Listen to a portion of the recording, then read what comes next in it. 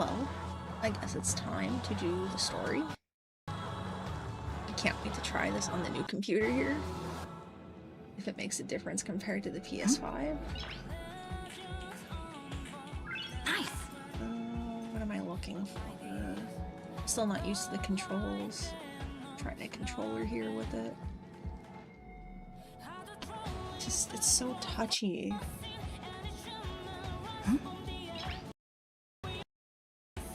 Nice! Right? Didn't figure it out. Okay.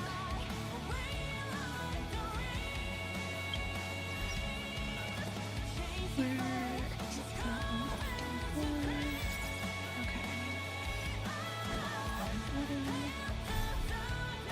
Okay. So we're gonna start the story.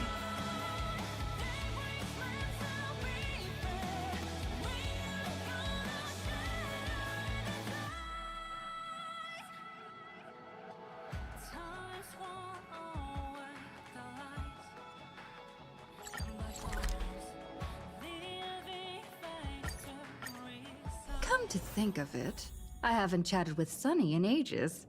Let's go see what he's up to.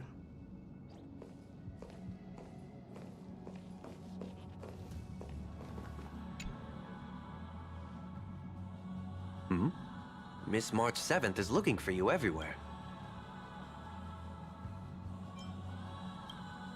I don't know the details either, but she told me that if I see you, I should remind you to check your messages. She also said that some things you missed are actually extremely important.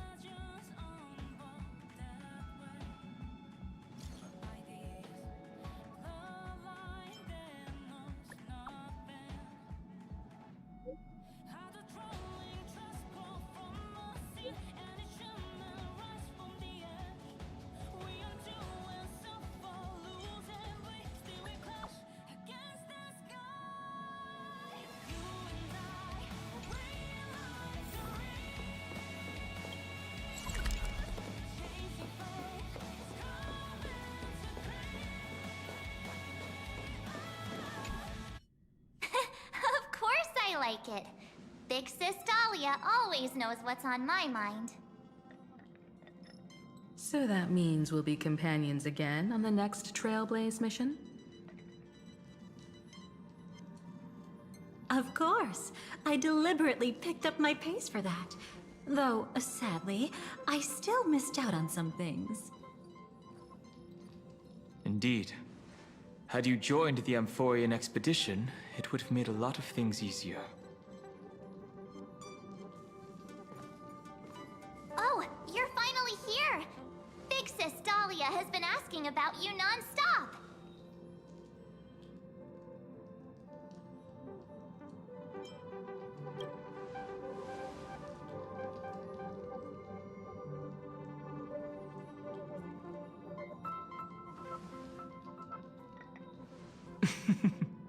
She's just been on a roll with these kinds of jokes lately. No worries. It's okay if she forgot. She's always preferred the latest new thing. Maybe she picked up that bad habit from me.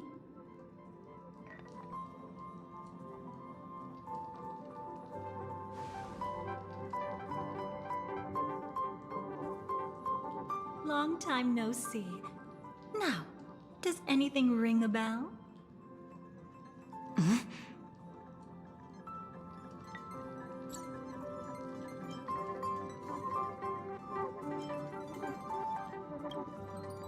Who exactly are you? What's gotten into you? Did Amphorius give you amnesia? How could you forget about Big Sis Dahlia? She was the one who helped you suppress the rampaging Stellaron back at the space station.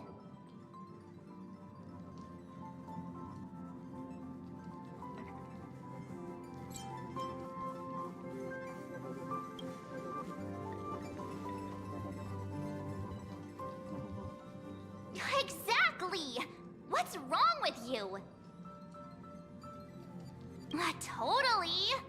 It was Big Sis Dahlia who dealt the final blow hello to that Lord Ravager the first time we went to the Cienjo. You haven't forgotten something that big, have you?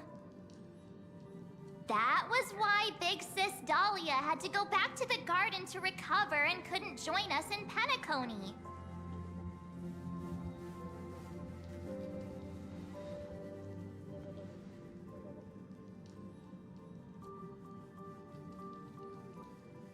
No need for reminders from us.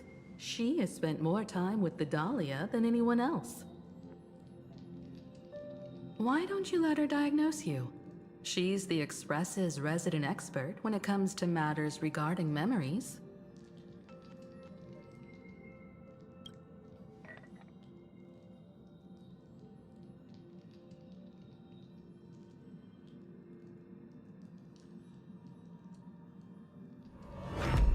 Okay, I'm really confused.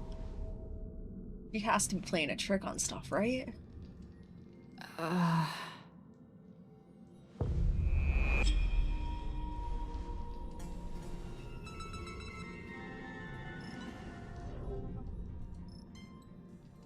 come on. Don't just stand there. Hurry up and get over here. It's not like this hasn't happened before. Leave it to Big Sis Dahlia. It'll be fine.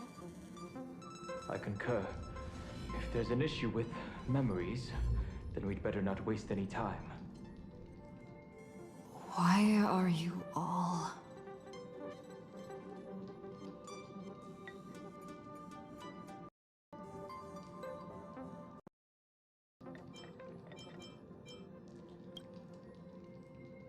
No. This isn't right.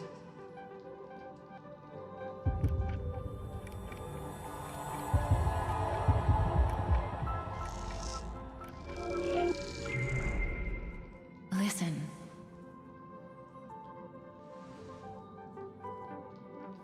You'll face betrayal, lose your way, and seek answers. It was a wish of the cosmos that set you in motion. And in the tale where you are the protagonist, the stars themselves will defy the destiny of finality. Hang on.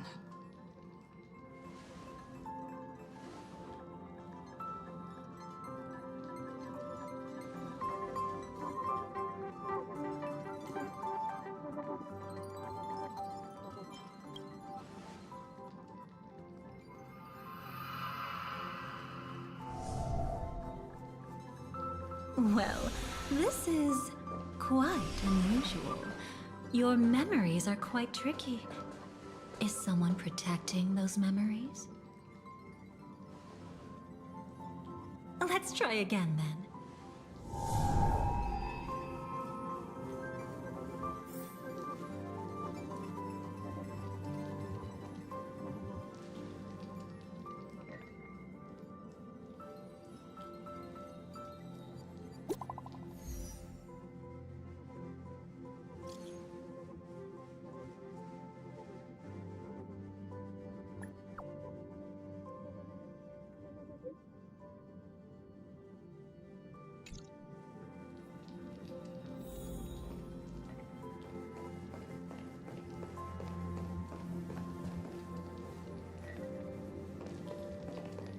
Destiny is much like memory.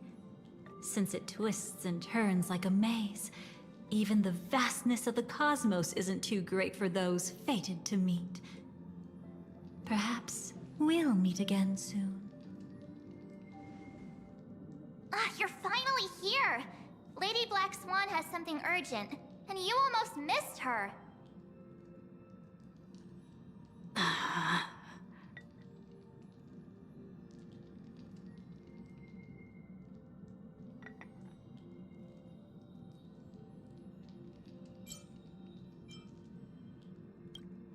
Now's not the time for jokes.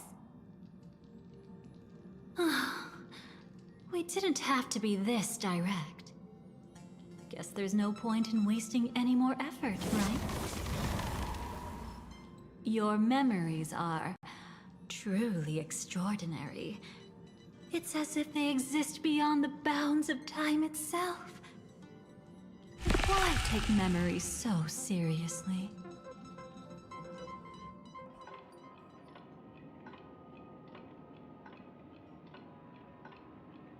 Welcome. Would you like me to dim the lights more? Don't worry, I haven't harmed your companions. What you've seen stays between us.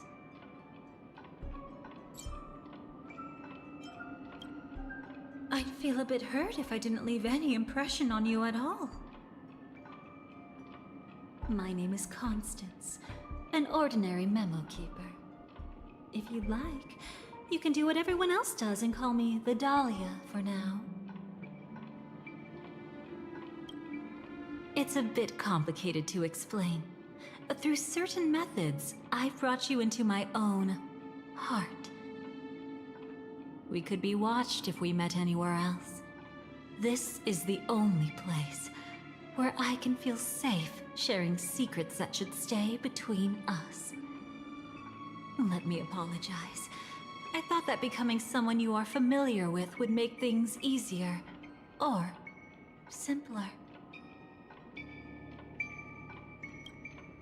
Take it easy. That's exactly why I came to find you. All your questions will be answered. Let's start with the first question. Now, slowly turn around.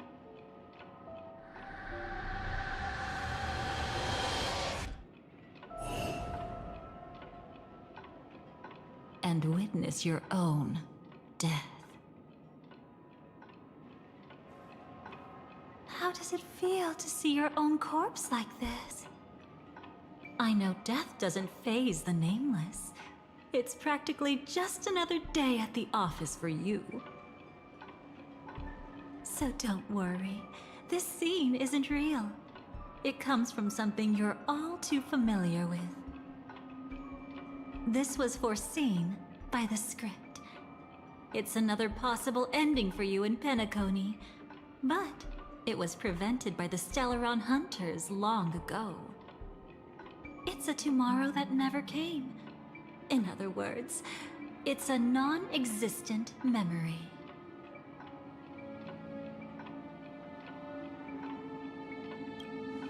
Actually, I'm one of them. That's quite the incredulous look. Like the others, I can't reveal too much. Even if we are hidden in this place, we can't escape from omnipresent destiny. But I trust you won't be surprised by a Stellaron Hunter's sudden visit. After all, that's what our two groups are.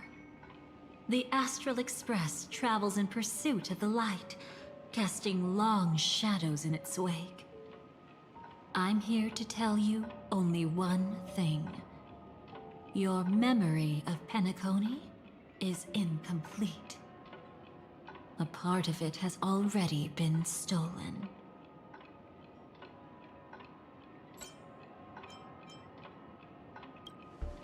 It's not surprising. Have you ever kept a gentle pet? They can always guess what's on your mind, always actively trying to please you. Memories work the same way, if you ask me. Once your brain discovers a void in your memories, it'll carefully fill in the gap on its own, whether you need it or not.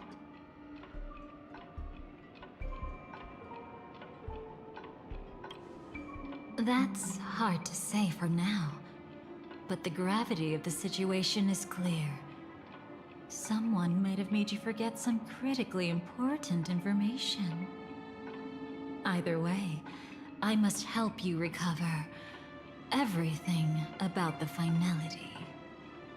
I will keep my promise. I will awaken your memories and save the cosmos's future. Perhaps I can also take this chance to peek into your past, which, if you ask me, should be quite interesting. Don't worry, I won't do anything inappropriate. It's just strictly business. Please, let me touch you a little bit. It's the only way I can probe through memories. You'll need some gentle stimulation to recover your forgotten memories, so brace yourself. Let us now go back to where it all began and see what exactly went wrong. Take it slow. Don't let the memories overwhelm you, and don't worry about getting lost. Remember my voice. Remember the touch you feel at this moment. It will guide you back to me. So, what did you see?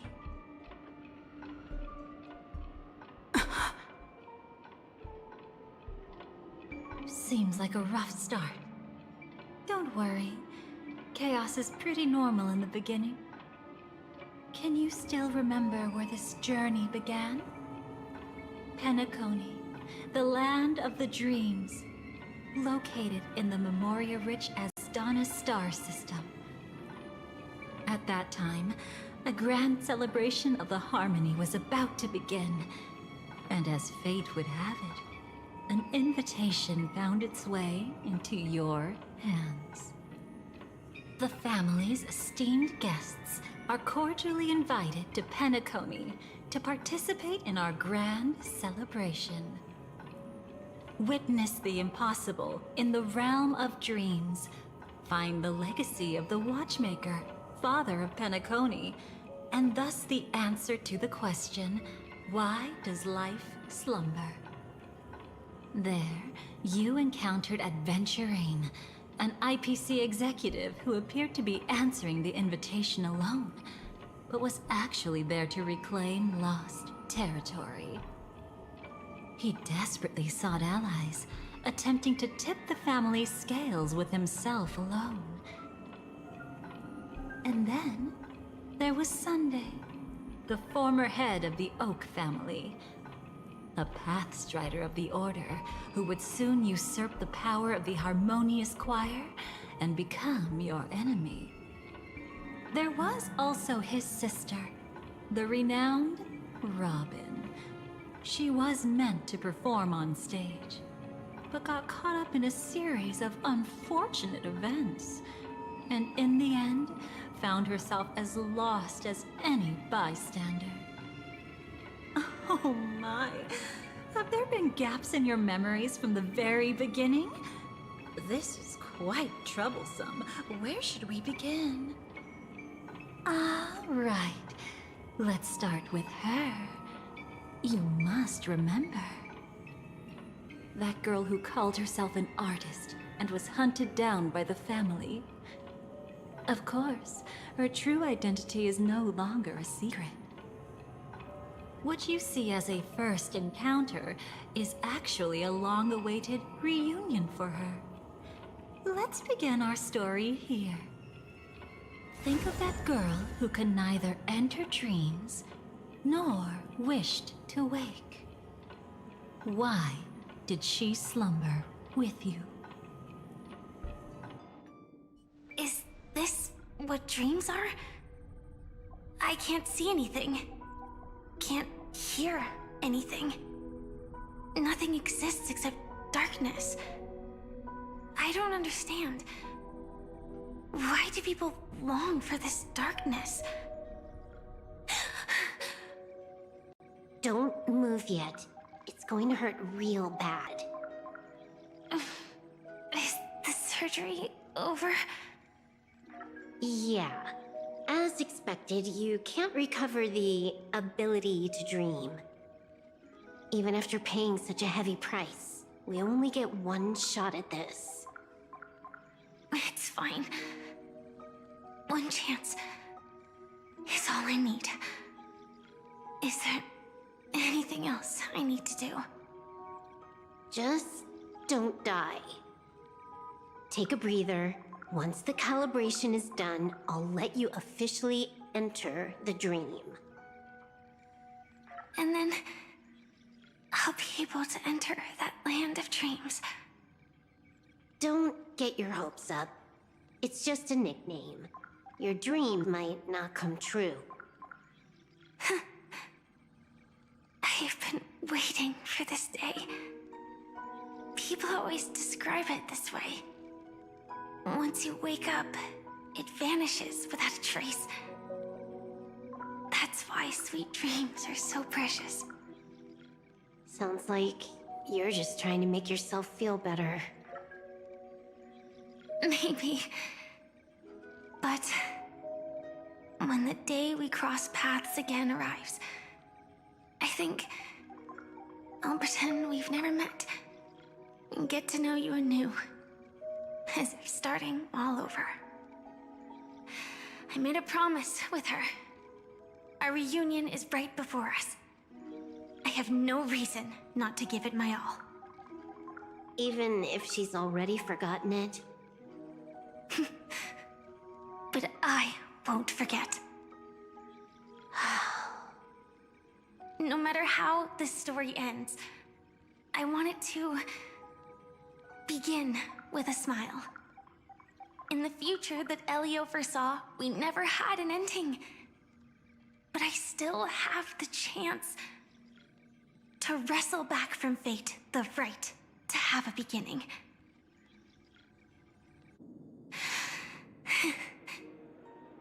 Thinking hard over there? Just spacing out for a while. This is my first time dreaming, so it still feels a little odd. Everything here seems just like the real world. It's mind-blowing to think that I'm actually still lying in a life support pod. Are you sure? Never mind. Hurry up. The Astral Express has arrived. How is the situation? Can we avoid the family's surveillance? ID's already taken care of, but there's a snag. Let's walk and talk. Head to the room I prepped.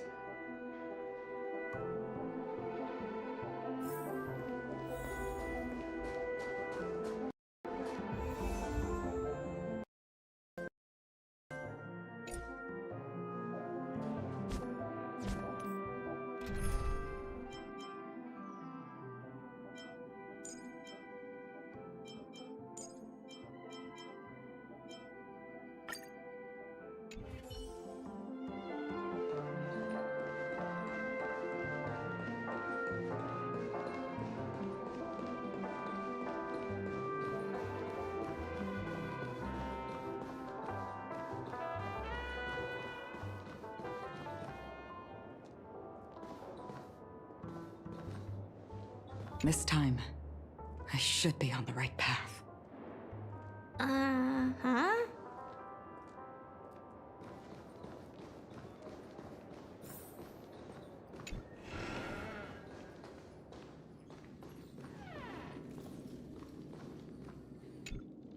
So, what's the problem?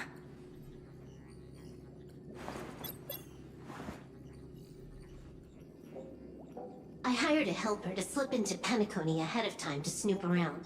She just sent me some intel. There's bad news. The family is borderline all-knowing and all-powerful in the Sweet Dream. Is there an emanator of the harmony here? It's not necessarily because of a person. It could be a phenomenon. Can't say for certain. Anyway, just like the script says, no matter how you sneak in, you'll be found out. There's not even a single gap? Even just for a couple of seconds? It's not that we can't create one. The problem is that you're too powerful. You're no small fry. Here in Penacony, you're a colossal threat. They'll be onto you even if you just try to enter the dream. That means, even if I manage to sneak in, I won't be able to escape the family's pursuit. Exactly. And a brawl won't change a thing. This is their turf. You'd be throwing your life away. It might be risky, but I have a plan. The family still hasn't figured out who Stellaron Hunter Sam really is, right? At least not this branch family. Then, let's use that to our advantage. I'll activate Firefly Type 4 and attack the Reverie Hotel. I studied their defenses on the way here. Their basic security won't be able to keep me in check. Create a commotion to force Sam in the spotlight. Then, I'll rush back here at top speed, and while the chaos is still fresh, dive into the dream as Firefly.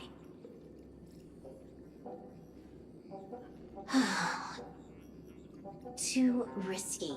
It's not worth it to expose our trump card Sam just for an uncertain gamble. But we're already here. Might as well give it a shot. Let me extrapolate the route and calculate the security response time.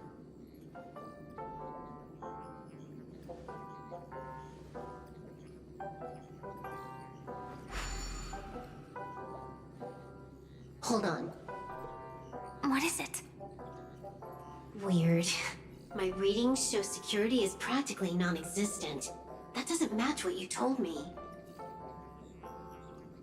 Describe to me what you see, just to be safe. Describe? It's just your standard hotel setup. Sofa, dream pool, and... Who's there? Relax. There's no one here. I knew it. What you're seeing isn't quite the same as the surveillance I see. That is weird. How does that work? Let me fix it.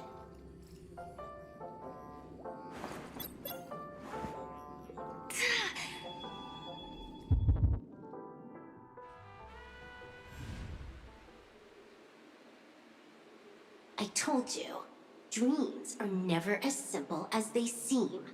How about now? This place is... You haven't gone anywhere. You've been here the whole time, saying weird stuff. This is my first time dreaming, so it still feels a little odd.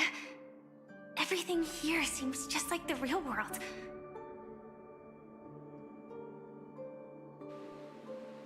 And here I thought you were just being stubborn. Sorry. Could you jog my memory again? It's a little fuzzy.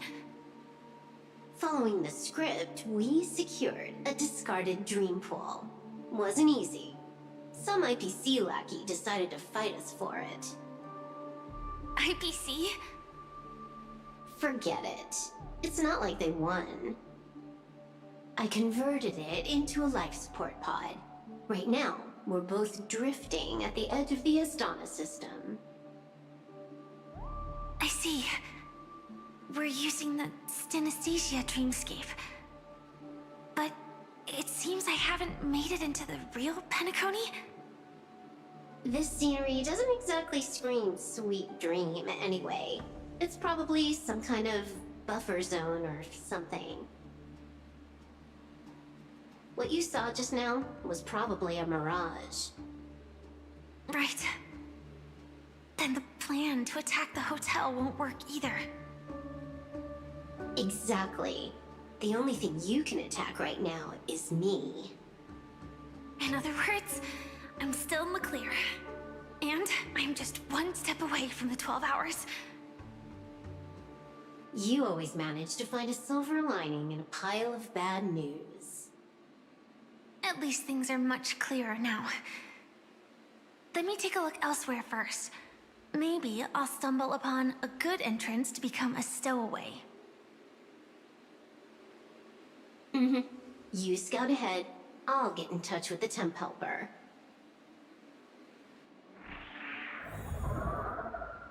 Silverwolf, did you hear something? I didn't notice anything. You entering the dream will definitely cause a ripple or two. Honestly, if all it did was knock down a light, I'd say that's a win. That's how fragile Memoria is. Relax. I'll take care of it. No one's going to find out.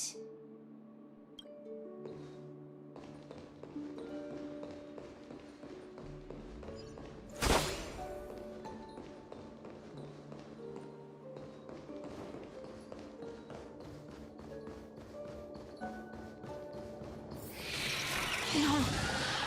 Wait. I'd recognize that sound anywhere.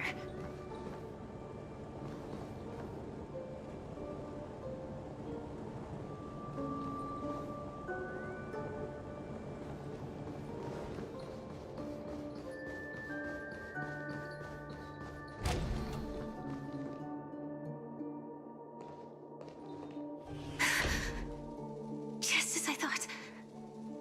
But why?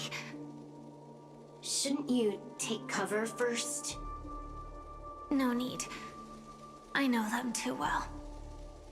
It's not necessarily the real propagation. This star system went through the swarm disaster long ago, remember? And it was anything but small. Are you saying this is just an echo from the past? Ideally, yes. But it might also be more like a meme. A fear buried in the Asdanians' hearts like a nightmare. So this dreamscape really isn't under the family's control. Maybe you're right. Let's keep searching down this path. As for what they really are... Let me try it out. Then we'll know.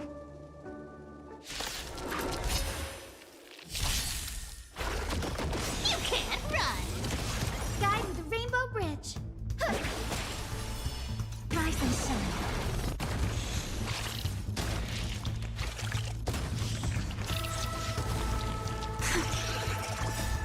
Way too weak. Nothing like in real life.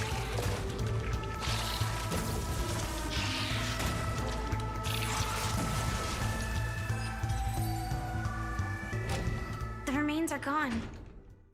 Was it just an illusion formed by Memoria after all? Figures. No wonder a scrapped dream pool isn't worth a dime.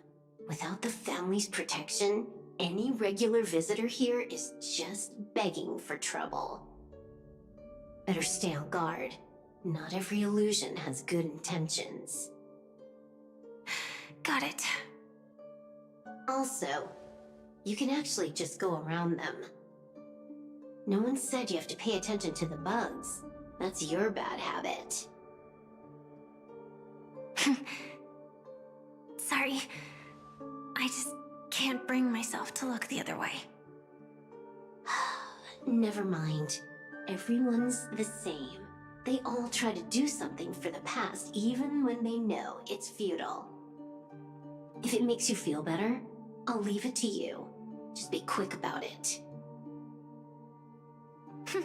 Thank you. But reliving old memories isn't always such a bad thing, is it? Looks like this business trip has put you in good spirits.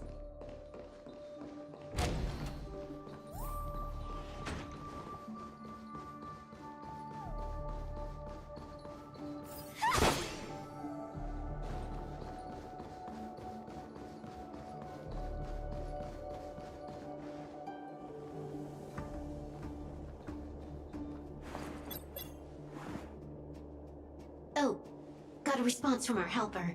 Head to the main lobby. She'll send someone to meet you. But watch your back. That one's a masked fool. Who knows what they might... Hello? The signal's gone. Here we go again. Huh? The mech won't start. Why? Huh? They didn't attack me. Are they running away?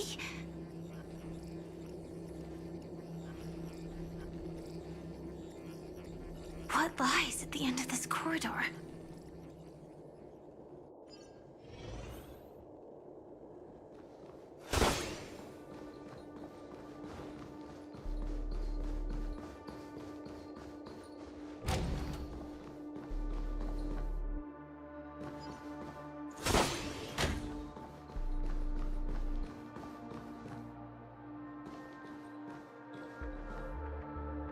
Debris everywhere. But weren't they just illusions? Could it be? anyone else here besides me?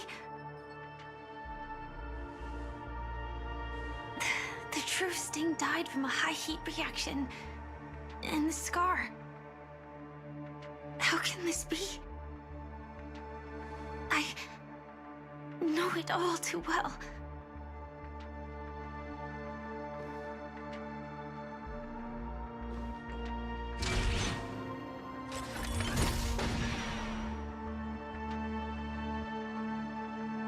The swarm is one thing, but even for Memoria, why would Glamoth's Iron Cavalry appear in Penacony?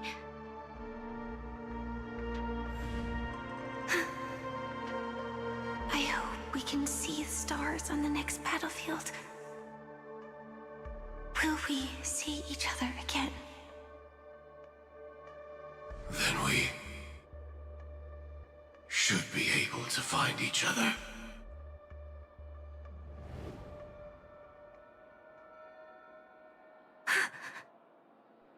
AR-214. Is this what dreams are? Is this nightmare your memory? All right. Not the best timing, but that's as far as this first try goes. So, how are you feeling? Any discomfort? Strictly speaking, these are my memories. I can't presume to speak for others. You had just arrived in Penacony at that time, and were checking in at the hotel. By now, you should know that memories are both precious and dangerous. I must be extremely careful in allowing all the details of the past to come to the surface. If too many memories come flooding back at once, it would be too much for you to bear. I'm afraid I can't tell you directly. Whether intentional or not, putting memories into words would only distort them. Relax. The dust is being swept aside, speck by speck. Look. Though part of it was stolen, the memory of Penacony has become clear again.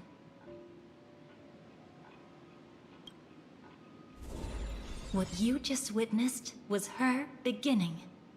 This dream diverges into two parallel paths. Yours, named the Trailblaze, and hers, named the Finality. These two paths will eventually intersect. And to reach that moment, we must find more contradictions in the memories. You still remember her, don't you? Robin, known by all. You encountered her early on at the hotel, in reality. After you entered the dream, she was using the Harmony's power to help you adjust to the sweet dream. Oh, it's just that. After your farewell, she had already become a victim of a sinister plot when you saw her again. What did she discover during that time that would make her suffer such a terrible fate?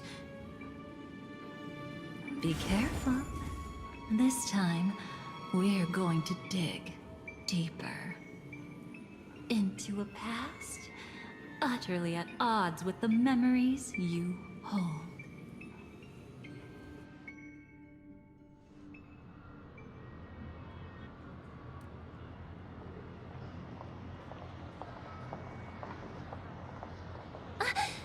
Are you all right? Surprisingly, I don't feel anything. Well, you are in the dreamscape after all. Seems like our guest here hasn't gotten used to the transition. Fret not. Feeling a sense of weightlessness is normal for new visitors. Robin, please guide our friend in getting more comfortable with the new environment.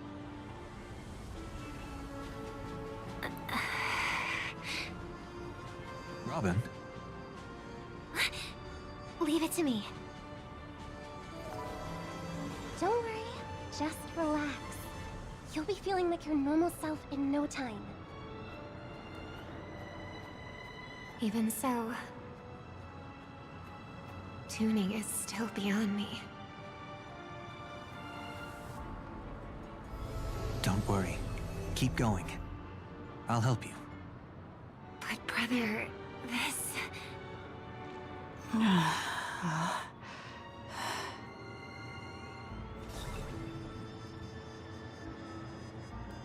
What did you do to me? Relax. Just did some tuning on you with the resonance of the harmony to allow you to control your limbs freely in the dreamscape. Essentially, the dream of Penacony is a world formed by memoria. Only by fully understanding its nature can you move freely within it. Unless you're one of the memo keepers of the Garden of Recollection, it can be difficult at first to manipulate the memoria as you wish. But once you've been tuned by the harmony, you can use the same laws of physics from the real world to understand how the dream world works. Oh, oops. I've fallen into my professional habits again. I just can't seem to shake off this urge to be a know-it-all.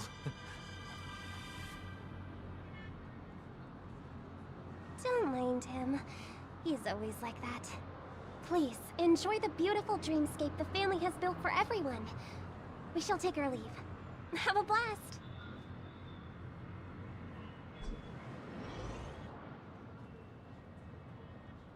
Sorry, brother. I'm the one who should apologize. I knew you weren't feeling well, yet I made such an unreasonable request. I should have known. Losing your voice was just the tip of the iceberg. The real problem lies with the harmony, doesn't it? Just as I thought. You figured it out too. Your letter. I've kept it with me all this time.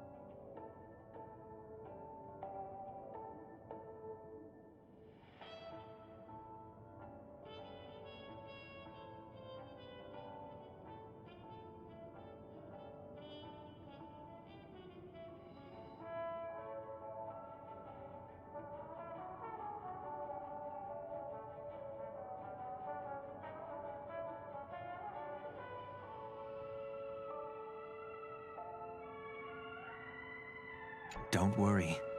This is crucial. I'll uncover the truth before the festival begins. Let me help you shoulder some of the burden. Did something happen in Penacony? The Charmony Festival is approaching, and with all sorts of guests mingling, Mr. Gopherwood must focus entirely on the preparations, leaving no attention for other matters. This creates an opening for some people to exploit. If there really is a traitor in the family, now would be the perfect time to make their move. I heard the Dream Master has fallen ill. Since I came back, I haven't seen him even once. There was an accident not long ago. He's gravely ill, and I'm afraid he won't be able to appear in his humanoid form for a while. That's why we need to help him even more. Leave the investigation to me. You don't have to worry about anything else. Just focus on the stage. But... No buts. Listen, Robin. Never get involved with death in dreams. You need to sing your heart out. I promise you, when the curtain rises, No noise will drown out your brilliance. Not even the shadow of harmony itself. That's true. Ever since we were kids, there's nothing my big brother couldn't handle. Then I'll go get ready. I won't take up any more of your time. Be careful, brother. And don't forget to save a good spot for yourself. Of course. Who says I can't play favorites once in a while? See you later.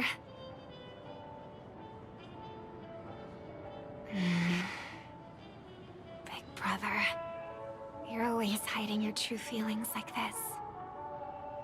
You're acting like everything's fine.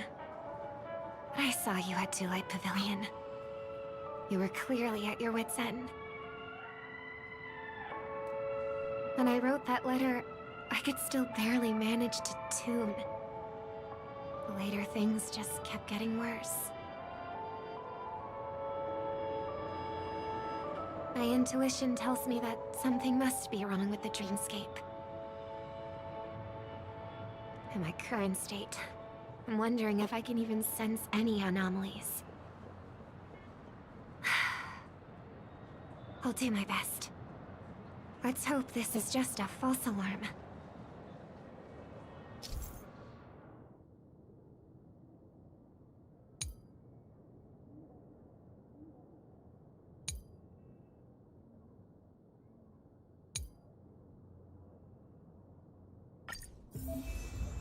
I've been wondering about something from just now. There seems to be a faint dissonance nearby.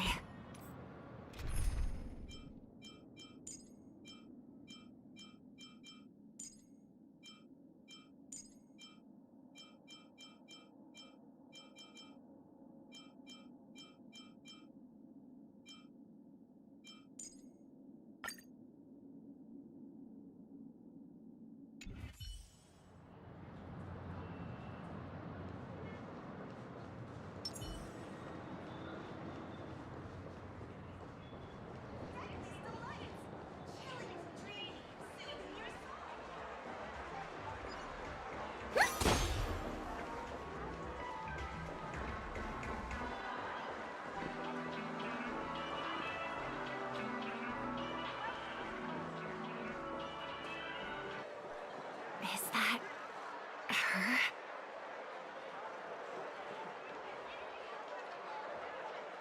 Don't even think about running away. You stowaway. Sorry for bothering you. Please, I need your help. What's wrong? I'll help you.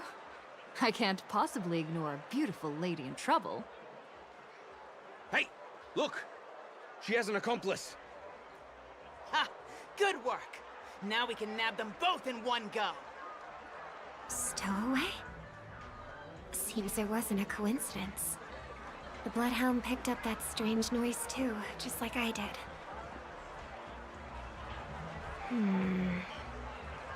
Better to stay out of sight for now.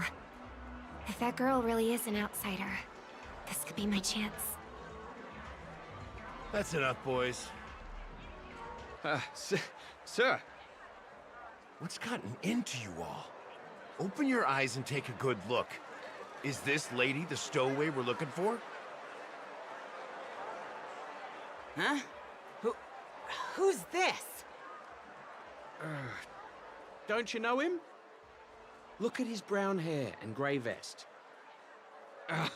He's the officer, sent here by the family to maintain order at the Charmony Festival. I see. Sir, the thing is, we're trying to apprehend a stowaway. And that young lady there looks very suspicious. We're sure she's the one. That's nonsense. Take another look, will ya? The witness report says that the suspect is a lad with silver hair, and you guys are going after a girl with silver hair. Does that even make sense? She's our guest. Well, just get out of my way and I'll take care of this. Yes, sir. Something's off.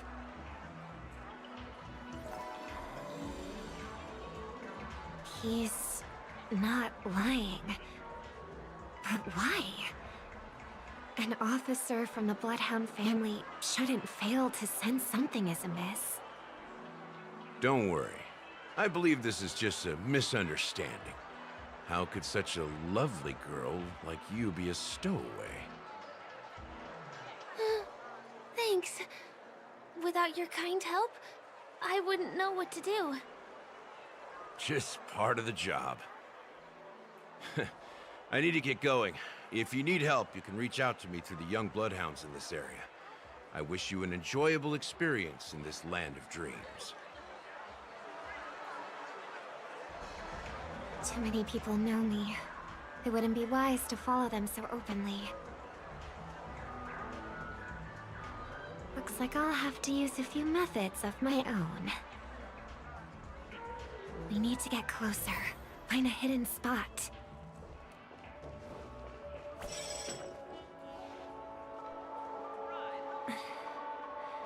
I hope I still have the strength to do this.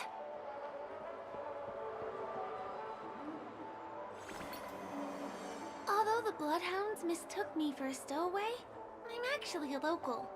My name is Firefly, and I'm from the Iris family. I work as a stage performer, although right now I'm just an extra. Success! Thank goodness I wasn't discovered. That girl claims to be an artist from the Iris family, but I can't hear any resonance in her voice. Well, we can talk about that another time. Right now, I want to give you a tour of the town. Here we go. If I'm wrong about this, I'll make it up to you properly afterward.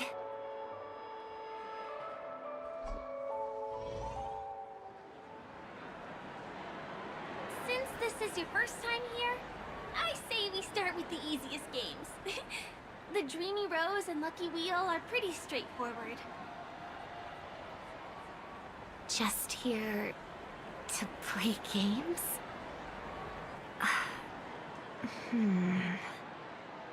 I guess I was worried for nothing. Sorry, Trailblazer and Miss Firefly. Maybe this was just a beautiful encounter. Nothing more. I should leave the dreamscape and see the sights beyond it. Maybe things will be better in the real world. Running out of time? Huh? They split up?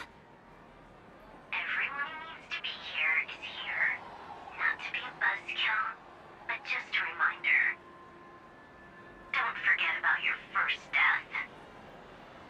Who's she talking to? And what's this about death? Shh. Let's not talk about this right now. I think someone's following me. Did you have fun? No. My intuition was right. That girl is definitely not what she seems. Now I need to be extra careful.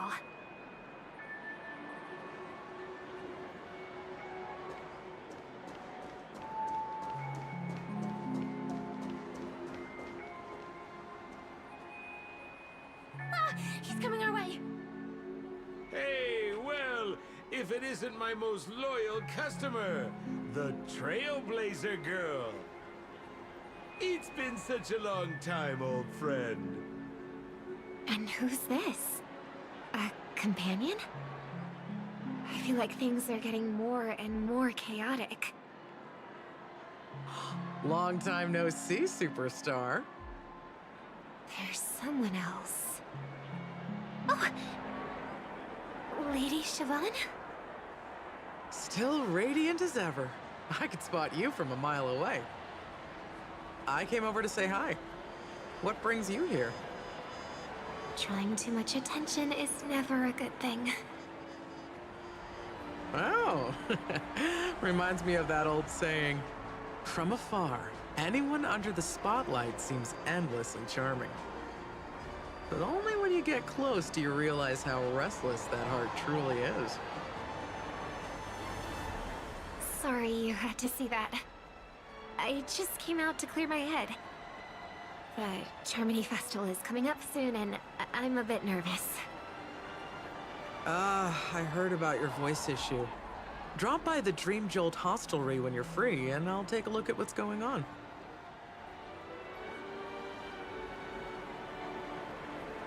Thanks. I never thought even after all this time, I'd still be troubling you, Lady Siobhan. You must be pretty nervous if you're being this formal with me. Looks like my analysis is spot on. Follow me, you two. Let me give you a taste of the adult world. I'm afraid I'll have to take my leave. I'll come visit you properly. It's just that, right now... You need some alone time, I get it. It's a date then. Catch you later, superstar. It's a deal. Right. It is the Charmony Festival after all. As people say, you'll be performing for the Harmony. Remember? Before one of your tours, I asked you a question. It's been quite a while since then. I wonder if you found your answer. Robin, what do you sing for?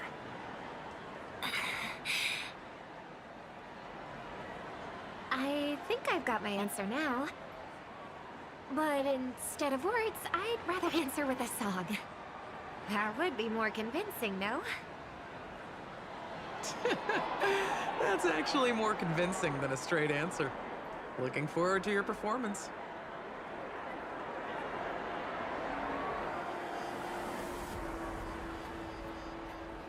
Sorry, Lady Siobhan.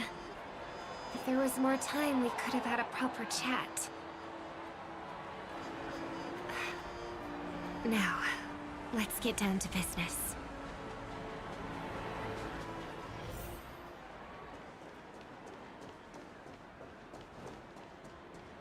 The distance. It's so far. Just where did they go?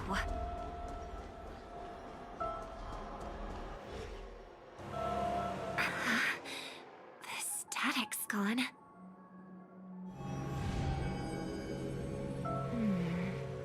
They passed through the commercial district. And past the Papashi Club. And then the voice just vanished. Did she return to reality? That can't be right. There's no entrance or exit there.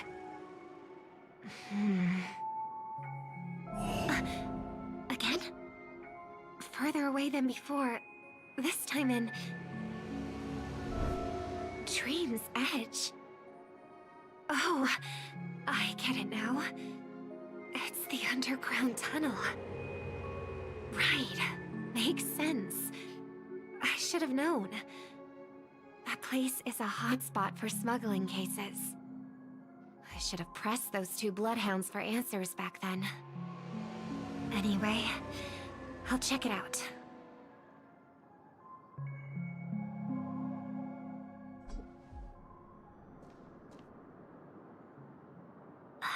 Can't navigate any further from here. Is it because the dreamscape construction isn't complete yet? The family never stops weaving their sweet dreams. And Penacony has always maintained good relationships with the outside world. Why would someone choose this moment, of all times, to plot something sinister?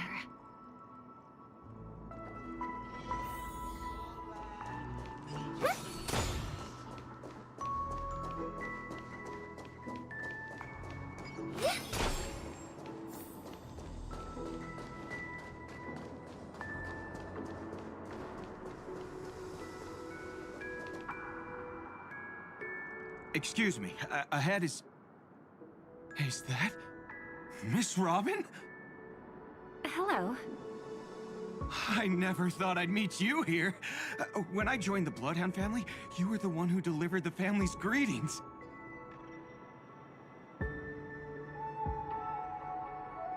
You probably don't remember me. No, that's too rude of me to say. I'm not worthy. Of course I remember you, Mr. Loka. This is unbelievable. I don't spend a lot of time in Penacony, and have even fewer chances to help out the Harmony. If I'm willing to go, I always make sure to get to know everyone beforehand. After all, family greetings can't be mere pleasantries. They must be heartfelt blessings for each and every family member. Miss Robin, you're absolutely dazzling.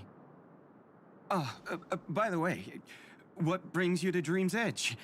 Do you have anything you need from us? Pardon me, but have you seen two tourists? They both have gray hair, and one of them is a young lady wearing a hair clip. You're looking for someone? I don't really recall seeing them, but I can keep an eye out for you if you like. Oh, well... Don't bother. Ah. Mr. Sunday, what are you doing here? I heard someone's up to no good, so I came to check things out myself. Huh? Just kidding. Don't be so tense. Robin hasn't been home for a while, so I brought her here specifically to look around and reminisce about her childhood days. As for those two mentioned earlier, they were guests we met. They left some items behind, which I've already returned. There's no need to ask anyone else about it. Understood. There's a construction site ahead, so we won't go any further. Goodbye.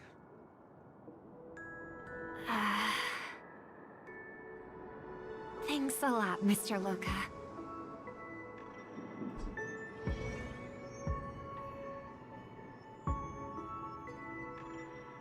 I couldn't speak freely earlier. Robin, why did you come here? Like you said, I'm here to reminisce about old times. What about you? What brings you here? Tracking down criminals is my duty. And you, my dear sister, you've always been this stubborn, and in times like these, I wish you never had this trait. You're still investigating on your own, ignoring what I said? Yeah. I can't stop thinking of death, so I followed some people all the way here. After all, I witnessed that horrific scene at the Dewlight Pavilion with my own eyes. I can't let you bear this burden alone.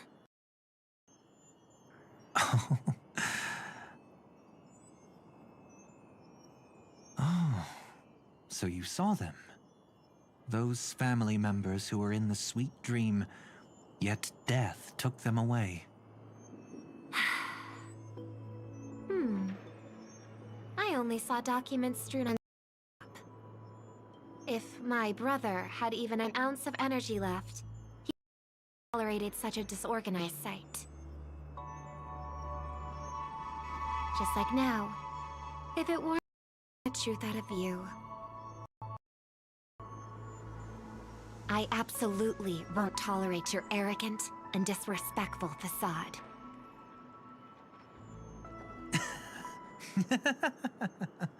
What are you talking about, dear sister? Just kidding. Don't be so tense. But my brother never jokes around with strangers. I watched as he smoothed away the sharp corners of himself, bit by bit, hiding them in the deepest corners of his heart. Stop insulting my elder brother. Otherwise, you won't just be dealing with the family.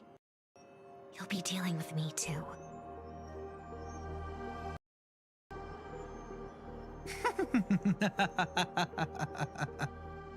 And here I thought you'd enjoy my little creative spin I put on him. Don't you think he's more likable that way? I trust you're mentally prepared to face the consequences of posing as a family head on Penacony. Jeez, I didn't expect to get played by a little bird. But do you really think you've got what it takes? There's no shortage of people trying to catch me, chicken-winged girlie. What makes you so special? This place is still governed by the 5 lineages. And along the way, you've seen how many of their members are stationed here. Besides, here of the dream, I can also...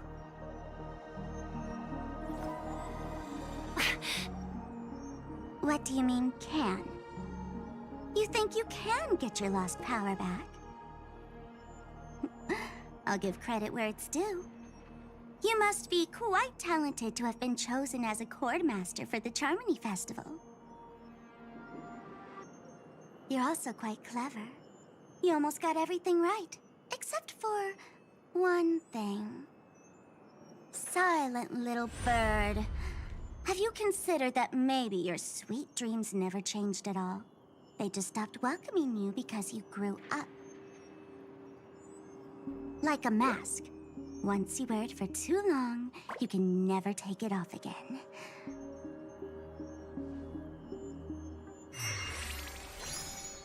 As for that mask of yours, is it really called the Harmony?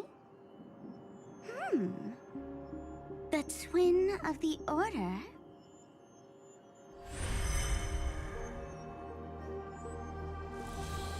Oh.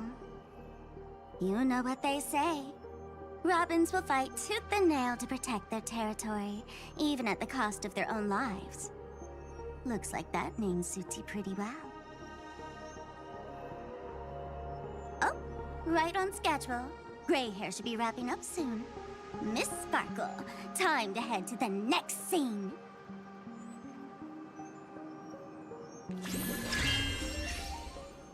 Let's roll! Oh my! I thought I could fool your eyes at the edge of the dreamscape. But I guess there's no hiding from you on your home turf. What? You want to settle the score with me for messing with your people? Why don't we sit down and have a chat? You seem like a patient one to me. So tell me, what exactly do you want to take from me? How are you feeling? Need to take a break?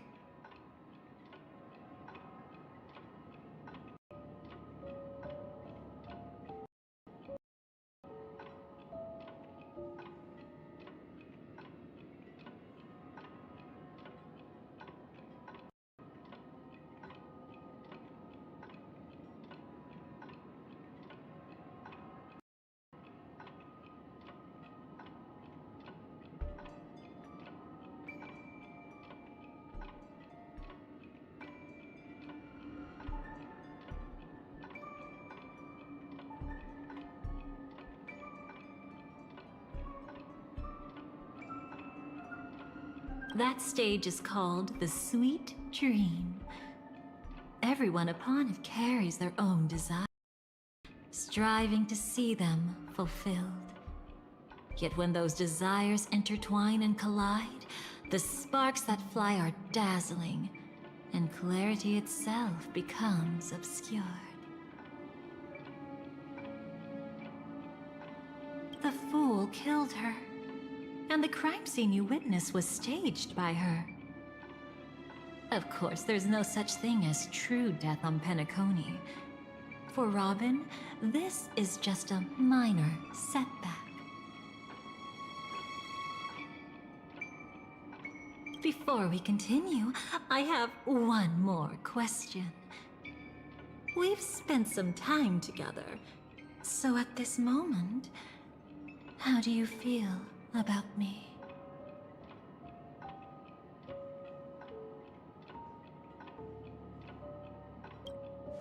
How much are you willing to trust me? As a matter of fact, I've appeared in your memories before. And similarly, it was related to Penacony.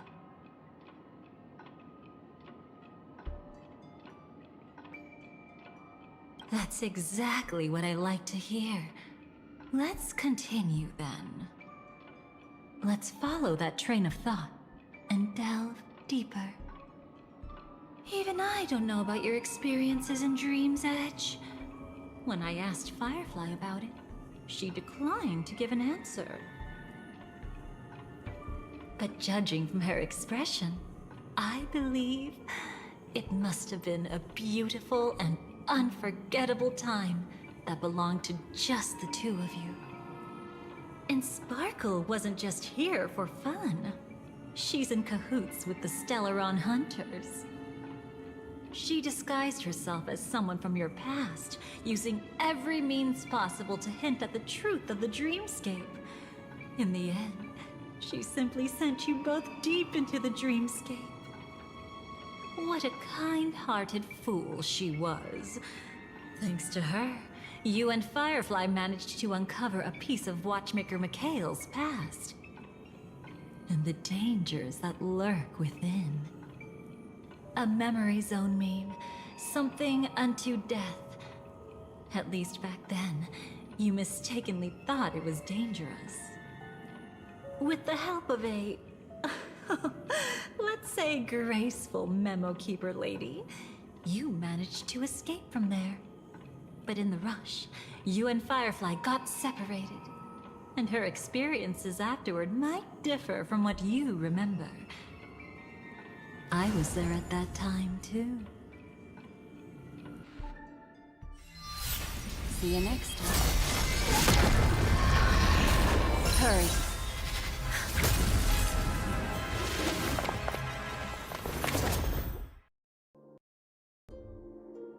Don't worry, I've got you. How are you feeling? Passing through Memoria so suddenly always leaves you in a daze. That memo keeper had ulterior motives. She could have sent all of you away, but deliberately kept you behind. What happened just now? It's a memory zone meme. Some Penaconian legends mentioned it and called it death. I caught something unusual, but couldn't get a clear look at it. But I saw it. In that instant, before it was about to strike, a reflection of another dreamscape appeared in its pupils. It was somewhat similar to the 12 Hours, yet the atmosphere was completely different. What if death doesn't exist in Sweet Dreams? Or so they say. But what if that's not a lie? Perhaps death is just sinking into a deeper dreamscape. Too bad. A nosy memo keeper had to show up. Next time we meet, leave it to me. I'll give her an experience she won't soon forget. Every time you say that, it's always you who seems to be having fun. This time, try not to go overboard. It's not necessarily a bad thing.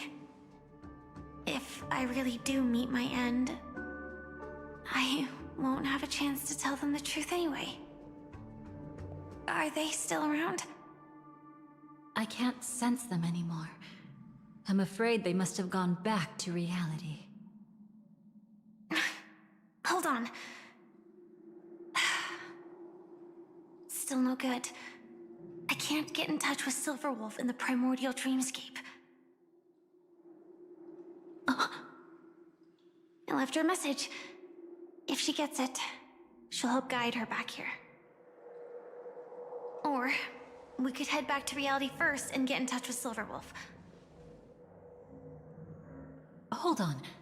Recklessly crossing through the dreamscape now would be far more dangerous than before. What's the matter? Death caused such a huge commotion that the omnipotent being within the sweet dream has turned its gaze upon this place. Then aren't we? We should be fine for now. Death has his attention. As long as we are careful, we won't be exposed. In fact, within this dreamscape, we might find a way to strike back against him. Before you arrived, I did some digging around. From what I've learned, he buried his darkest crimes right here. Whatever it is, I believe it'll be of some use. Let's go look for it before they come back.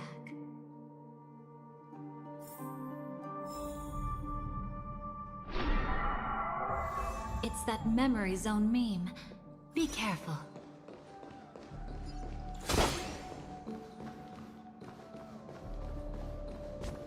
What's that? Firefly, let's go and check it out. From the traces nearby, it was Death's doing. But did they really die? No, your conjecture is right. It's just that these birds weren't welcome in another dreamscape.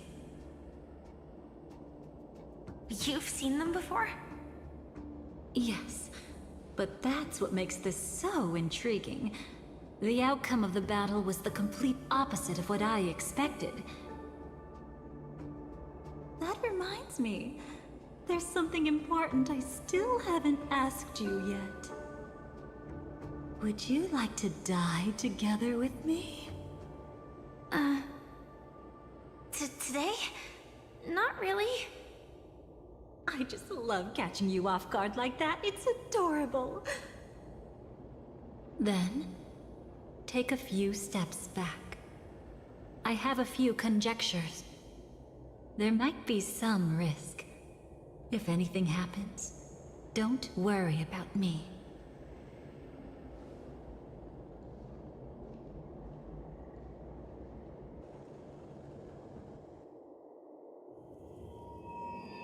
What are you... Just as I thought. So, what happened? These ravens are the incarnation of the Dream Master Gopher Wood, that omnipotent being in the sweet dream. In front of him, even death has no strength to resist. The power I just released should have been enough for him to notice and deliver a fatal blow. Yet here we are, completely unharmed. You know, you're quite similar to Blade sometimes. I mean, when you're staring death in the face. It's not relief I feel. I'm savoring a once-in-a-lifetime thrill. If only it was just once for me too. But was it really him? If I remember correctly, the Dream Master's body was burned to ashes in a riot long ago. And he can now only sustain his life within the sweet dream. Not only that, over the long passage of time, he has merged himself with every inch of Penacony's land.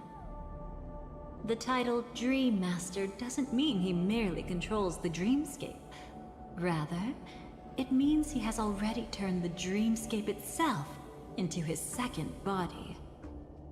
In extreme cases, he could probably burn all of Penacony to the ground, though hopefully he wouldn't have the heart to do it.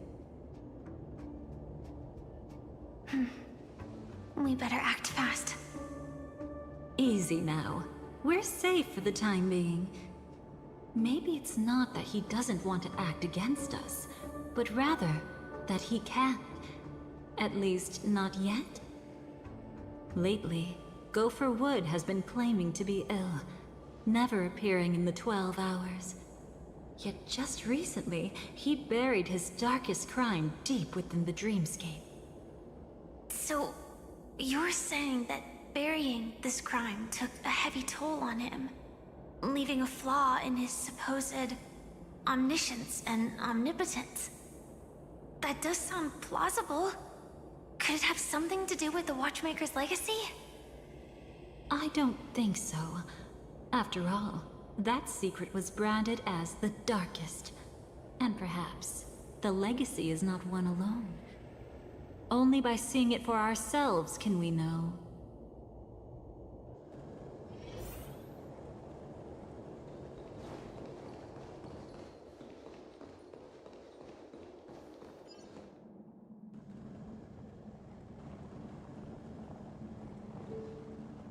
mistake anyone could make.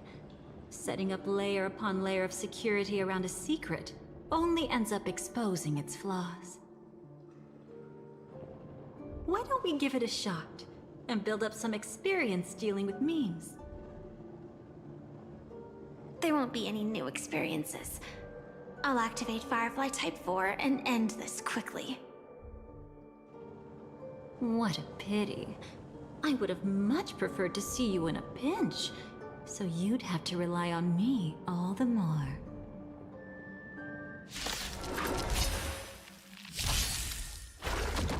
You can't run! The future is bright. Have some sunshine. Name this. Dispel the gloom. Restore the skies. Thanks. That feels way better. Rise and shine.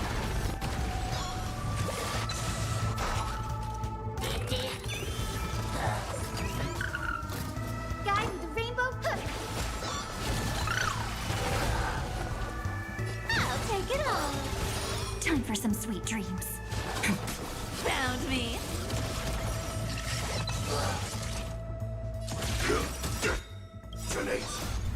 Until everything burns to ashes! Set the seas ablaze! Fight to live!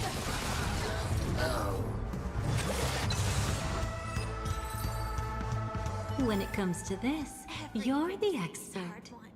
Yet I've always imagined that calling upon that power would make you profoundly melancholic.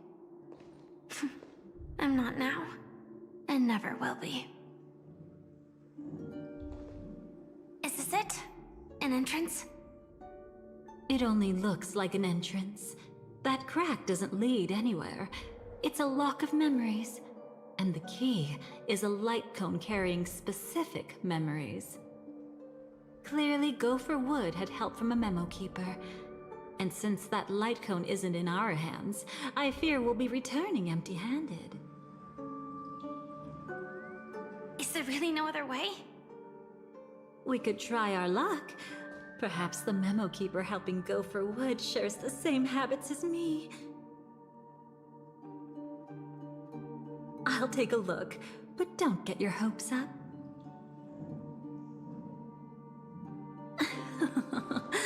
Pretty careless indeed. Just like an old friend of mine. Looks like we're in luck. We found one of their contingencies. Do you have memories like that? A moment in time you never want to forget. One that you find yourself reliving over and over again. Of course. More than just one. What a shame. Huh? Don't take it to heart. I'm just imitating those annoying memo keepers. In their view, the more memories recalled, the more likely it is to become distorted beyond recognition. Each time you recall a memory, you risk distorting its true face. That's how they justify the necessity of light cones.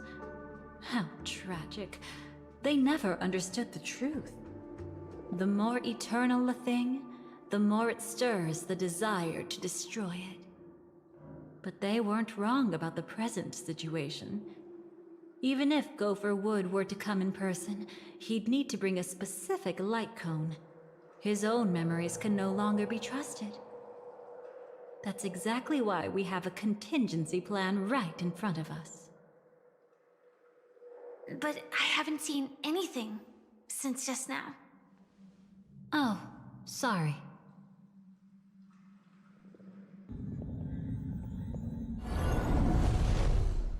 Inside here, there must be some kind of gentle trigger that would help him recover his memories before they are subjected to distortion.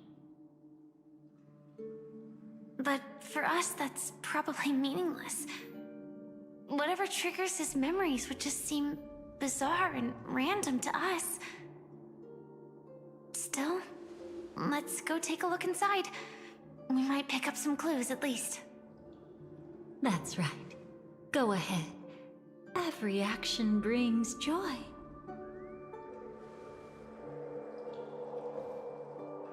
and a price to pay.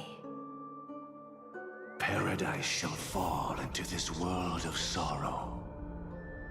And once dawn breaks, it will shatter in the light of day.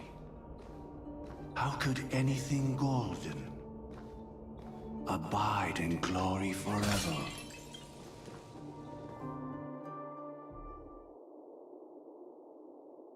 How can this be?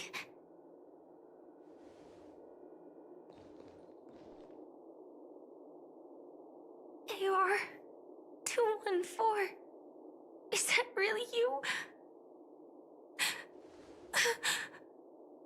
You don't have to force yourself. I can take care of it. No, it's okay. Was it her that you saw when infiltrating Penacony? Yes, I saw her fighting off the swarm. But it was just Memoria, and it vanished quickly. Silverwolf mentioned that Penacony had also faced a swarm invasion before. I kept telling myself that she was just passing by and lending a helping hand. And after everything was over, she had already left, safe and sound. So this time, do you still want to know the answer? Would it be any different? I really want you to tell me that this is not real. It's just Memoria. But thinking about it calmly, nothing can change it. A memory is ultimately something that's already happened. You're more composed than I expected. I wish I wasn't like this. She and I, we could be called friends. I wish I could just break down and cry for her, like any normal person would, to mourn her loss. But what surfaced in my mind was that one sentence. This is our predestined fate, and one day, I too shall meet the same end. One day.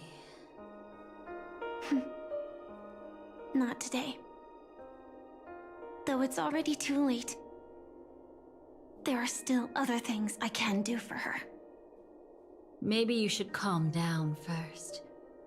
Unfortunately, this isn't Memoria, but a real Glamoth Knight. Clearly, Penacony was her final destination. I'm surprised she made it to Penacony at all. Oh, the Glamoth regulations. She broke those prohibitions? Worse than that. She was the first and only deserter of the Glamoth Iron Cavalry. The Empire hadn't fallen yet, but she didn't want to accept a fate of dying in battle. So she left on her own. She said she wanted to choose how she would die. We had a brief farewell, but I didn't stop her. I couldn't. Leaving the Glamoth Empire itself would quickly drain her life away. If we can't change the outcome, why should I stop her from making her own choice? Quickly drain her life away. Oh, entropy loss syndrome. Yes, just like me. Leaving the cockpit without permission is strictly prohibited. Surviving knights must actively return to formation. These aren't just military regulations, they're the terms of our survival.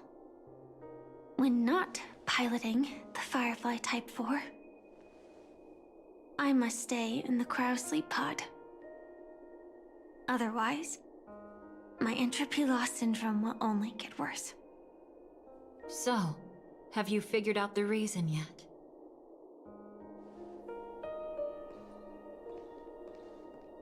When she and Kafka found me, I had just finished my duties as a Glamoth Knight. My final battle as a Glamoth Knight. The Empire fell, and all restrictions vanished. For the first time, green flames ignited upon my body. And for the first time, I touched the true path power that the Glamoth Knights wield. That's when I realized entropy loss syndrome is a death called living. The propagation? That's the true source of the Glamoth Iron Cavalry's power? Yes, I've seen it happen. When the Swarm King dies, the Swarm completely loses its vitality and falls into silence. Just like Glamoth's Iron Cavalry, they weren't given a sense of self. The moment they stray from the hive, they're already dead. The same goes for entropy loss syndrome.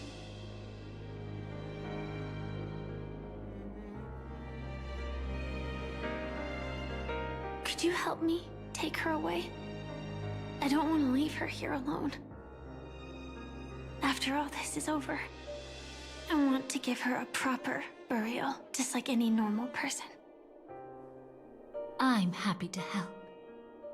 She wanted to escape her fate, but in the end, she died fighting against the Swarm in Penacony. The detestable thing about Destiny is that it brooks no defiance.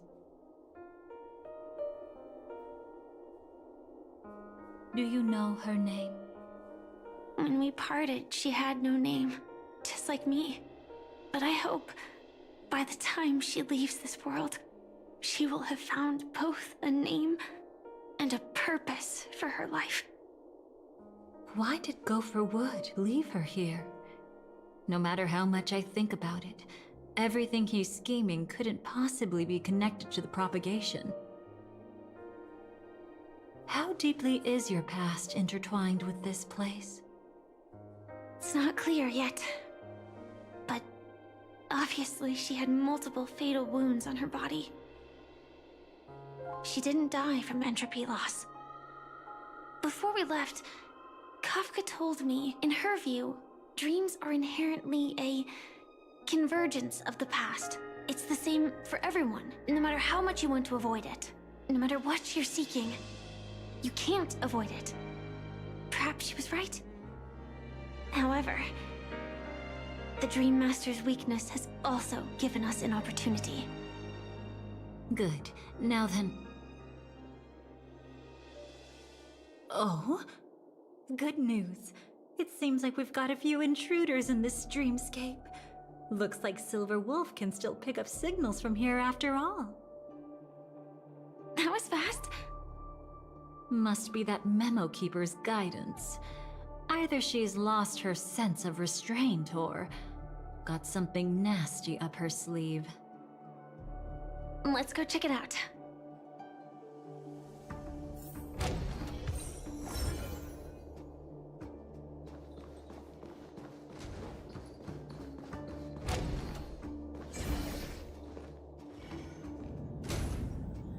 You aren't hiding anything, are you? Great. She's okay too. Hold on. There's a troublesome stranger here. She looks familiar. She's... Oh? You don't know? Setting allegiances aside, she's much more dangerous than the Dream Master. When facing an emanator who walks in the Nihility, we must always tread carefully, no matter when or where. An emanator of the Nihility. Was she ever mentioned in the script? No. If it weren't for my father's death, I wouldn't have known about this either. Your arrival is timely. This dreamscape is fraught with danger. Since our destination is the same, how about we join forces? I can protect you from harm, but in the memory zone, I'll need assistance from the Memo Keeper as well. And if we run into the family, it wouldn't hurt to have one more person to explain the situation. Absolutely not. We need to keep her away from her. Shh, be careful. What's wrong? Right now, their journeying together is actually saving us a lot of trouble. I can sense it. Death has cast its shadow once again. It's close, and unless things change, they'll cross its path before long. That Miss Stellaron is clearly unfamiliar with Memoria, and that arrogant swan, always mindful of appearances, is unwilling to show all her cards. Only with Acheron present can they cross beyond death. Then all the more reason I should find them right now and tell them the truth. There's no need for another conflict with death. But Black Swan is still here, with unknown intentions. If she chooses to twist the truth, you won't be able to convince the others. Here, a Memo Keeper's word carries more weight. No need to rush things. There's still time to reveal the truth later. Absolutely not. Have you forgotten? As a Stellaron hunter, I have a 0-point mission. One that must be completed at any cost. If there's even the slightest chance that Acheron might draw her blade, I cannot let her be there. Oh, I thought you wouldn't care. Haven't you had enough of sacrificing yourself for duty? My dream was destined to shatter from the start. But for them, it's still not time to wake up. Can I ask you for one more thing? There might be a way to have the best of both worlds, but I need to find death before them. That's not hard. It's still lingering in this domain, but... a win-win solution? I don't know for sure, but it's worth a shot. Maybe it's not always hostile. And even if it is, once I activate Firefly Type 4, I can quickly subdue it. But if we're dealing with the worst-case scenario, Elio once said that I would face death 3 times in Penacony, and for this first death, I want to decide how it comes. I just hope that reunion a moment ago didn't rattle you. Go on ahead. I've burned a hole through the Memoria that'll take you straight to the meme. Better hurry, though. It might not stick around in one place for long. Got it. Thank you. There's no sign of anything. Could it have already left?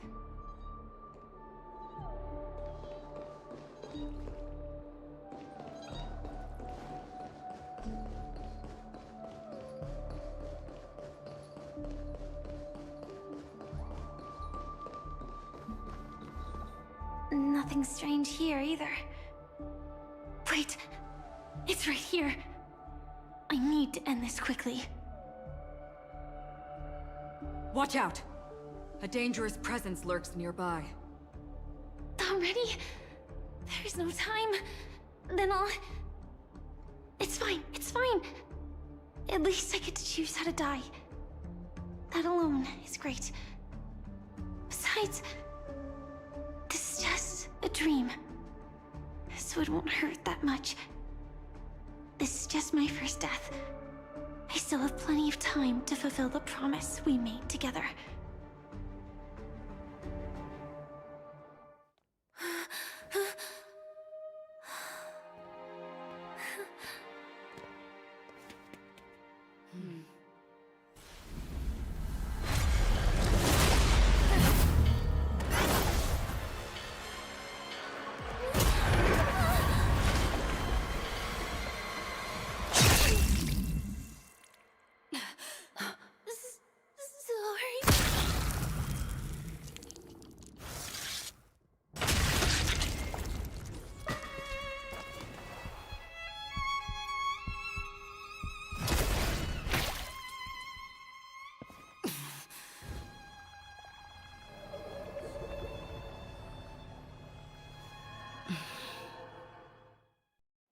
you should be able to recall at least some of what comes next.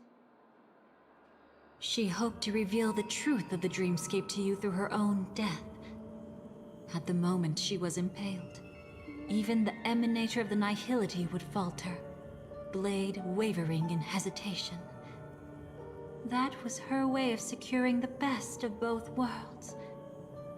Unfortunately, fate still played a cruel trick on her. The Memoria transformed so quickly that she didn't even have a chance to explain. After that, she arrived at Dreamflux Reef, land of the exiles, the true Penacony. The family went to great lengths to conceal its existence, using death as their justification. However, at that time she still couldn't venture deeper with peace of mind. Unable to reveal the truth, the situation that had worried her before continued to persist. She was burning with anxiety to return and get you away from the battlefield. Fortunately, a kind and caring lady was still watching over her. I reached out to help once again. Her worst fears didn't materialize. Death retreated on its own, allowing you all to escape unscathed. After that, guided by Black Swan, you tried to uncover the truth behind Firefly's death. However, as you must have noticed, be it losing contact with her companions, or the embarrassment of being unable to activate her mech, those Memoria illusions were clearly left behind when she infiltrated Penacony from the memory zone. But that hardly matters. Because of Black Swan's blunder, Firefly gained the precious time she needed. When she appeared before you again, she was already using a different identity. That encounter stirred the whirlpool of destiny, causing many paths to converge. And after you left... Do you still dream, Hunter? Of those slain by your hand? I still see them in my dreams. Hold it. Your time hasn't come yet. My time? I've seen many clever disguises that can conceal appearances, but they can never cover up who a person really is. And you're no different. You had no desire to kill the Trailblazer. You only did what you did to drive me and the Memo Keeper away, but... why? Did Destiny's slave make you do it? You know, Elio. I thought this is just the kind of thing that'd get written into your script. My script has always been brief. Other than that, anything beyond that is unnecessary. Now it's my turn to ask. Who exactly are you? Why ask when you already know the answer? I tend to forget things. Which is why, rather than memories, I'm accustomed to using my emotions to capture what I normally wouldn't otherwise. So, I know who is inside that cold armor. Therefore, I can sense it. You know who I am. You know this blade, and the meaning that lies behind it. How about it? Ready to take off that armor and sit down for a talk? It's not yet time. You shouldn't know so much, lost self-annihilator. Like I said, my memory isn't great, so you needn't worry. What's next then? The Trailblazer's been taken by Black Swan. Will you go look for her? No need for that. No harm in telling you. On Penacony, Elio only gave me one instruction. Allow the Astral Express to pursue the Grand Legacy. The Astral Express is not your enemy. If your goal is the Watchmaker's legacy, then go look into the family. Not only are they covering up the existence of death, but they're burying the past and the truth about the dreamscape. Already on it. Before we part ways, let me give you a piece of advice. No matter which path you and I walk, death is the inevitable finale. Even if we say farewell in the mortal realm, we shall have one final reunion when Terminus ascends to godhood once more. And the same holds true on Penacony. I've already been to the Dreamflux Reef. It's not a secret that's hard to uncover. Well, I'm afraid you have yet to realize just how awake you truly are. It is precisely because life dares to slumber that they can awaken. Ascends to godhood once more. Even if she's an emanator, she shouldn't.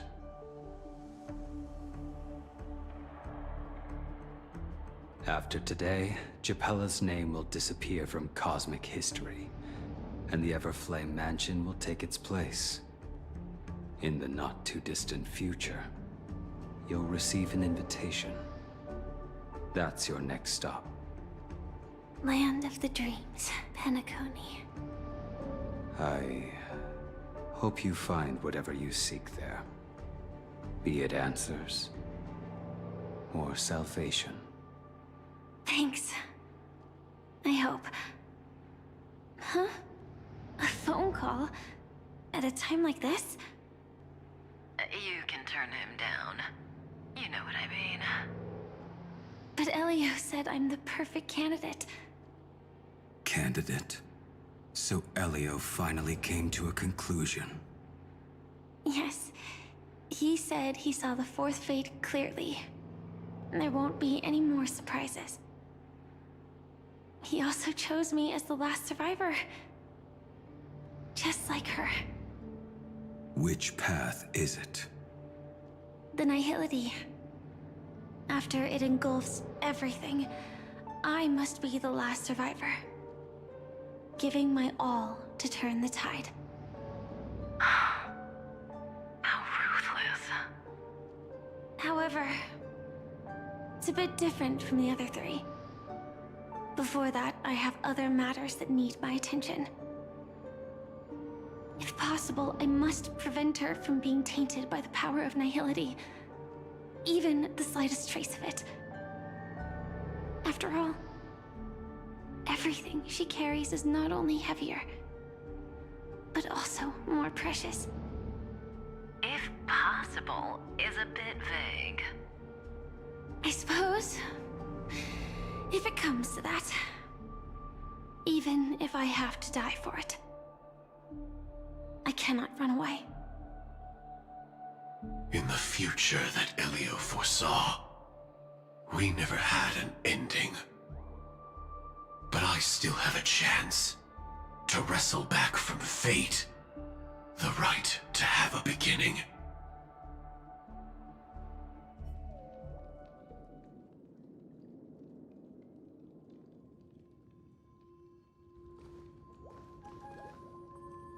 Your guest room in reality is surprisingly modest. An aesthetic you share, Miss Acheron. It's a cinch. This music box. The invitation received by the Annihilation Gang. There are latent memories that linger on it yet. You see, memories of you are not yours alone. They travel in other people, other things. I know much, and I can predict even more. With some help, the dead can be made to speak. The Annihilation Gang, that band of desperados who all disappeared after meeting you. What exactly happened to them? Well, let me reveal all.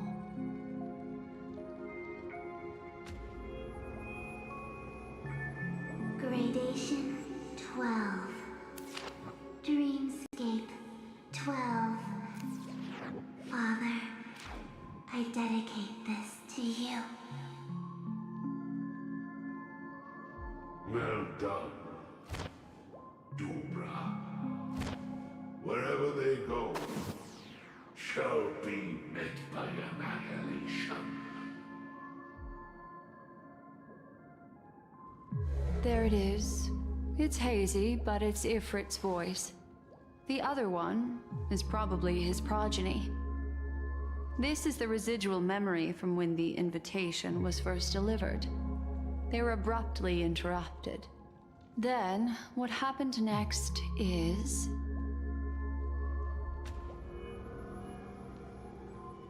They sought refuge in a land of sleep, merely wishing for undisturbed rest, away from the storms. Children of the Flame, this marks your rite of passage. She won't be necessary. I alone am enough.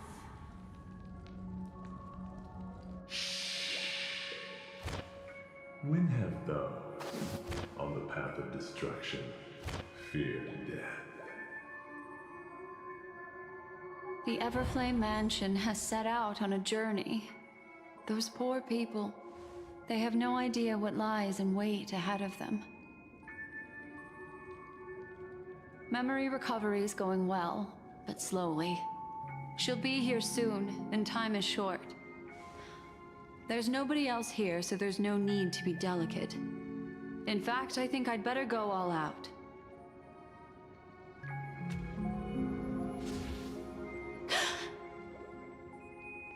What happened?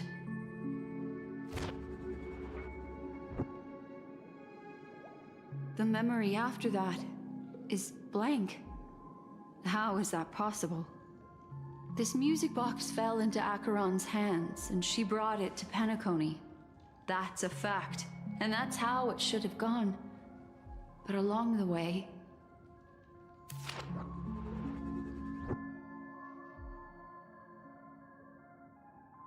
it's like it's been erased. Who's done this?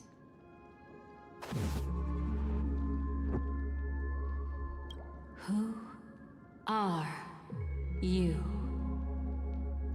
Who are you? It's... no. Is this not a memory? Oh, a memo keeper. Do you serve the Garden of Recollection? Or the Cremators? My name is Constance. A pleasure to meet you. We were supposed to meet in Penacony and spend an unforgettable time together. But that seems unrealistic. Dolly is not welcome on the Banquet Star, and I don't need a coming-of-age ceremony. And you, I know what you're looking for.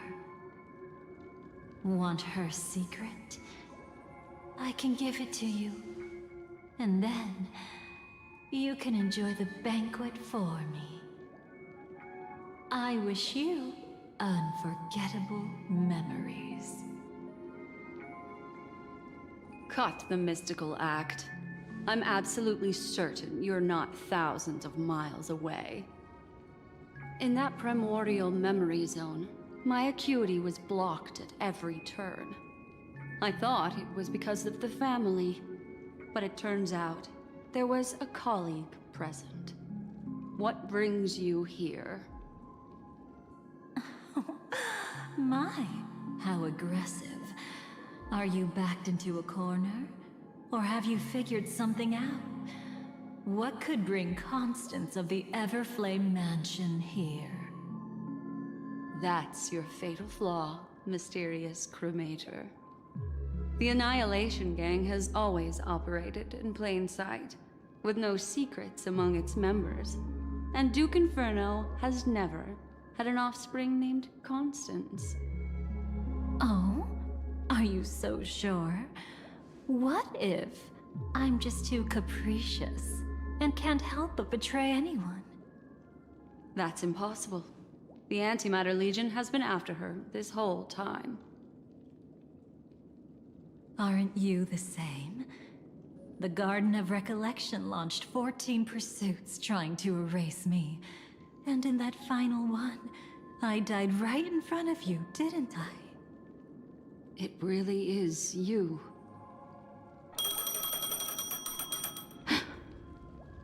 To interrupt another's reunion, such a graceless act.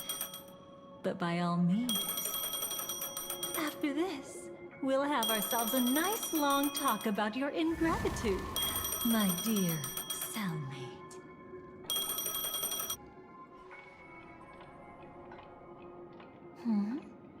That's a peculiar look on your face. Before this, I was always anxious about this moment, always afraid you might find me frightening.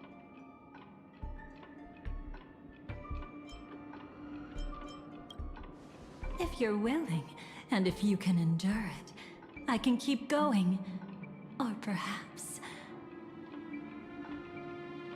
would you prefer to indulge in my double standards?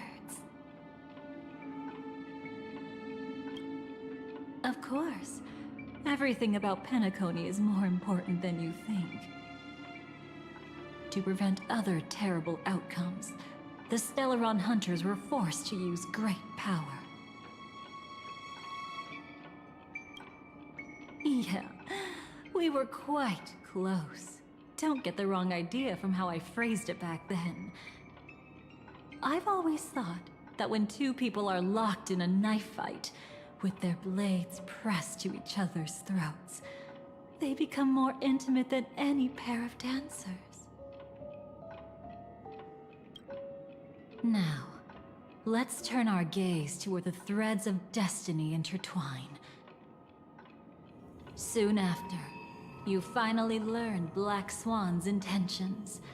She made a deal with the IPC to bring you before Aventurine. In order to reclaim Penacony, the IPC had been seeking temporary allies. As a show of initial sincerity, he revealed his discovery to you. The crime scene of Robin's death that was staged by the Fool. From that moment on, Aventurine embarked upon his great gamble. Willing to shatter the cornerstone as precious as life itself, he deceived Sunday with his schemes, earning himself a chance to risk it all. With such a high-stakes gamble, he succeeded in provoking the Emanator's strike. The family's carefully guarded secret was exposed, and you, caught in the eye of the storm, were pulled into the chaos. But that's all about the living. In the same moment, what became of those within the world of the dead? Miss Robin arrived at Dreamflux Reef ahead of you. But what awaited her wasn't the uncertainty of a gamble, but rather a destined life and a destined death. Brother, I don't understand. For a bird, does flying also need a why? Since it falls to us to decide whether to release it back to the sky, we must take responsibility for that choice. That really sounds like Mr. Gopher would. But I've made up my mind. Let it soar free and wild. If I had feathers and wings like it does, I definitely want to fly. Even if just to try it once. Besides, Big Brother will help it, right? But It's truly reassuring to hear such words before parting. Come, Sunday. Your little sister will be walking ahead of you now. Mr. Gopherwood, how did you... The gods bestowed upon us heavenly fire, and with it divine tribulations. Let them be, for we are all mortals, born to love and to suffer. Today, more than one little bird will embark on their long journey. How could I miss the moment of your departure? Come here, child. I've prepared a farewell gift for you. What did she give you? Miss Robin? Sorry. Where was I?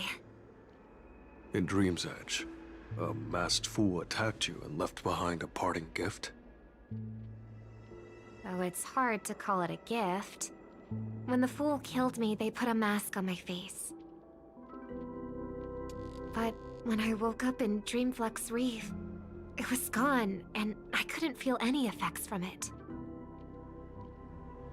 As for that mask of yours, is it really called the Harmony? The Twin of the Order? She might be hinting at something, but I still can't figure out what she means.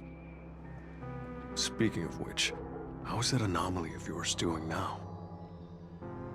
I'm gradually getting better. There's no denying that Dreamflux Reef also spreads the Harmony, and it hasn't been affected by the family's traitor. As for my loss of voice, I still need to keep investigating. Perhaps I've been wearing a mask all along, without even realizing it. If you need any help, just say the word. Thanks for your help. I'm starting to get familiar with this place. But Dreamflux Reef is so isolated. Is there any way to know what's happening outside? I want to check on my brother's situation.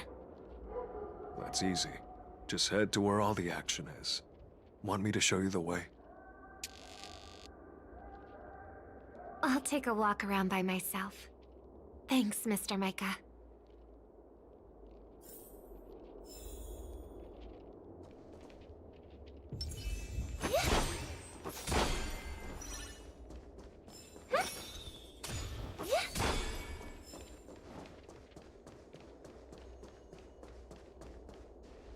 Miss Robin, can you hear me? That voice. Over here.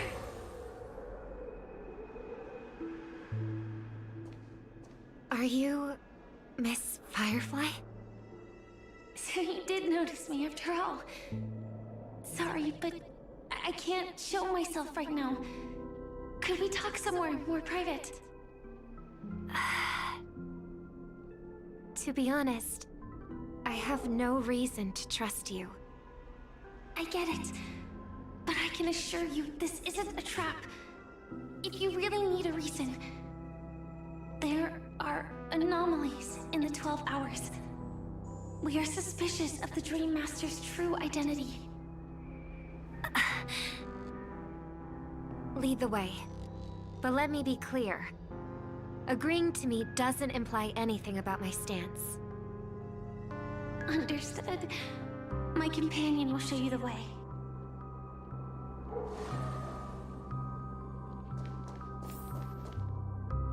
Blue flames. Is there a cremator among Miss Firefly's companions?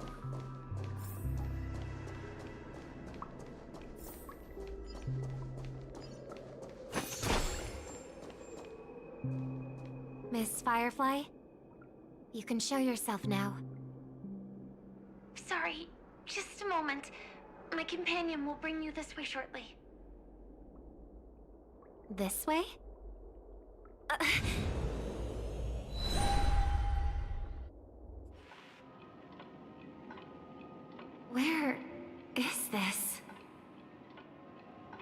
as expected of the Harmony's favorite. Passing through such dense memoria without even being affected in the slightest. Hello. You may call me the Dahlia for now. This is our cozy new home in the sweet dream, where words may flow more freely. A new home burned out of the sweet dream?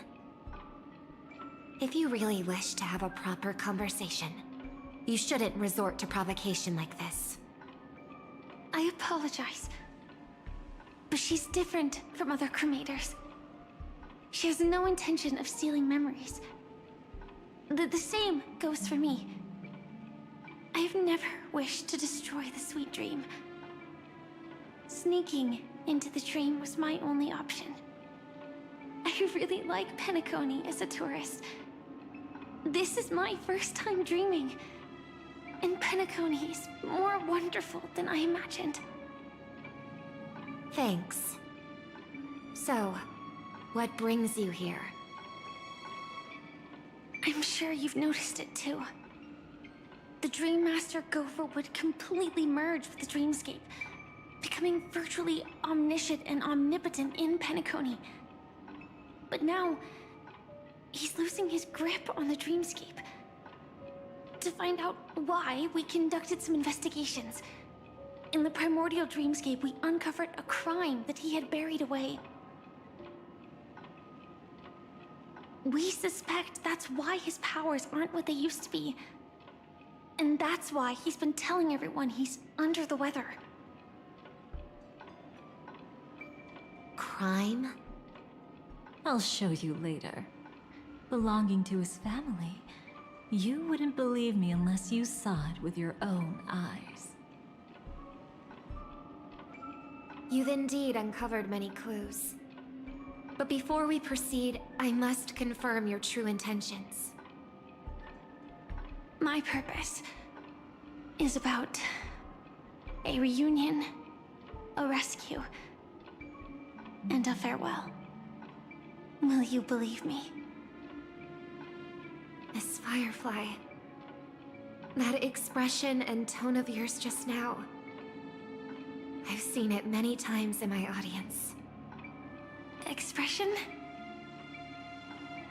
That's the look one has when describing what they hold most dear in their heart. So I'll trust you this time. When I first left Penacony, the Dream Master gave me a parting gift. A divine law, so to speak. For a leader of the 5 lineages, that's pretty cheap, isn't it? Since then, I've walked the path of harmony as a Pathstrider, wielding its power. Until I returned once again for the Charmony Festival. In the 12 hours converged by the Dream Master, I developed symptoms of losing my voice, and the strength of the harmony began to wane. Yet in Dreamflux Reef, I wasn't affected at all. I believe that the path he once pointed to might not have been named the Harmony. That's why I gradually became incompatible with the sweet dream. In the past, the Dream Master would harmonize for me.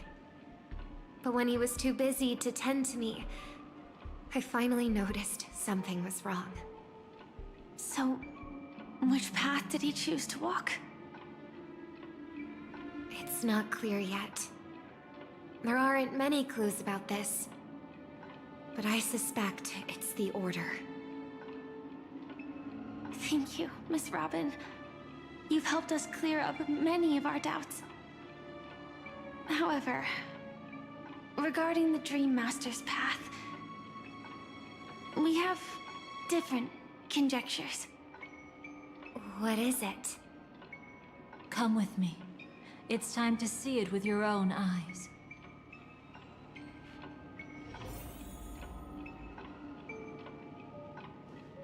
Thank you, Miss Robin. You've helped us clear up many of our doubts. However, regarding the Dream Master's path, We have different conjectures. Come with me. It's time to see it with your own eyes.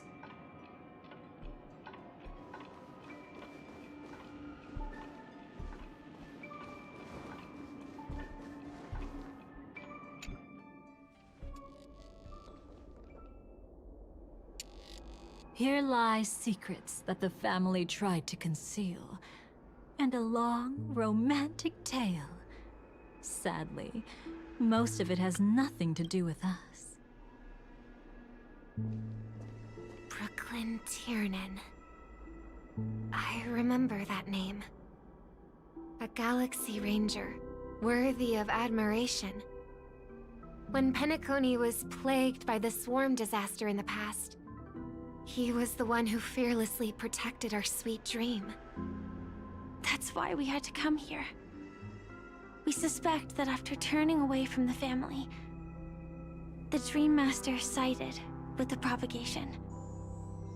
How could that be? History as we know it may be long gone, but people's memories remain preserved in the memory zone. If we can master the technique, we'll be able to pierce through time itself and salvage the past from chaos.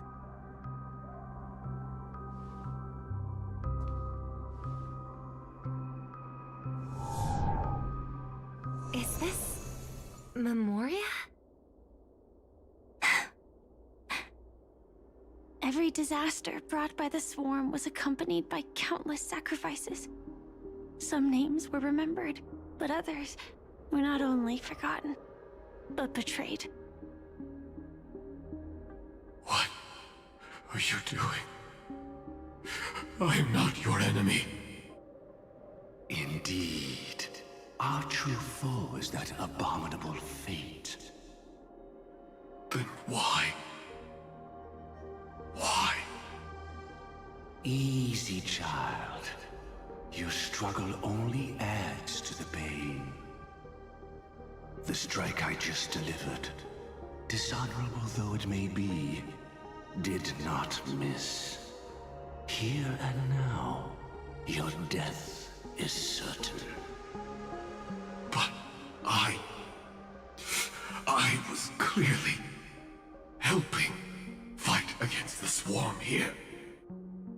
Indeed. As the swarm ran rampant, a Glamoth knight passing through joined the battle without asking for anything in return. Truly admirable. But have you ever wondered why, right after that, the infestation only grew worse? Could it be? The Glamoth knight, born to purge the swarm, turned out to be a pathstrider, walking the path of propagation. The sweet dream has never been tainted by the propagation. You brought it here, and only your death can remove it. How can this be? I can leave and never come back here. I can't die. I don't want to die. That's precisely why I said that strike wasn't honorable. I explored your secrets for the sake of the sweet dream. But striking you down, that came from selfish desires after glimpsing eternity. Paradise shall fall into this world of sorrow, and once dawn breaks, it will shatter in the light of day. How could anything golden abide in glory forever? You shall become my darkest crime, in the beginning of a great undertaking. Your remains shall become the foundation for eternal paradise.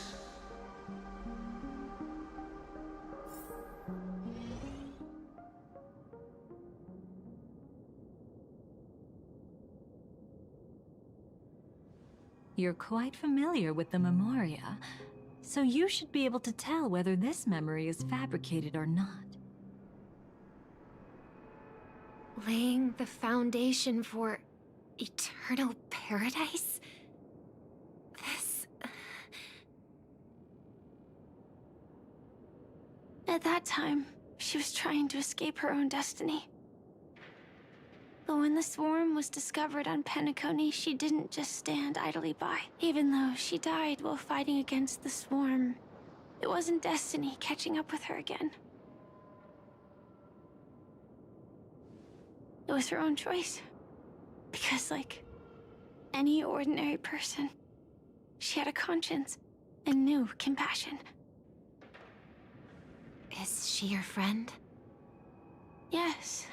And in many moments, looking at her is like seeing myself. I know it won't undo what's been done, but I'm sorry. No matter what purpose the Dream Master has, it doesn't give him the right to sacrifice anyone. I promise you, when all of this is over, regardless of the outcome, I'll tell everyone about her deeds. She deserves to be remembered by the sweet dream. Thank you. But there's one thing I don't understand. Even if the Dream Master is after the power of the propagation, there are plenty of swarms left in the cosmos. Why resort to killing? That's exactly why we came to find you. With the Charmony Festival about to begin, it can't be a mere coincidence that the Dream Master is pushing forward with his various machinations now. And you were chosen to perform for the Harmony. Whether you're aware of it or not, you must be absolutely crucial to his plans. I see.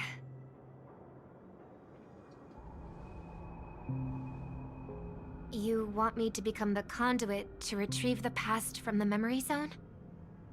What exactly do I need to do? I'll need to temporarily take a piece of your memory. By letting it stir up the memory zone, I can follow the flow of Memoria and burn a path through, retrieving scenes from the past once again. Whether I succeed or not, I'll return your memories to you safe and sound. Let a cremator access my memories? I also think it's too much to ask.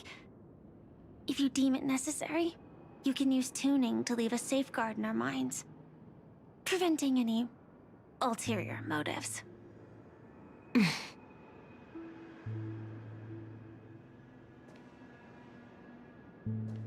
There's no need. Let's get started. May the harm that befalls you never lead to your downfall. This is a blessing that has been passed down through the family for generations. I don't want all trust to be built upon mutual threats. So this is what star power looks like. You've even made me a little starstruck.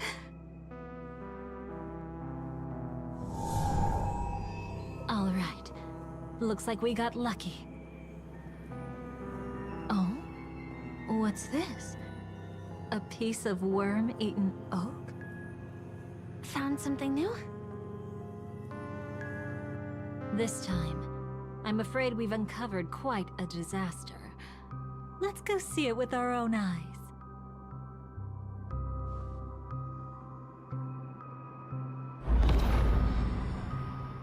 Nothing but lies, my dear. Hiding behind the title of a memo keeper? Tell me, how long have you been lying to them? You really seem determined to savor those unforgettable moments, don't you? Be smart and take a hint. I don't have time to entertain you right now. Oh, because you're busy, pretending to be a Stellaron hunter? Who are you talking about? Quite the clever move there. Miss Firefly, If you're willing to take my advice, why not to make a trip back to reality? Ask that Silver Wolf lady carefully who your true companions really are. How did you... All right, you. Still can't help sticking your nose into everything, huh?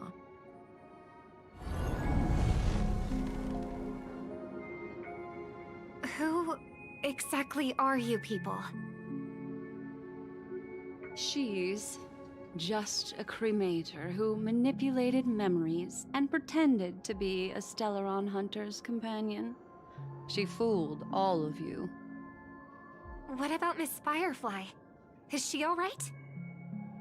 She might get lost in the memory zone's turbulence, but don't worry. She's quite something. She'll only be stuck there temporarily. I'm here to bring you back to the Oak family. Mr. Sunday is worried about your safety. He tasked me with finding you in the dreamscape. As for this Dahlia, she cannot be trusted.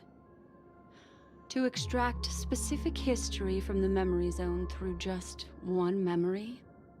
While there might be memo keepers capable of such feats, they certainly wouldn't be mere pathstriders. Seems you've been watching for quite a while.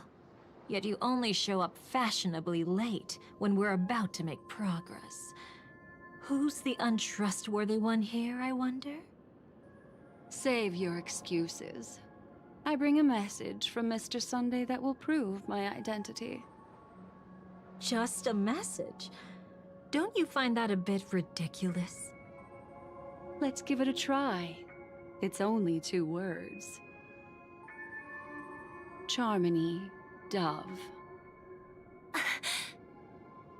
I don't know the details, but Mr. Sunday said you would understand. Indeed. Unless it's an extreme situation, this is enough to earn my trust. The IPC, Astral Express, and now you're even taking assignments from the family? My, aren't you popular? But you just had to choose the path of your own demise? Back then, I not only kept Lady Acheron's secret, but also left you with your life intact. What? You're that eager to rekindle our past? Well, you are the Dahlia, after all. I have to keep an eye on what kind of trouble you're going to stir up next. I've been questioning this for a long time. How could Destiny's slave possibly accept someone like you, whose very nature is betrayal? And what's the deal with the Stellaron hunter? Let's get somewhere safe first. Then we can talk. She's too dangerous for us to let our guard down. Many thanks.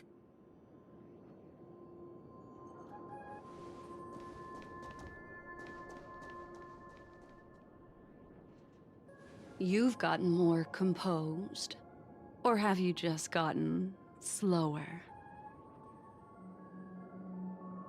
She's already left this area. There's no way you can catch up to her now. Catch? Why would I chase after her? Arrogant swan. If I didn't take her memories just now, then what exactly did I do to her?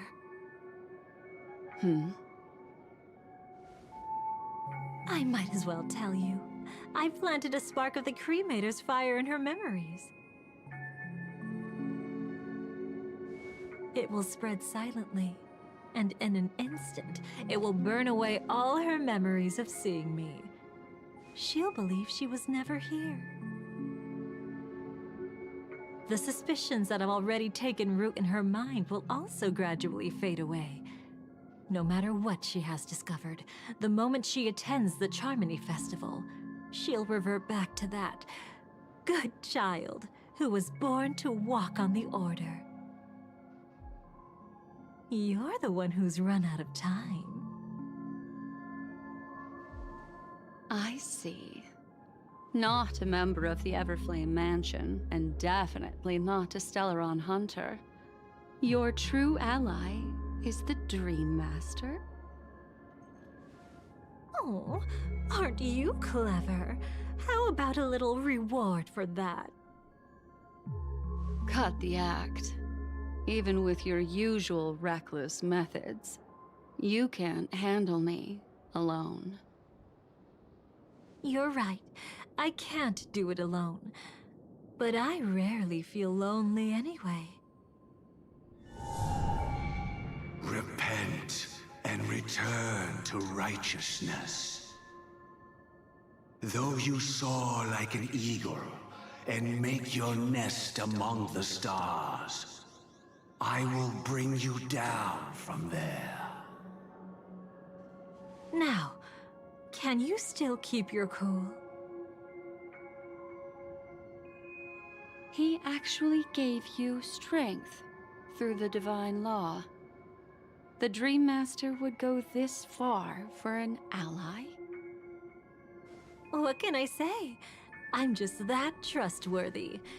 If he hadn't done that, how could my control over Memoria far exceed that of ordinary memo keepers? Let alone allow me to tamper with the Stellaron Hunter's memories. Unfortunately, you lost your composure in your euphoria. In the dreamscape, I might not be your match. But if I want to leave, you can't keep me here. Harsh words. Want to test that theory? It's easy to throw away a flower, but the fragrance lingering on your hands won't fade so easily. I can be quite persistent, you know. Even if we rekindle what once was, I remain unchanged.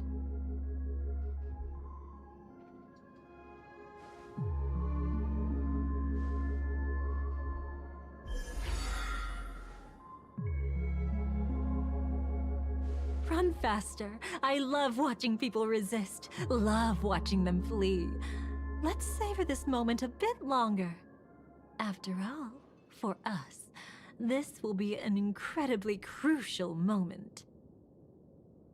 No matter where you run, I will always find you.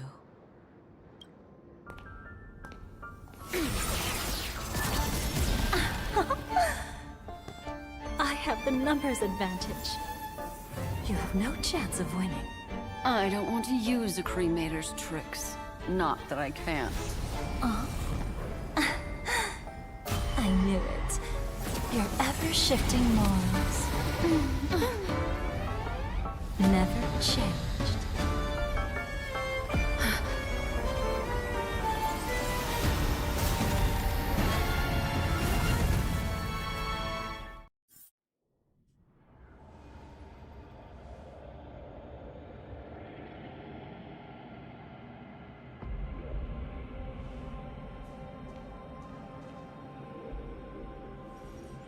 Where do you think you're going? After putting on such an elaborate show, won't you stay for a little chat?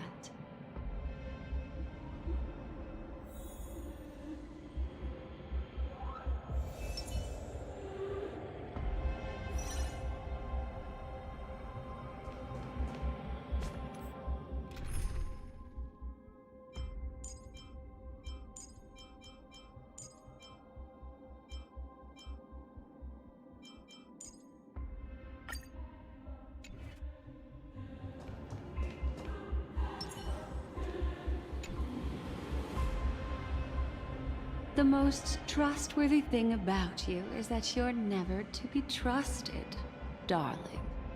And that's one thing that's never changed about you. When did you figure it out? That the divine law used to share power with me, was also the shackles he placed upon me. The moment you admitted to being the Dream Master's ally, I began to suspect your true intentions. Until now, you've betrayed every single faction you've joined, without exception. Besides, after not seeing each other for so long, and now having such an overwhelming advantage over me, you'd do everything in your power to stop me, even if I had the slightest chance to escape. The openings you deliberately left during our clash weren't exactly subtle. Rather than toying with me, you were leaving gaps everywhere for me to cremate Memoria. Oh, really? I'd love to drop the act and give you a proper taste of torment. But alas, as long as the constraints on me remain, I'm not my own master. I can't do anything that would harm Gopher Wood, nor can I reveal his secrets.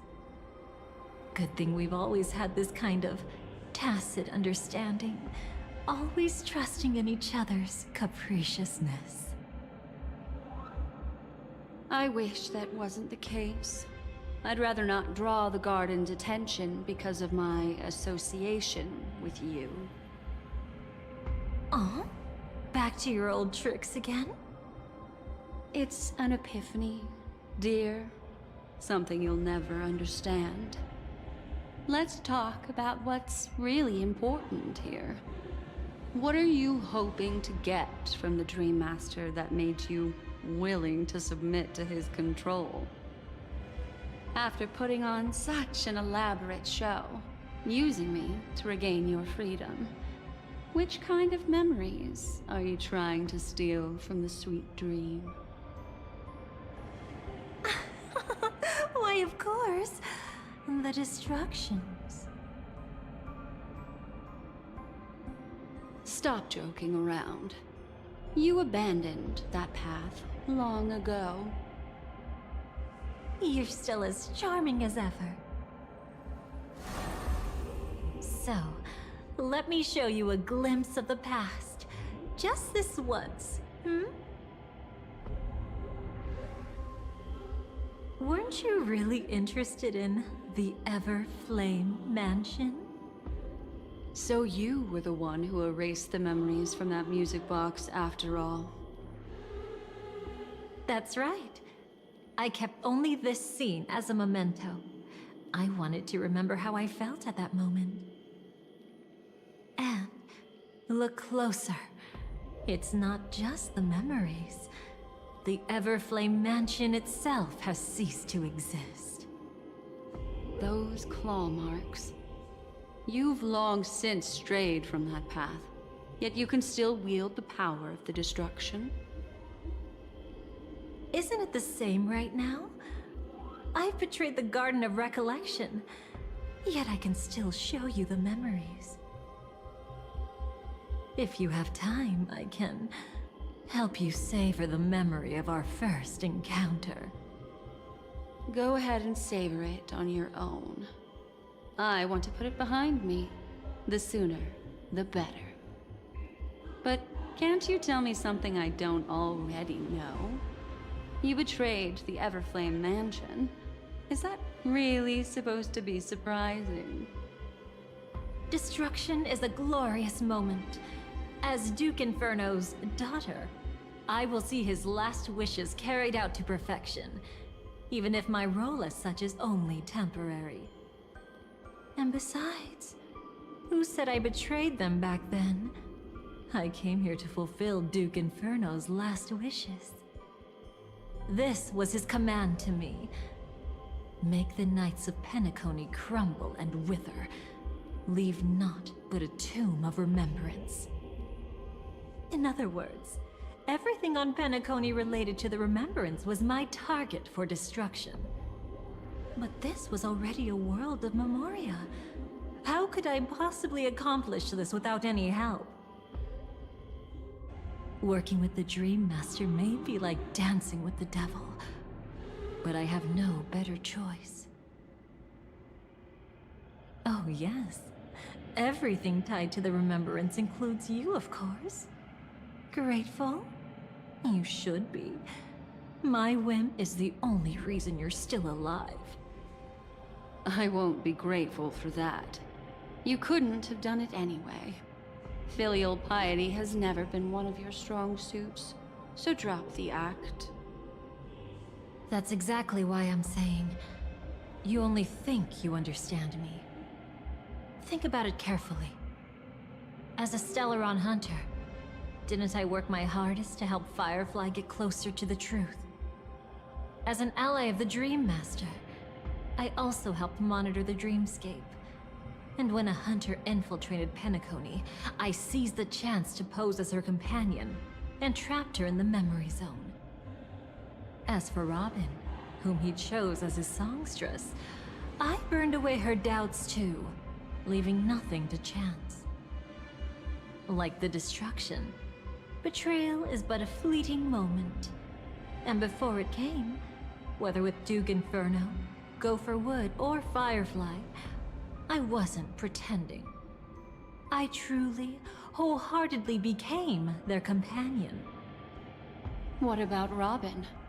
Those sparks that burn through memories. Don't you think that was a bit too much? Oh my! I thought I could fool your eyes at the edge of the dreamscape. But I guess there's no hiding from you on your home turf. What? You want to settle the score with me for messing with your people? Why don't we sit down and have a chat? You seem like a patient one to me.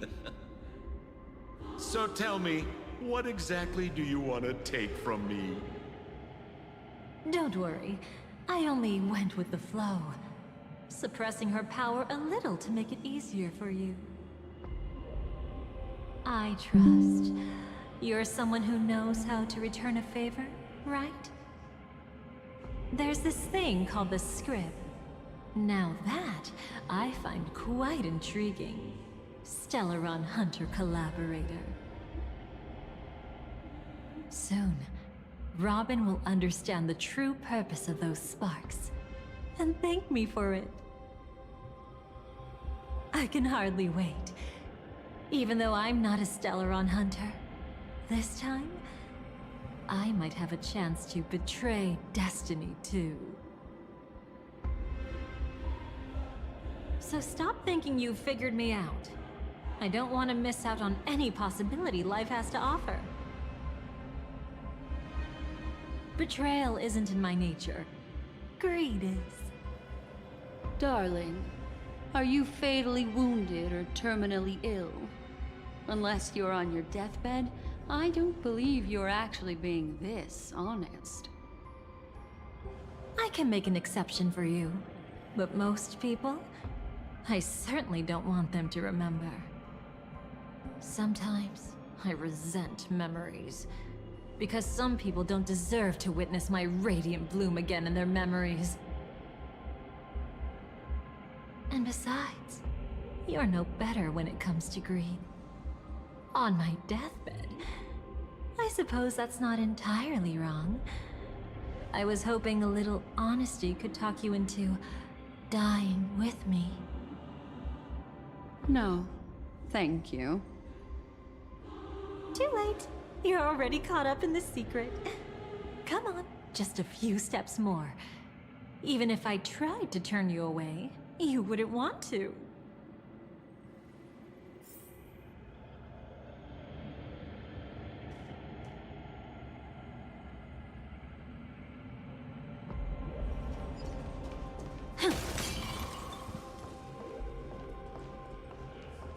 I see now.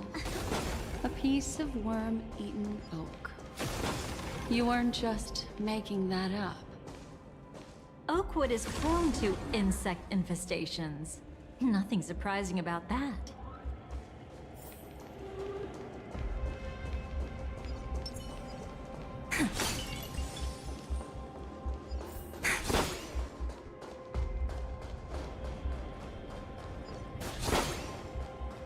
It's him.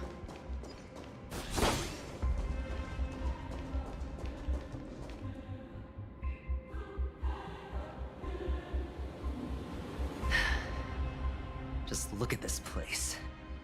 Shouldn't be this lively here. Ladies, which one of us would you say is the uninvited guest? Mr. Aventurine, what are you doing here? Well, the game's over. And I scored a big win. Oh, what did you get out of it? The Nihility Emanator cut me, and I died in the most spectacular fashion. Oh, speaking of which, you must know exactly how that feels.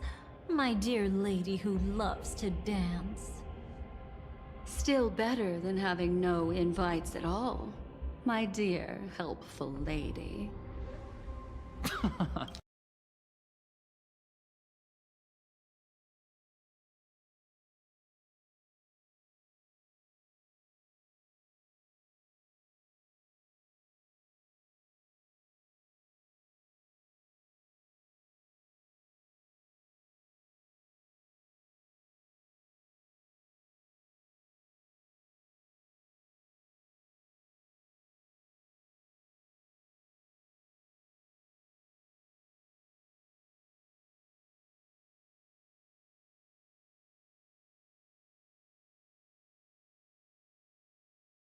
You too. You're quite interesting, Mr. Aventurine. However, you weren't supposed to find your way here. Unless you can give me a reason, I'll indulge you by letting you die once more. That confident, huh? You haven't hidden your weakness well. Even though you're one of the 10 Stonehearts. Right now, you'll be easy enough to handle. I wouldn't be so sure. Since you know who I am, you should know better than to gamble. Consider this warning a welcome gift from a friend. So long as my trump card remains unplayed, none will dare see the hand through to the end. Too bad you've used up all your luck for today. I've always found losing more interesting than winning. What's the harm in giving it a try? Hold up. No need to rush into making enemies. Mr. Aventurine, congratulations on uncovering the truth behind death. But from what I know, you should be at Dreamflux Reef instead. Well, after taking a solid hit from the Emanator's blade, I never got the chance to enjoy a good nap. Thus I sank into the chaotic memory zone, and then my desire led me here. As I thought. You two haven't noticed. The answer was right under your noses this whole time. You can traverse through Memoria without relying on roads, which is exactly why you missed it. Ladies, you didn't think the IPC would enter Penacony unprepared, did you? Backed by a most attractive package, I quietly assembled a team to research the memory zone. And I only asked for one thing in return. How to escape alive if I accidentally got lost in Penacony's Memoria. To be honest, they didn't contribute a thing. But they did help me discover a certain legacy. Rosalina Jane Estella, the former undertaking once belonging to this nameless. She once boarded the Astral Express as an outstanding surveyor.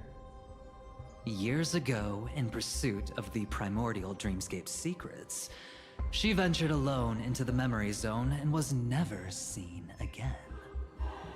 Everyone believed she had perished, taking the mysteries of the dreamscape to her grave. But that wasn't the truth. Before departing from this world, she single-handedly forged the pathway of Memoria. Mr. Aventurine, do you even realize what you're saying? Look, I didn't believe it at first either. But the Nameless, as it happens, had quite a unique background that led her to devise a brilliant solution. Using the technology from the Zarina Erd system, she gave her life to the Memory Zone, giving Penacony's dreamscape a unique signature.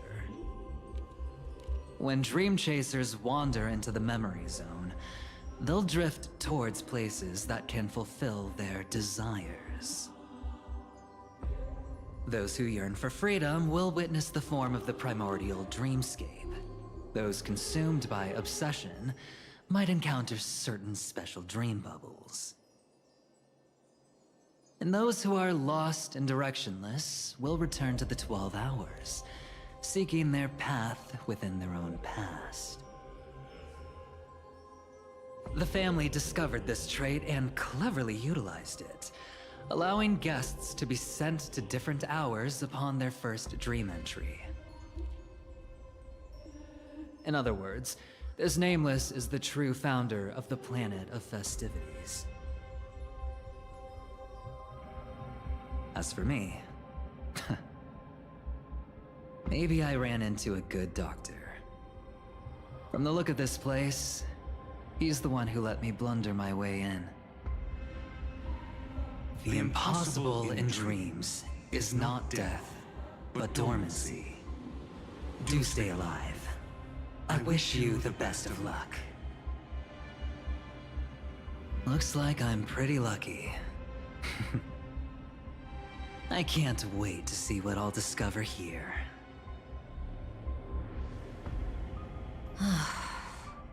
It would seem luck favors you still, Mr. Aventurine. Fate is truly fascinating, yet cruel. Remember Miss Robin's question? If the Dream Master was after the propagation, why did he have to harm the Glamoth Knight? Years ago, he had already completed this plan, waiting for a Glamoth Knight to enter the dream. Unfortunately, with the sudden fall of his empire, his hopes seemed to have been dashed.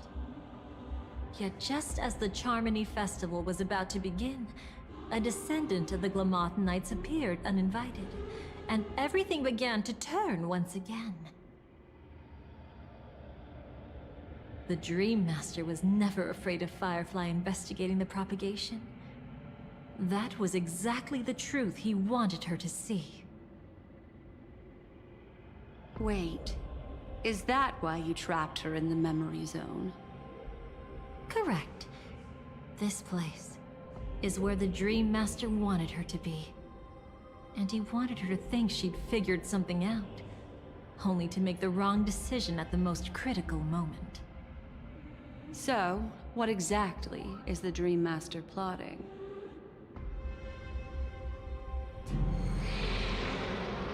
It doesn't matter anymore. We've missed our chance to stop him. Even if we catch him in person? From the very beginning, he never existed anywhere at all. When he attempted to merge with the dreamscape, he transformed himself into 4 primordial divine laws. The gods bestowed upon us heavenly fire, and with it divine tribulations. Let them be, for we are all mortals, born to love and to suffer. The first law. As his parting gift, he bestowed it upon Robin, guiding her onto the harmony. Repent and return to righteousness. Though you soar like an eagle and make your nest among the stars, I will bring you down from there. The second law is the power he bestowed upon me as his collaborator. At the same time, it serves as a constraint to ensure I won't act recklessly. And the third law... Paradise shall fall into this world of sorrow. And once dawn breaks, it will shatter in the light of day. How could anything golden abide in glory forever? I haven't seen it myself either. According to him, it was an all-out attack, like a torrent of fire pouring down from above. And the last one? Nobody knows. After claiming to be ill and withdrawing from public view, even though the constraints remain in place, he never contacted anyone again. Not even me, his collaborator. It's just my theory, but I'm pretty sure I'm right. By then, he had finally completed the last law, and used it to eliminate the one weakness that exists in any plan. The mastermind himself. The moment the plan was set in motion, Gopher Wood died a martyr's death for the just cause he believed in. And the swarm disaster shall reappear again in the sweet dream. The moment has finally come. Resentful from being deceived. Confused by conflicting memories. Your expression right now is so similar to what I had imagined.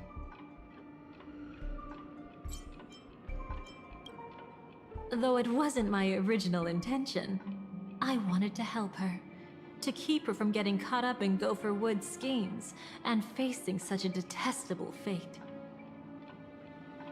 Alas, I couldn't make it happen. The path your predecessor Rosalina left in the Memoria pushed Firefly towards a new lease on life. Indeed, how could a nameless who walks the path of the Trailblaze leave behind a legacy built on evading destiny? Every sigh. I'll try to fulfill Duke Inferno's last wishes.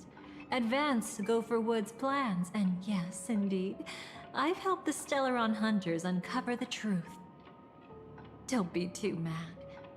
I wasn't a Stellaron hunter back then, but wasn't everything that happened in Penacony the perfect opportunity to join?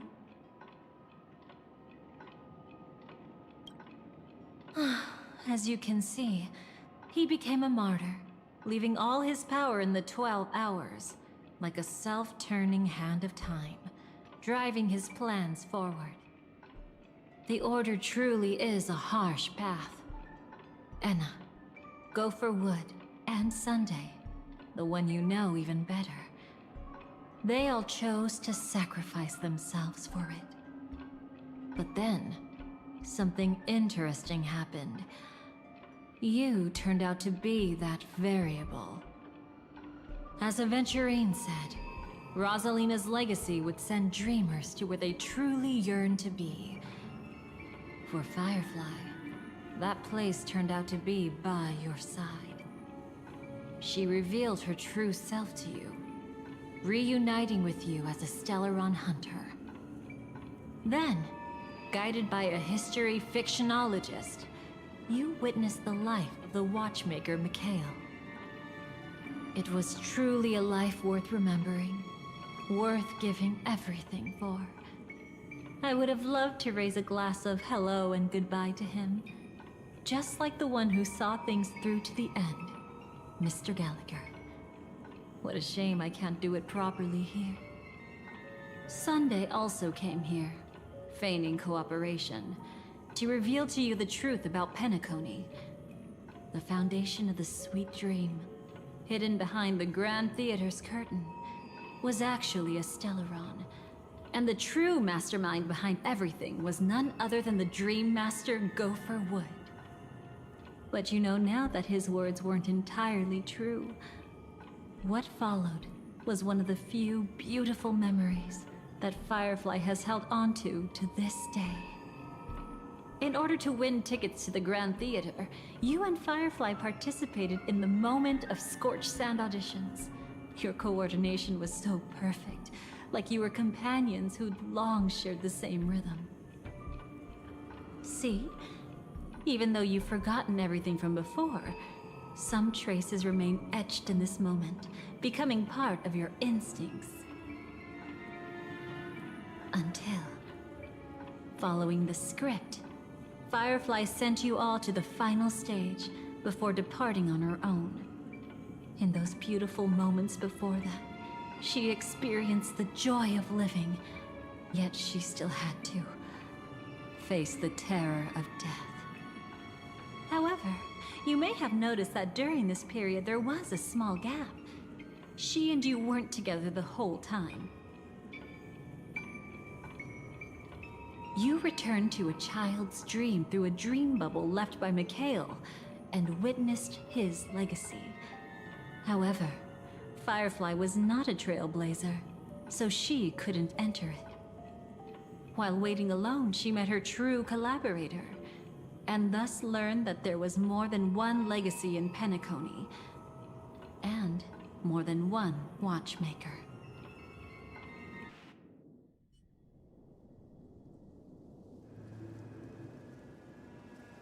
Did they enter that dream bubble?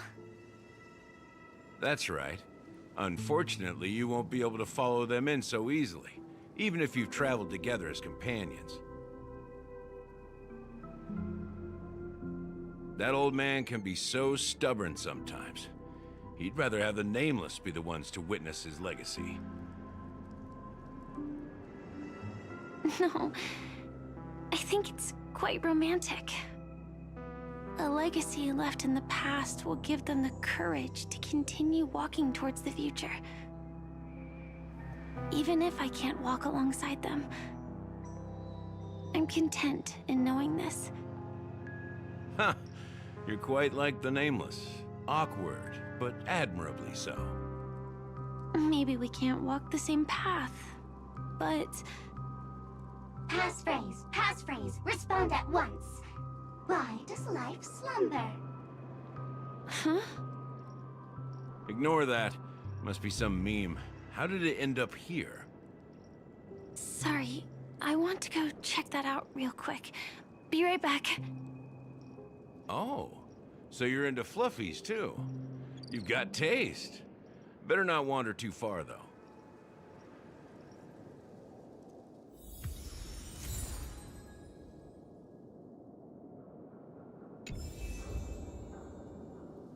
When the conversation between Black Swan, the Dahlia, and Adventuring, I dropped my controller, cutting out the sound. Sorry about that. Passphrase, respond at once. Why does life slumber? Because people are afraid to wake up from the dream. Perfect. Identity confirmed. Welcome, Agent Mech Tycoon. Please proceed to the next rendezvous point. Our people will be waiting for you there. Is this really necessary? Gotta stay in character.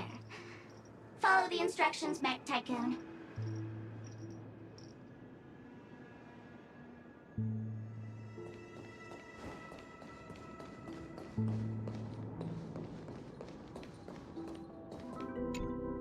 Hello. Please submit identity verification for Agent Ultra Firepower Instant Star Traveler. Who? Mech Tycoon wasn't cool enough, so... So, Miss Sparkle went ahead and changed it. Masked fool. You shouldn't be here. Well, someone's been kept in the dark this whole time, completely oblivious to their real body standing right in front of them. Buddy? Don't tell me you still haven't noticed. That memo keeper has already stabbed you in the back once. No way.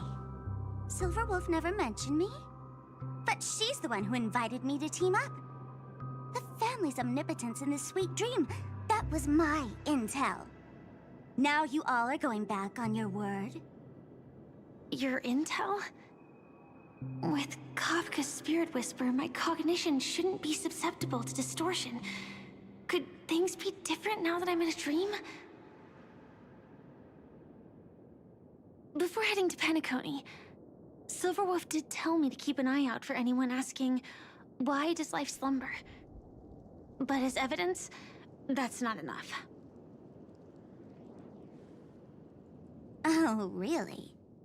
Then what if you were to die 3 times in the sweet dream?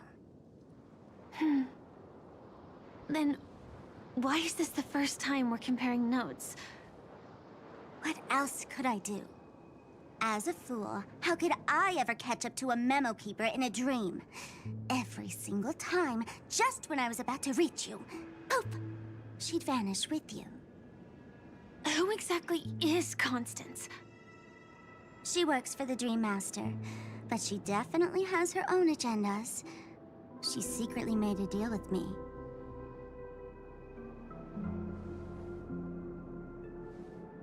She pointed to a nightmare in which all the Dream Master's schemes would be carried out. I've been looking everywhere for you just to give you this spoiler. A nightmare? What exactly is in it? Tell you straight up? No way. I went through hell and back for this. Here's the short version. After you've lived through the best of times, soar toward the sky with all your might. You'll hear insects chirping at the oak's crown. That's way too cryptic. I can't trust you. Please, we're working together. I'm not some lackey. Just because someone else fooled you doesn't mean you get to pin it on me. You're back sooner than I thought. Any results? Yes. And now, it's up to us to forge ahead. Sorry, I'll catch you later. But thanks. At least you brought good news. Which part was good news? The best of times. And now, the Dream Master's plan begins to turn like clockwork. And so too does Destiny. What does the Dream Master gain from recreating the swarm disaster? Oh, reminds me of the good old days during the War of Gods. Oh, silly me. I almost forgot. I need to retrieve a certain lost item. Otherwise, there's a lady who won't be too pleased. Sorry, but I need to get going. Sorry, but you're not going anywhere. This is the land chosen by Gopher Wood to meet disaster. But he doesn't want the swarm to truly surge forth and devour the world. The swarm disaster will be trapped here, and so will you in your weakened state. Unless a kind memo keeper lends a helping hand, right? But I can't find a reason. So far, there hasn't been a single case of one of the 10 Stonehearts being killed. It's driving me crazy with curiosity.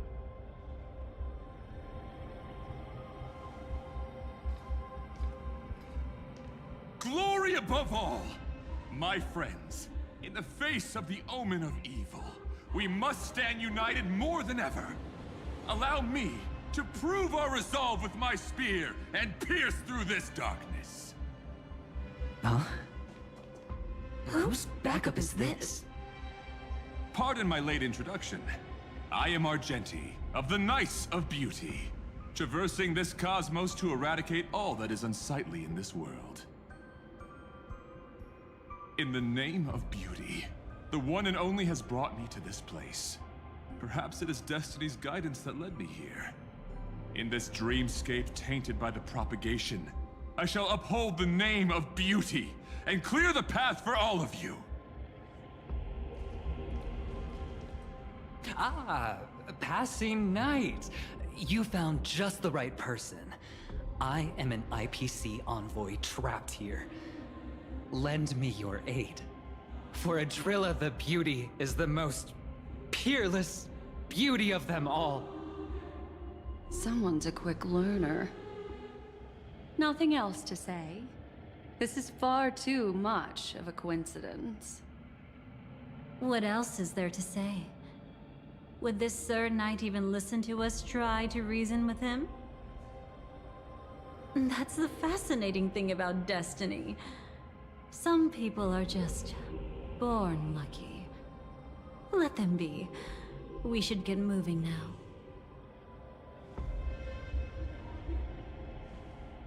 Where are we going? To find your dance partner, darling. By an unexpected turn of events, the Dream Master's plan is about to come to fruition. And to deal with him, we'll need an emanator to step in.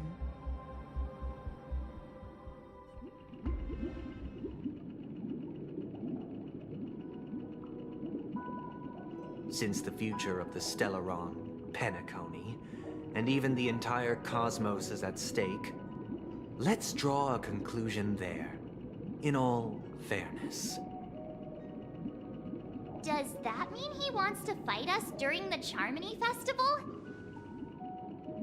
I'm afraid so. Anyway, we can't leave the Stellaron unchecked.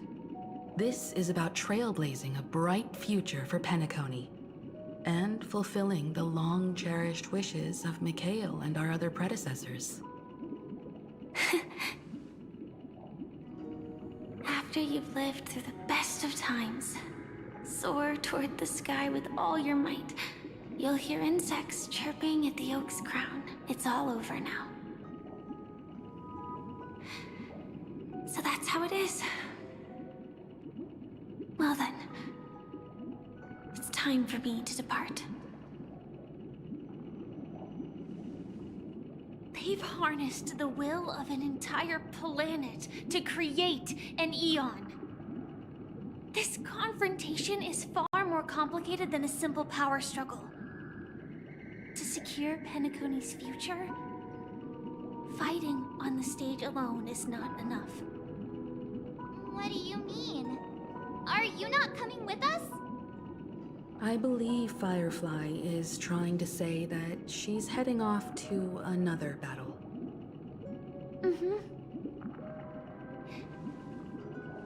Before I left, the Destiny slave told me that this journey would bring unforgettable rewards. Even though the script he gave me only had a few lines, I couldn't ignore them. Because one of the lines said, "I'll experience death 3 times in the land of the dreams." 3 times? This can't be serious, right? The first time was a painful death when I was stabbed by the Blade of Dormancy, which led to all subsequent events. The script will always come true, but in a way that will only be revealed when that page is turned. But the death granted to me by the planet of festivities was merciful enough. For my first death, I chose how it would come and what it would change. For the next 2, I want to try my best to achieve the same outcome. Have you made up your mind, Firefly? Yes. Otherwise, I wouldn't be here. Thank you again for your assistance for the Astral Express. May we meet again, in reality. Yeah. Farewell, everyone. May your trailblazing expedition never end.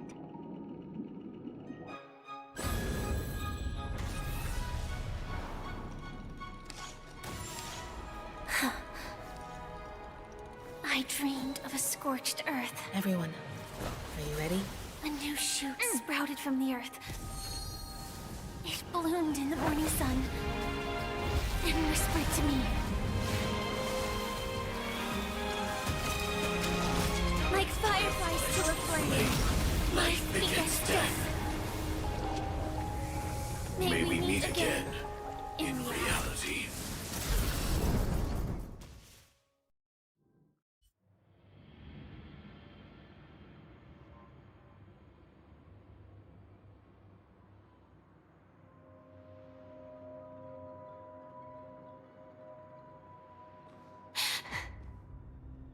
Is this the place where the Dream Master executes all his schemes? Or perhaps it's the place where he'll find redemption. Dream Master? No. Just one of his divine laws. Don't think I'll let my guard down. I know your true nature. Whatever your goal is, I will stop you. No need to be so tense, Miss Firefly. I am but a thought, formed from memory. Feel free to strike me if you wish to verify this. But his actions aren't baseless. There's a reason for my presence here. Please continue. Thank you for your openness. I'm equally unaware of the Dream Master's malicious plans. But he's been waiting for your arrival. That Glamoth Knight he killed with his own hands, through me. He hopes to restore justice for her. And you, her friend, are meant to witness it. Justice?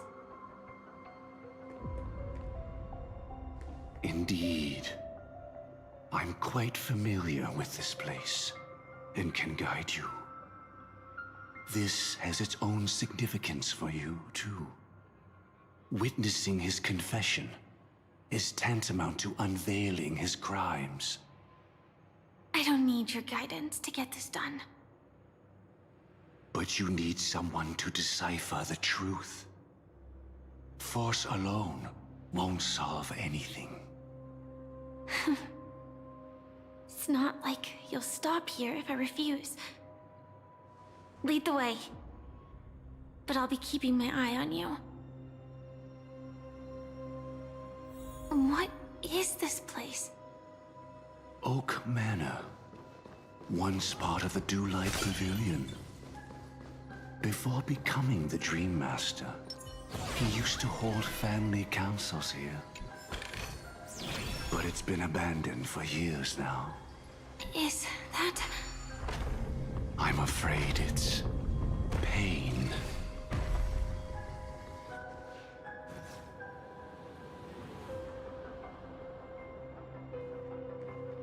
Did Oak Manor always have decor like this?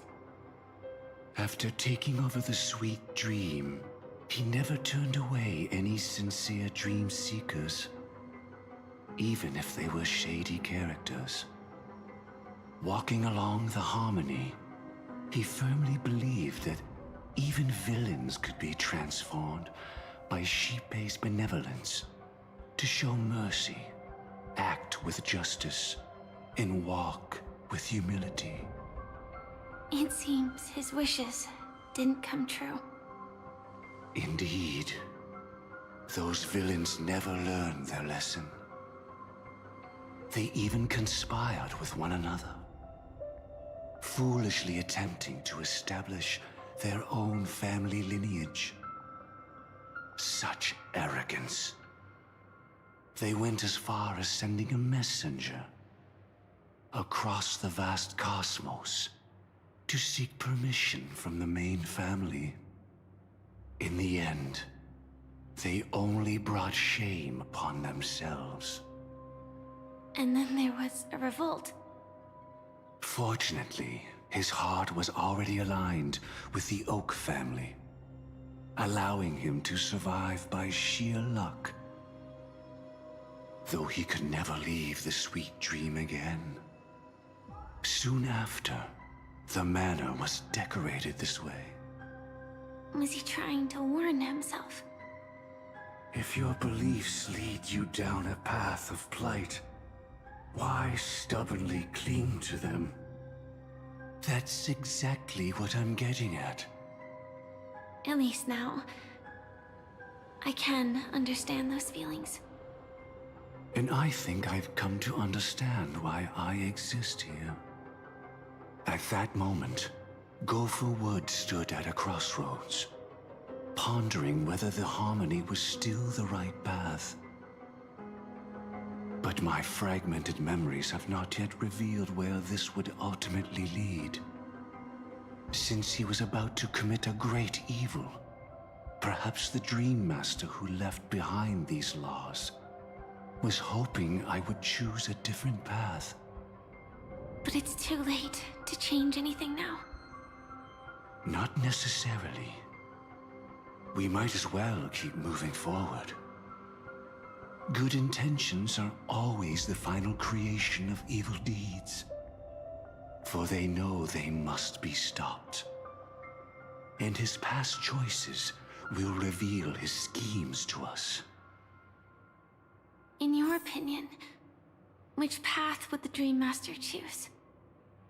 Probably the path of force.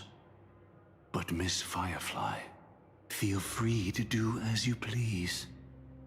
I have no other thoughts today.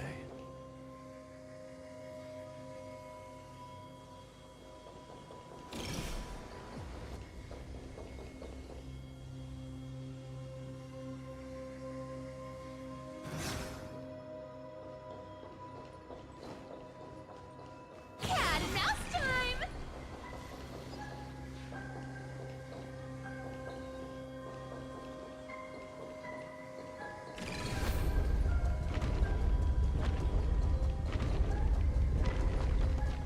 The road not taken can never be retraced.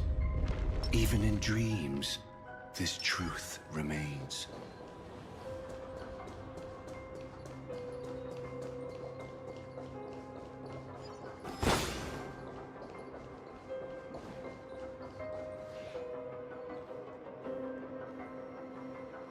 In the end, all paths lead to the same destination. Human will, it seems, truly has very little impact. Is this?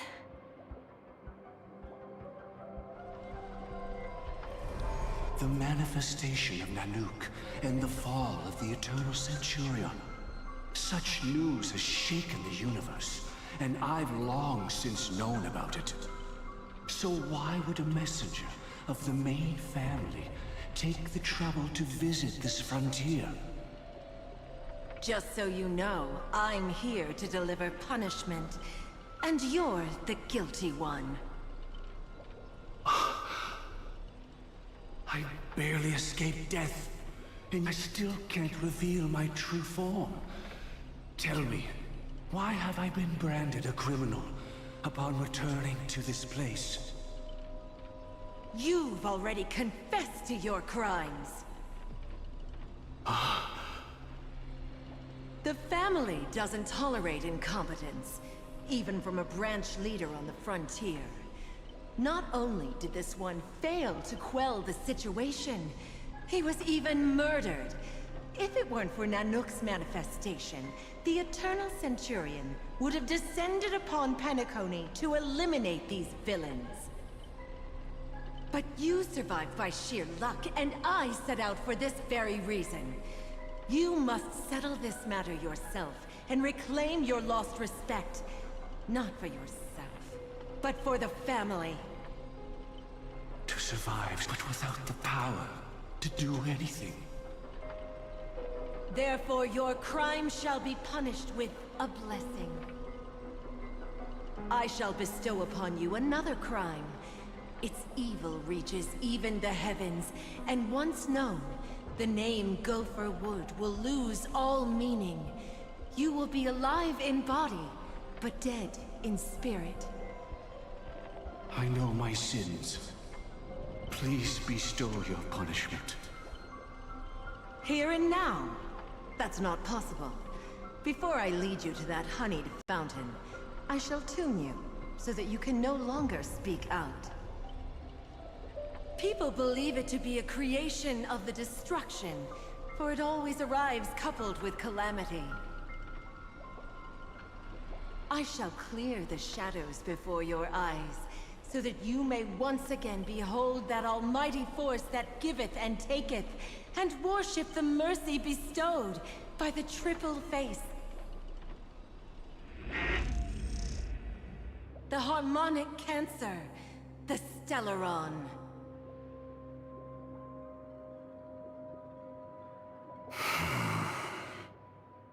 Did the Dream Master already know back then that the Stellaron was actually a creation of the Path of Harmony? Was he forced to manipulate the Stellaron under the family's orders? I'd like to defend him, but calling it forced would be self-deception.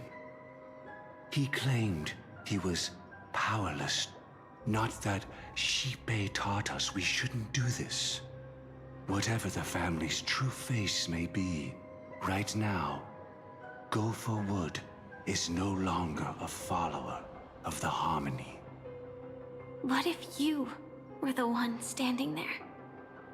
Perhaps I too would betray the Harmony. But in any case, that would only mean I found the family unworthy of obedience. It doesn't justify the Dream Master's heinous acts. Miss Firefly, have you ever pondered over destiny? I often wonder if we could face our past decisions again, would we really make different choices?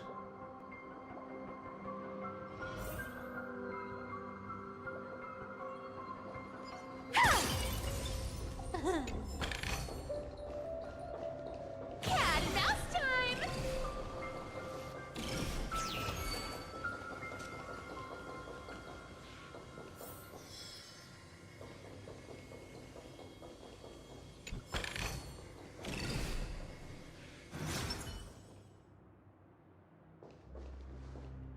It's in that puppet's hand. Got it.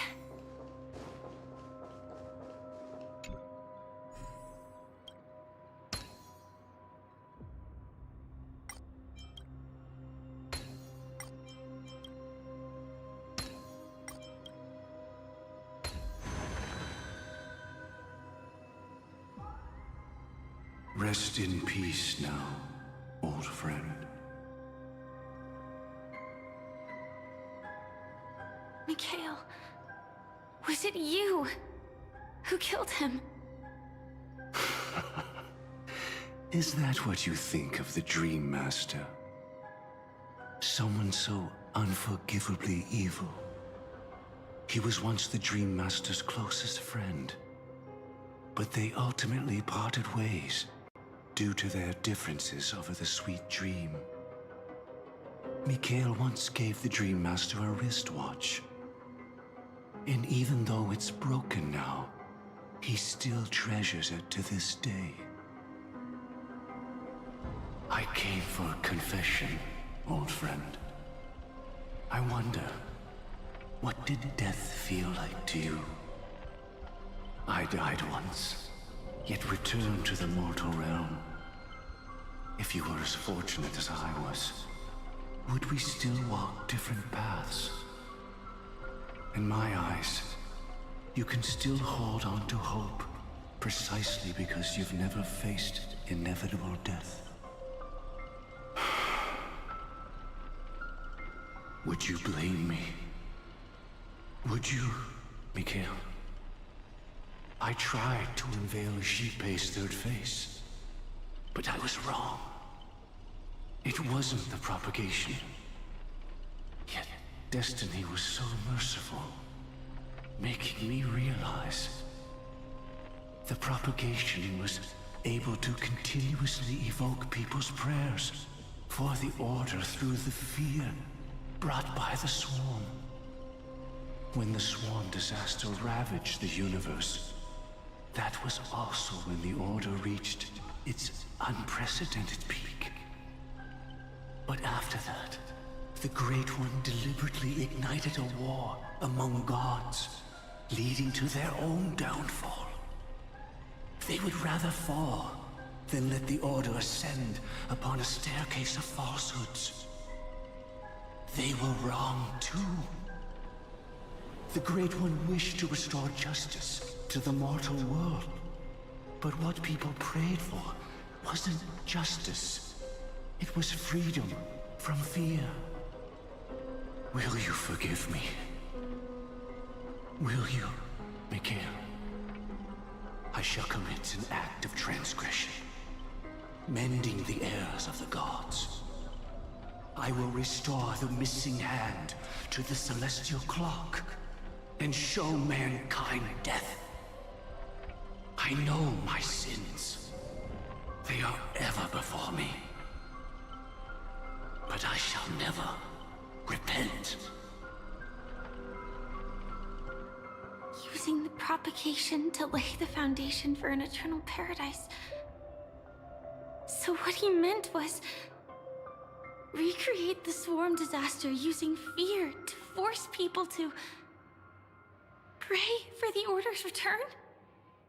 Perhaps that's why your friend was killed. The Dream Master wanted to find out how the Glamoth Iron Cavalry obtained the propagation's power.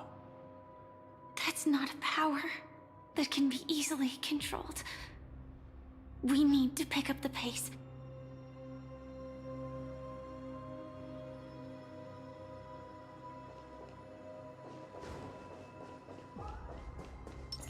Cat and mouse time!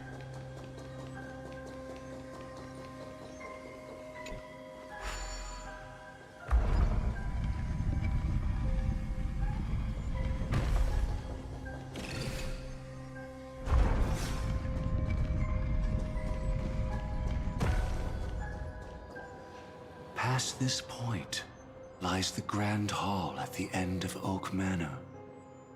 And before us lies his final decision. Where to go after turning away from the Harmony. Since he wants you to choose again, which side will you take? Go ahead with whichever path you think is right. I'll take the other one. Don't worry. I can't change anything. Even if I have a sudden awakening, it would only give the Dream Master peace of mind. He deserves absolute punishment, and must be brought to heel. So you made a different choice after all. I will stop him.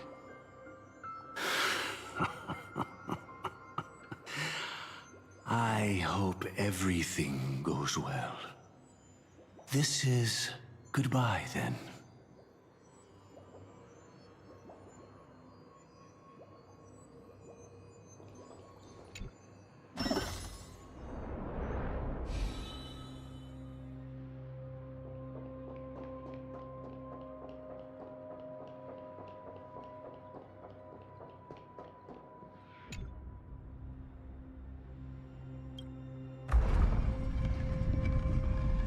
Let the propagation rain down heavenly fire once more, heralding the mournful cry of death.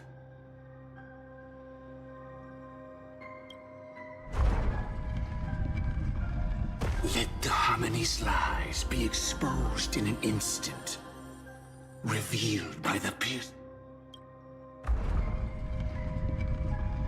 Even if you look back 1,000.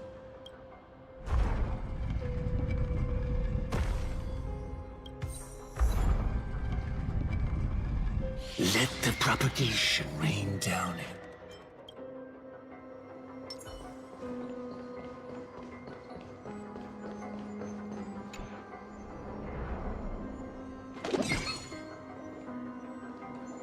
Well then, our paths diverge here. You go towards life, and I towards death. Which path is better? Only the gods know.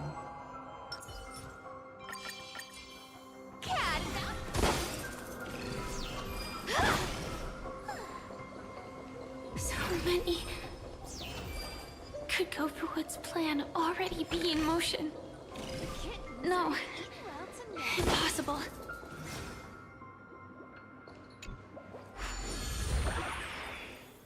This place already looks... We need to hurry.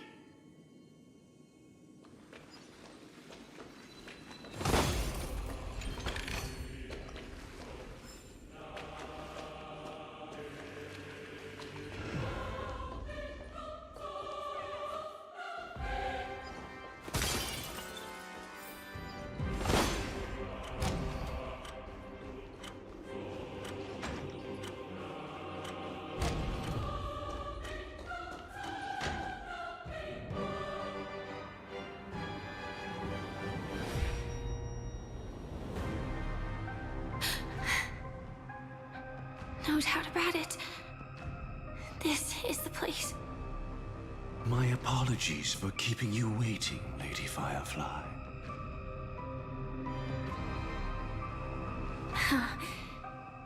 It's you. It seems the other path leads here too.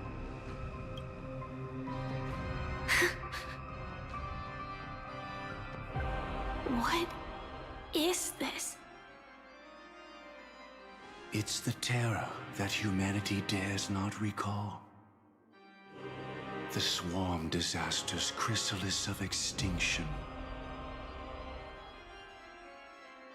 The Dream Master's devastating strike, like a torrent of fire, lies hidden behind the stained glass, waiting to shatter it and unleash the swarm disaster once again.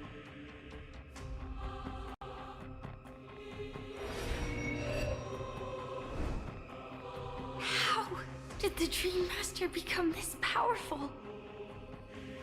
We need to stop him. Or maybe stop me. As expected. I shall end this matter on his behalf. This thought, together with the power beyond the window, completes a single, true, divine law. Divine law. Everything you saw along the way, none of that was meant for you. It was meant for me. So that I could bring you justice. I don't see any justice in any of this.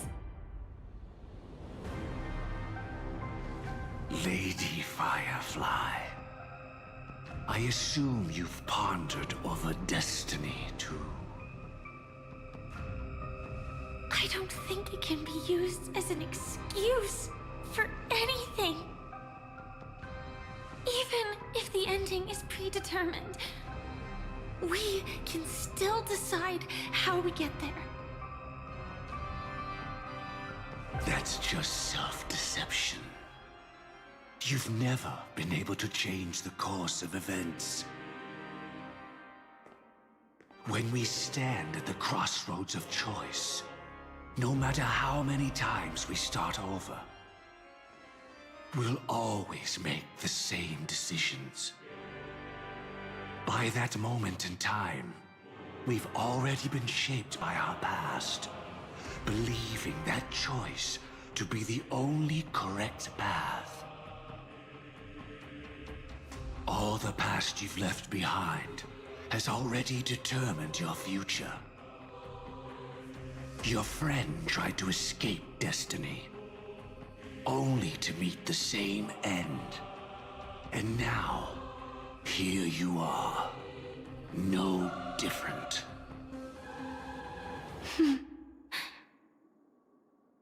But the person you met today is someone who has rewritten their destiny. Well then, I'll offer you my sympathy, Hunter.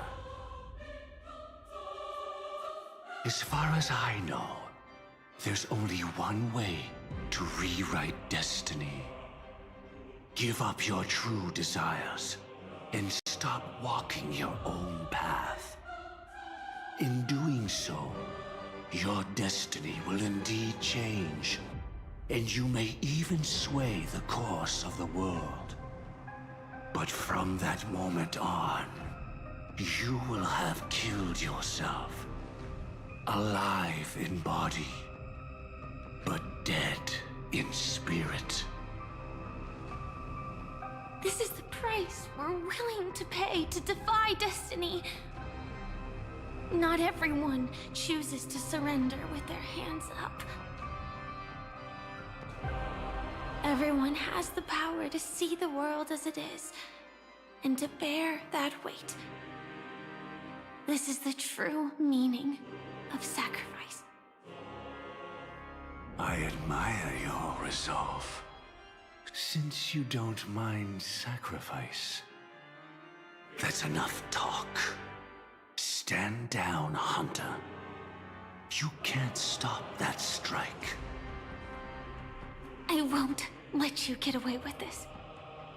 Oh, really? How did the Harmony succeed in spreading its cancer across the universe, then?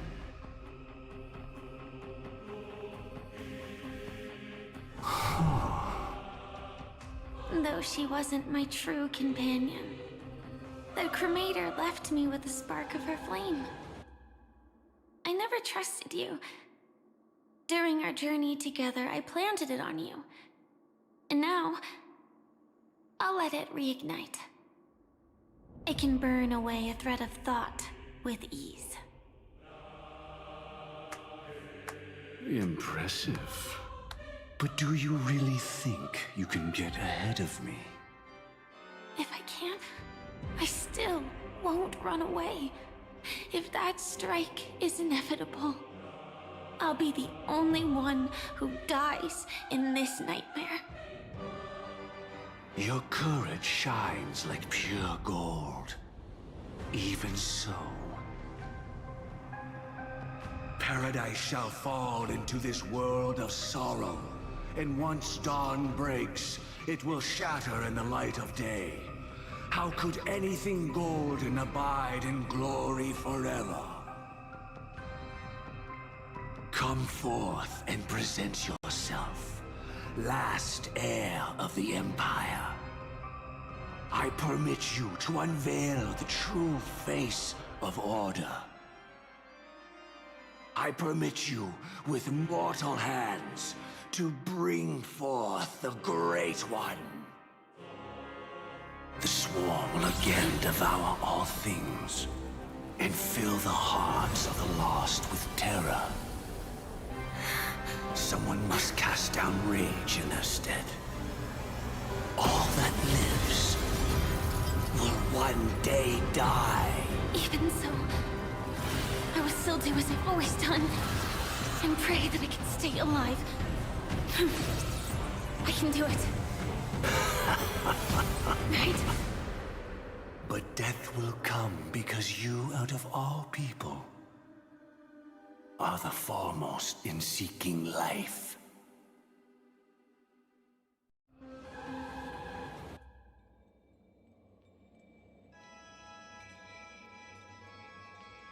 Your last confession took me by surprise. Mr. Gopherwood. No. The final divine law. I suspect there was never any chrysalis of extinction from the swarm disaster to begin with. Was there? What exists in Oak Manor is nothing but a disguise. The only thing hidden within is a Stellaron. True. I never unraveled the secrets of the propagation. Now, split into 4 parts. A single strike of mine cannot harm that hunter. But if a Pathstrider of the same origin as the Swarm were to be deceived by tuning, mistaking what lies before them as certain death, if they were to make a wish to live before the Stellaron, the outcome would twist into a catastrophe that brings death. The Swarm disaster. Her life shall beget death, and that death shall beget life unto this world. But why are you so certain that nothing will go wrong? I've already glimpsed the secrets of the Stellaron, and I have no need for certainty here. Even if she never entered the game, that strike would still fall at the appointed time, causing the Stellaron to shatter. The Dreamers will learn that the power to destroy their own lives comes from the Harmony, but that it is ultimately the worst option. You should know that I won't agree with this. Too late, child. The hands of time have struck midnight. Look up at the stars. Do you know why they are so cruel?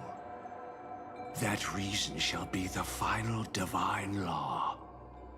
And with this, we entrust everything into your hands. Because the stars belong to everyone. They have never belonged to anyone. If you love everyone, then you love no one. Well, that's where our conversation ends. Go ahead. The 107,336 souls of the Oak family have dreamed of this moment too many times. The opening is near. Go, my child. Seize the power of the harmony and reveal your karma. I shall walk the path of the Order to its end, as you wish. But I can no longer accept your divine laws. If I become the only star in the sky, even if I belong to no one, there would still be no cruelty. The stars are cruel, only because they have never shared their heat with the masses, burning fiercely only for themselves. Well, there can't be two suns in the sky. I'll step up and take down the other sun if necessary. Moreover, how could I allow other stars to shine during the day? Paradise shall soon be created, not at midnight, but at noon. I shall initiate the first and only divine law of the great Septimus. I shall ascend to the heavens, becoming the scorching sun. Bathed in my light, my people shall flourish, while all evil shall be eradicated.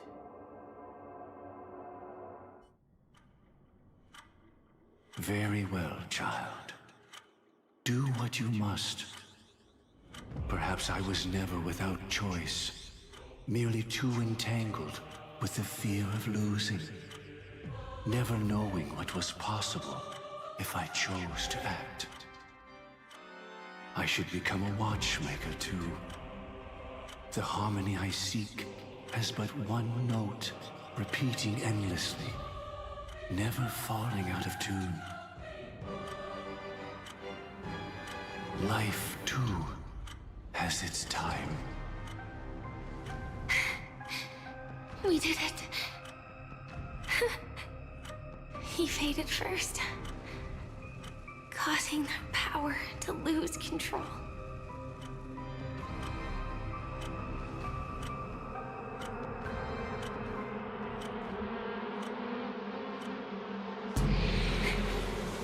Is that Gala?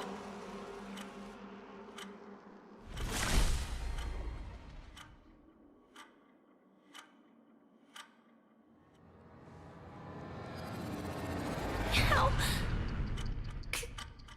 did you?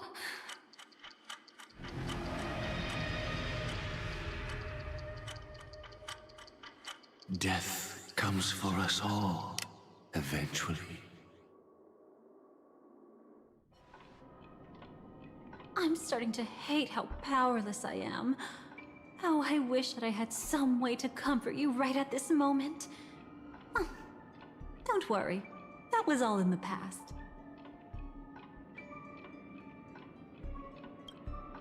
She had almost reached her demise, yet she survived. Her second death hadn't come yet. It would be upon her soon.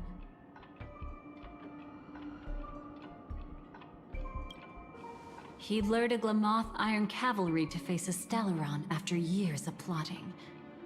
Though everything Firefly had learned since entering the dream was true, they were only truths that the Dream Master wanted her to see. And that is often regarded as the highest form of deception. The Stellaron answered Firefly's desire to keep living. In response, it recreated within the sweet dream the swarm disaster. and the Eon Enna. It was confined within the dream. Even a Stellaron could not truly revive the swarm disaster. The Dream Master's actions could only evoke fear in those already dreaming. Yet this swarm was frighteningly real when you consider the next steps of his plan. Enna's dream had enveloped the entire star system, which meant the swarm disaster would gradually become indistinguishable from reality. The propagation would awaken the most primal fears in all dreamers. Through their cries, the path of order would be sustained, until the entire cosmos drowned in a singular dream. You engaged in a decisive battle with Sunday at the Penacony Grand Theater afterward. He had, without question, become an emanator at that time after usurping the Harmonious Choir. But you showed no fear, and gave it your all in your fight against him. And you emerged victorious with the help of your allies. Yet that battle, the setbacks, the victory, was just an illusion woven by Sunday. Enna's dream had already enveloped the entire Asdana system. It was impossible for you to beat Sunday at that time. Enna's dream was so terrifying that even memo keepers could not act freely in it. Fortunately, we sought out Acheron first, and she lent us a helping hand. That allowed us to take action and try waking people one by one. Indeed, don't forget that, even within the sweet dream, there were still many people yearning, striving, and pushing forward with all their might. At that moment, you too would face a similar deathmatch. Being woken up by Black Swan was a watershed moment. Due to the existence of Enna's dream, your memories from that point onward can no longer be viewed from the same perspective as before.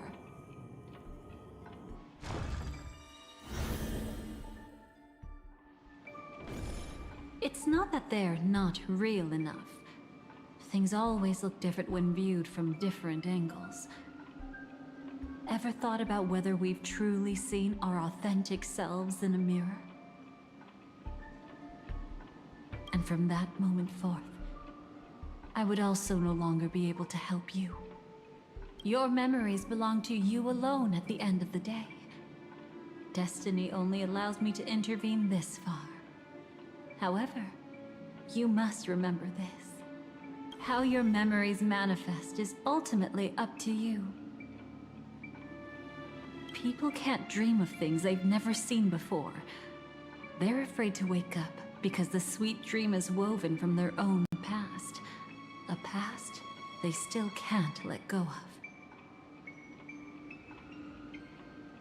It's just like your actions at this very moment. Only by embracing the past can you find the strength to walk towards the future. Firefly, me, the Stellaron Hunters, this entire world, we're all waiting for you to reach that moment. I can hardly tell if this is nervousness or excitement. You are different, unique, and worth waiting for.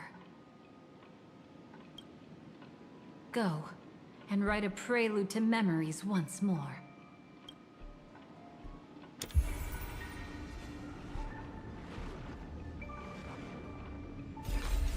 From within the ashes of time, you must reignite destiny.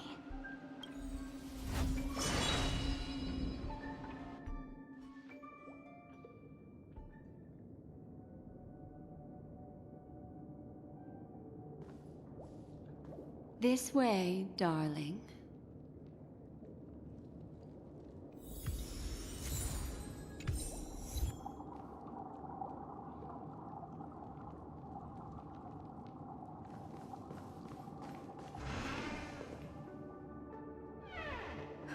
Not another one.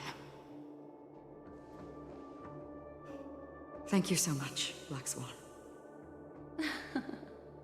Finally, I can breathe a sigh of relief.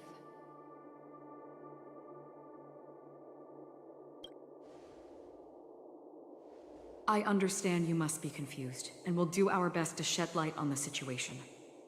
However, before that, it's essential to know that this place is the rift between dream and reality.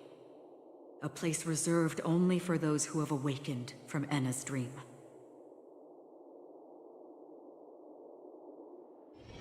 Do you remember Sunday's ambitious plan? He intended to harness the power of the Stellaron, the collective will of over 100,000 Oak family members, and the desires of everyone in Penacony to usurp the harmony and restore the order. Unfortunately, it didn't stop there. From the early days of our journey into Asdana, we were already affected by the Stellaron. That strange dreamscape where we met. Maybe it was a sign that your thoughts were beginning to drift away.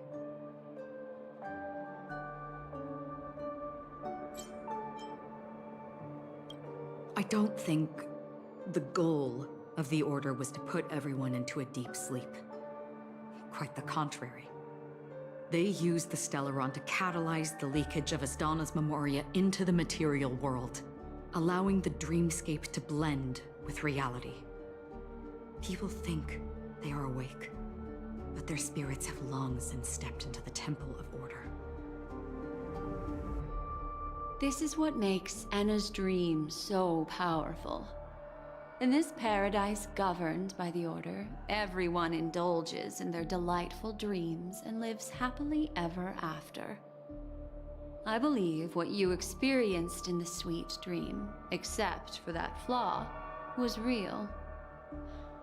Only in this way could you reach the destination, lifting the crisis in Penacony and embarking on your next trailblazing expedition. If it wasn't for Acheron's plan, we might have been trapped in this dream forever. Well, I'm not as fortunate as she is. Even if I'm a memo keeper, I was still influenced by the power of the Order and fell into hallucinations. However, thanks to your memories, now we still have a chance to turn the tide. We still have a chance, though. To make it happen, please, Black Swan, guide us to those with a strong will. The truth of the dreamscape runs deeper. We must notify anyone willing to wake up, so we can end the long night together. All right, please come with me.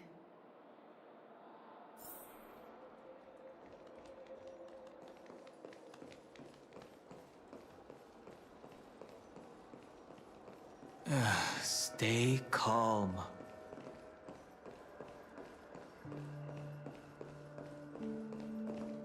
I bet that even if I don't resist, you'd still...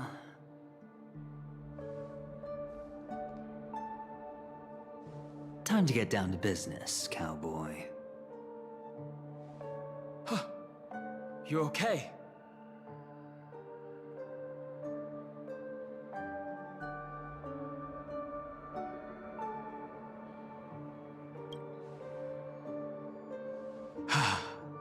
Me too. Quite the fateful encounter we have here, friend. Seems you're also a light sleeper. I'll send you some of the IPC's sleep aids one of these days. Unfortunately, we need to stay awake right now rather than sleep. We're still nowhere near capable of breaking free from Enna's dream. Let me break the bad news first. The enemy we're up against isn't just Sunday anymore, nor is it the harmonious choir that he's usurped. The Dream Master has awakened the swarm disaster within the sweet dream, and cast shadows into the hearts of all dreamers through Enna's dream. The primal fear taking root in people's hearts had led them to call out to the Order for protection.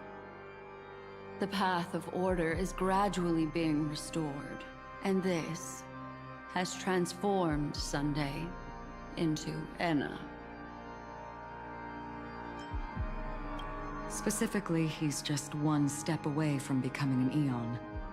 The IPC's starships converged here at an opportune moment, and the power of the preservation seeped into the sweet dream to prevent him from completely ascending. However, that is only temporary. With the IPC around, the cosmos doesn't need a second order. But it doesn't make much of a difference for us. Sunday's true form has broken free from the dreamscape, becoming as vast as an Eon. The Astana system is no more than a plaything in the palm of his hand. Indeed. Forget about stopping him. We can't even manage to face him again.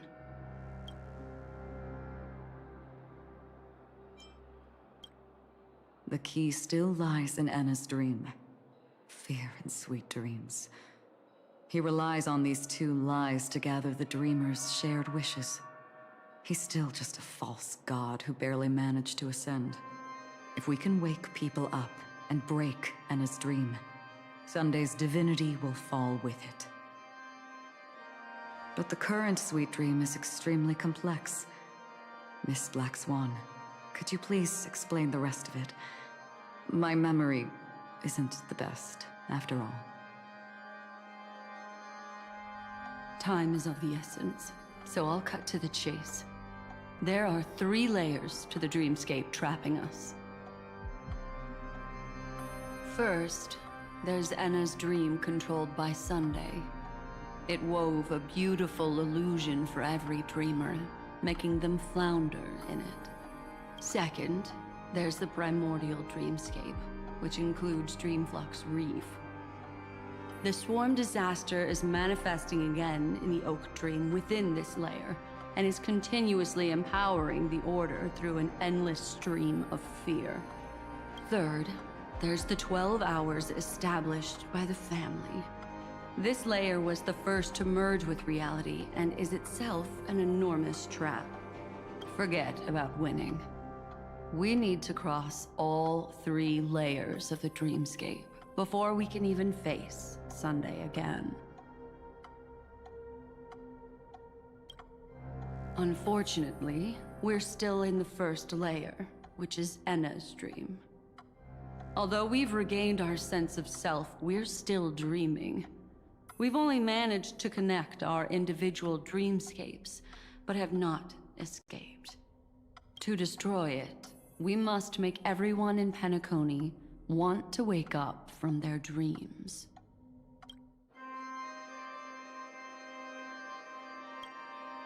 Humans yearning for sweet illusions borders on obsession, leading them to subconsciously resist the harsh reality. Therefore, I carefully selected a moment where she was completely unguarded, guiding her to uncover the truth herself to make her regain her consciousness. However, to wake up everyone in Penacony and get them to share the same determination, that would be nearly impossible. But we can't just stay here and do nothing. This is the first step of our plan. With the assistance from the Garden of Recollection, those who possess a strong will, like you, will gradually awaken from the dream. These free wills are the discord that will sway Enna's dream. However, awakening a mere handful of individuals is insignificant compared to the vast number of people immersed in the dream. We must find other ways to awaken the free will of millions of people within a short period of time. Looks like the Jade Abacus of Allying Oath will be the only solution. No. No need for that. Keep your once-in-a-lifetime treasure. We don't need to bother the Cienjo Alliance for such a tiny request. You want thousands of people with unwavering free will? That's easy. Just leave it to us Galaxy Rangers. Do you know what it is? Acheron? It's the relic I returned to you. Exactly. Its owner must have told you that it's meaningless to anyone other than a Galaxy Ranger, and that it can only fulfill its purpose when returned to its rightful owner. Because it's a burial artifact, worthy only of a hero who has served the Galaxy Rangers with honor. When its light illuminates the universe, it means the fall of a hero. And in the direction it falls, countless meteors will streak across the sky. Those meteors are Galaxy Rangers, coming from all corners of the cosmos, driven by a shared purpose, without questioning the cause or counting the cost, because we abide by a bottom line. The shooting stars of the hunt only descend on the longest night, and with them comes the dawn. We've stayed silent for far too long. Now, it's time to remind all the cowards, oppressors, and villains of the universe of our presence. I'll be the one to ignite the first spark. This should be enough to delay his ascension to godhood. As for the foundation of Enna's dream, it would take an immense power to shake it in an instant. I think that shouldn't be too hard. So, you're the key in the end, I assume? Even if it is just a counterfeit god, we'll need an emanator to step in. Perhaps it's not about being an emanator. This is a different collective wish. I will do everything in my power to strike down that evil god for you all. What about the other two Dreamscape layers? There's nothing we can do about them. They're even more dangerous. Unlike our current gathering, the dissipation of Enna's dream will take time, which will draw Sunday's attention. Exactly. Once we enter the next layer of the dreamscape, we'll be facing an eon's strength head on. But by then, we'll have played all our cards.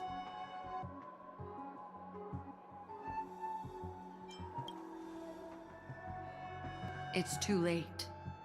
Unless another eon intervenes, but that would be tantamount to igniting a cosmic war among gods.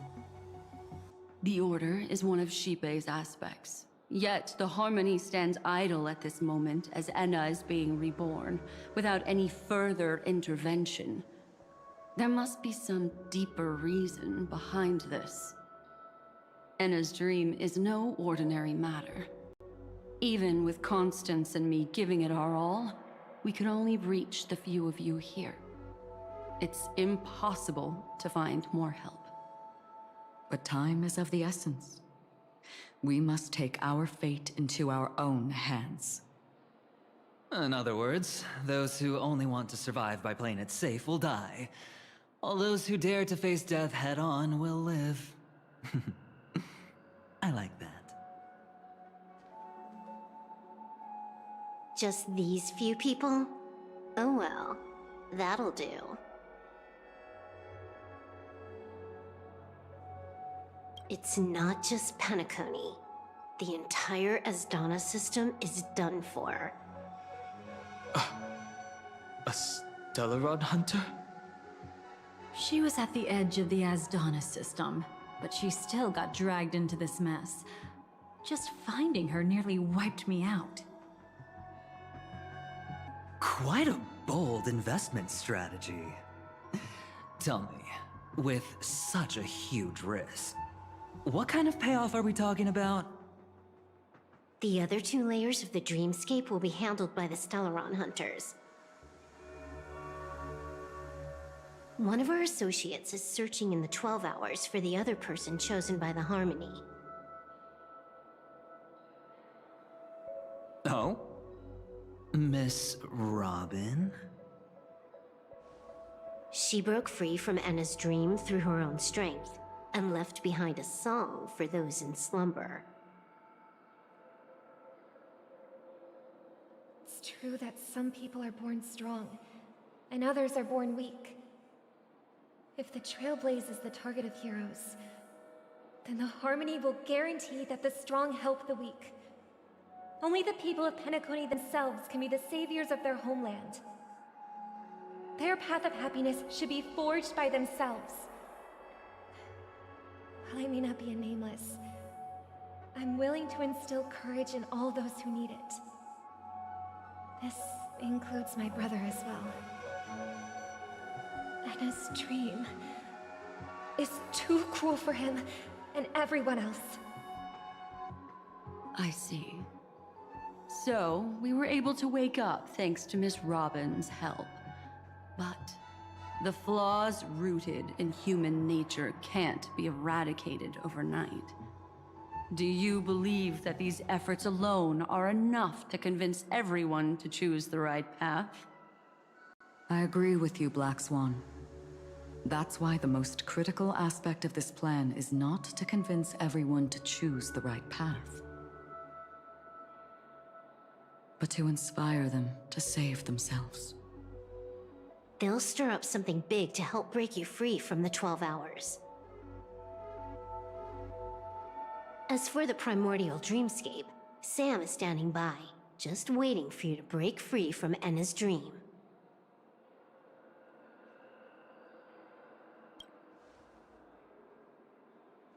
Now, I'll tell you, but don't panic.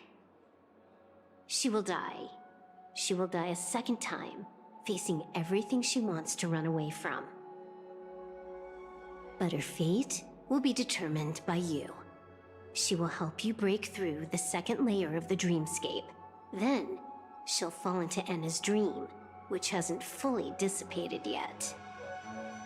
If you defeat Sunday and wake her from that dream, then her second death, too, will become nothing but an illusion. But if you fail, the dreamscape will ultimately merge completely with reality, and her death will become a fact. But that still doesn't solve the fundamental problem. What about Sunday? He could wipe out all our efforts with no more than a glance the moment we cross the 3 dreamscape layers. Oh, Miss Memo Keeper. It's time for a game of recall. I once said something to you lot back in the Oak Dream. So long as my trump card remains unplayed, none will dare see the hand through to the end. And now, it's time to reveal that ace. Let me point out 2 mistakes. One of them is yours. Having personally been to the heartland of the Dream Master's plans, wouldn't I have already found a way to inform the IPC? The fleet's deployment was never meant for a direct confrontation. It was to seed the Preservation's heart into the dream. The other mistake was Sundays, and it was a fatal one. He should never have confiscated my cornerstone. He should have kicked me out right from the start. That's how every gamble with me goes. The moment you sat down at my table, you've already lost. A jade-colored light still sleeps deep within the dreamscape, and it does not require the presence of its owner to unleash its powers. So what? Even the power of the 10 Stonehearts can't rattle an existence already approaching eonhood. That's why I said the cosmos no longer needs a second order. The Dream Master's plan is indeed flawless. However, when faced with the terror of the Swarm disaster, how is calling for the Preservation any different from calling for the Order? The release of the Cornerstone's powers will absorb the Dreamer's desires and offer them the Preservation's promise instead, guiding them to cry out these words. All for the Amber Lord. Is this the IPC's real goal? To completely take back Penacony on a conceptual path level? What, you think I'm also trampling over others' beliefs? Sorry, but that's exactly what the IPC believes in. Don't question your own ruthlessness. All that matters is profit. The new swarm disaster will end the same way as it ended before.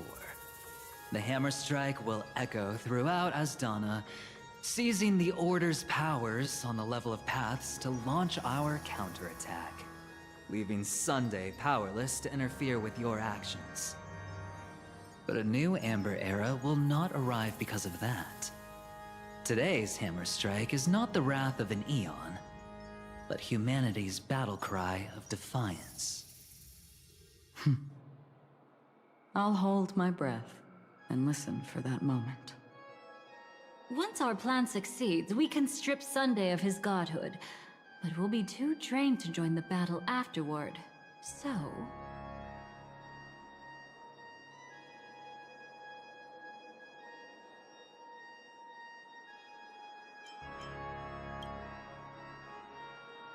take your time to prepare. Before you head out, may I have a moment alone with you?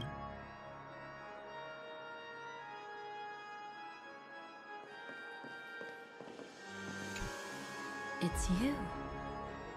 I've been wanting to meet you. I'm curious, why does she value your existence so much? Not now. This is not the time. I used to wonder about Destiny, about where it's heading. But you can decide its destination, at least for today. The bigger the stage, the more you need to be composed when stepping onto it.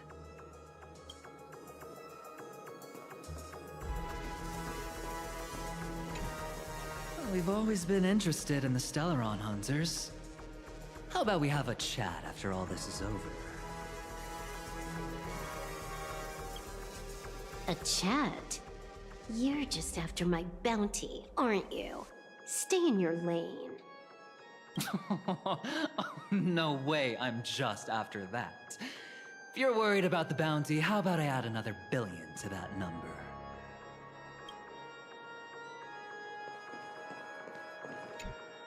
This grand festival is drawing to its close. This is the starting point for the ultimate stage of our journey. Just as it marked the beginning of all the stories in Penacony. Are you ready?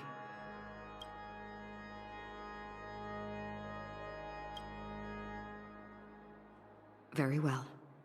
Now, please close your eyes. A glimmer of fireflies. A sigh of regret.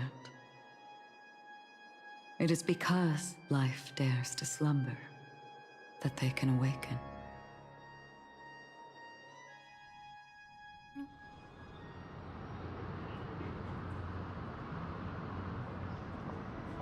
Am I awake? Sorry, Robin. It's just you. I did not wish for you to know this. It's a pity that things have turned out this way. Within the foundation of law, humanity establishes civilization, and through harmony, we obtain order.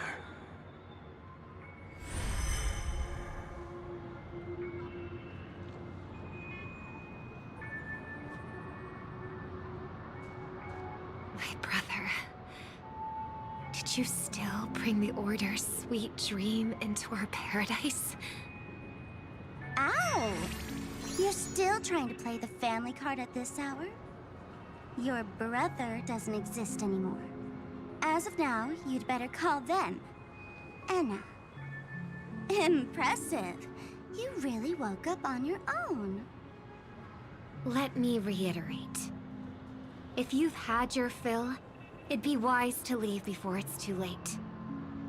The music of the Harmony doesn't tolerate discord. Ow! Then I'll reiterate as well.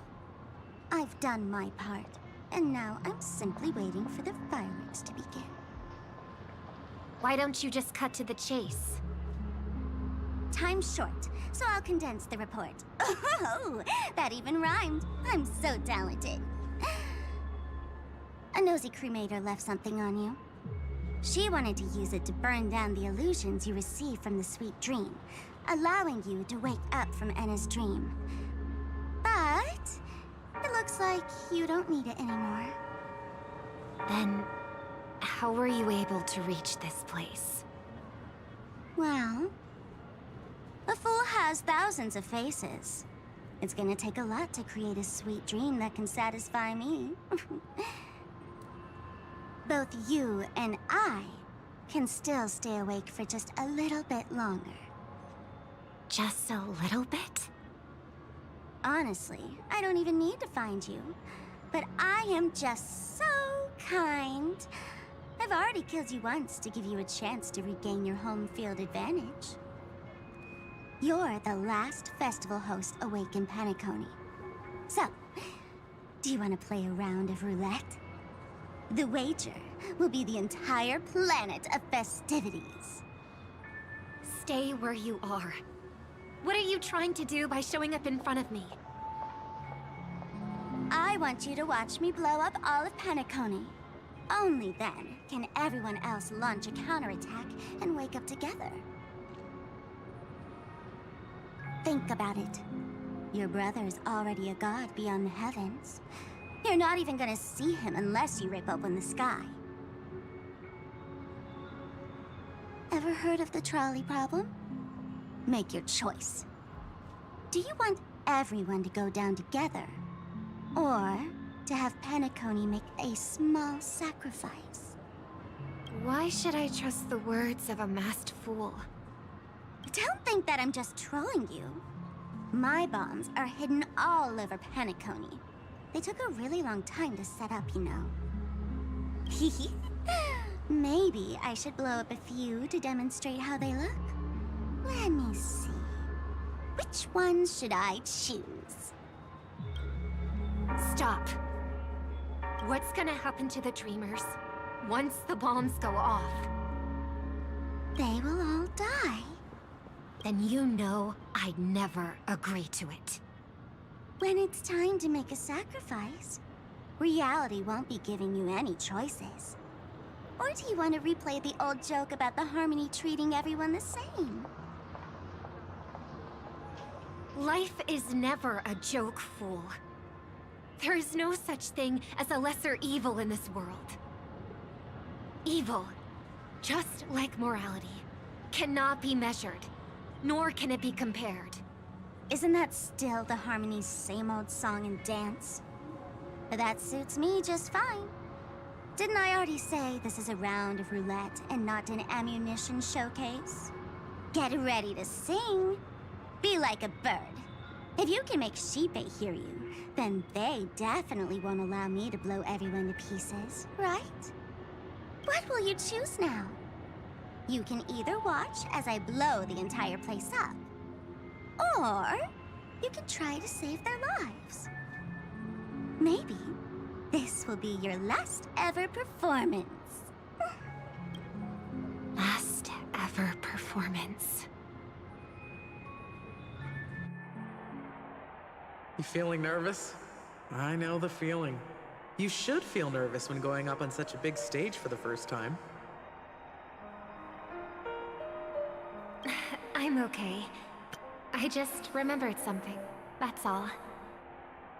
Miss Siobhan, why do you think birds fly? Why are you asking that all of a sudden? That was my response as well the first time I heard that question. It's what my brother asked me before I left Penacony. I keep finding myself thinking about it. I don't know. I fly when it's time to fly, and I stop when I don't want to fly anymore. There's no reason. It seems that your answer is really similar to mine. You've also asked me, why do I sing? I think I can answer both of these questions in one go.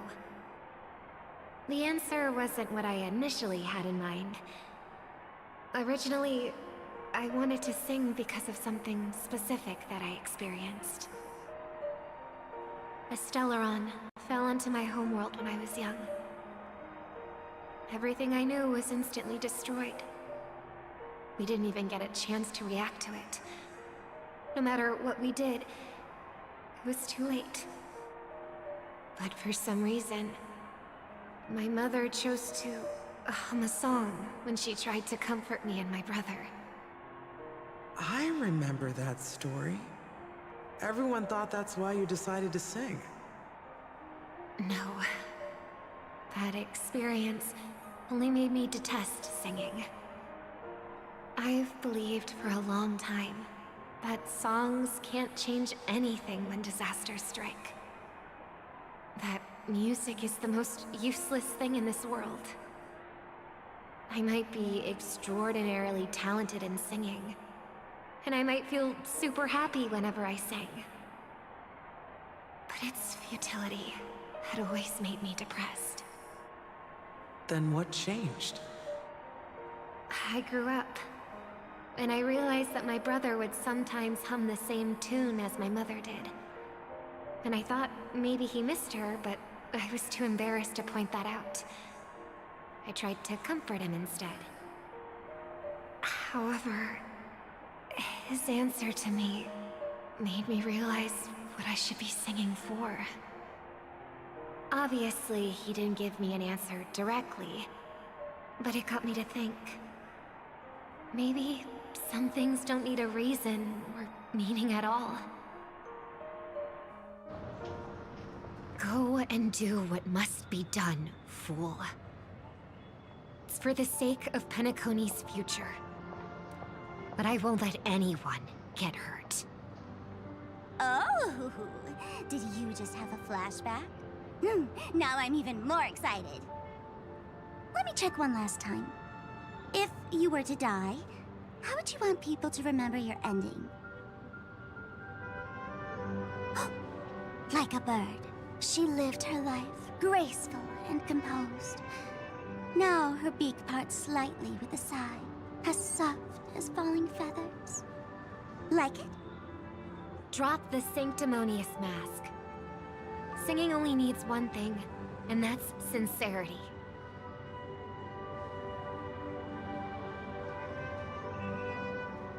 My brother.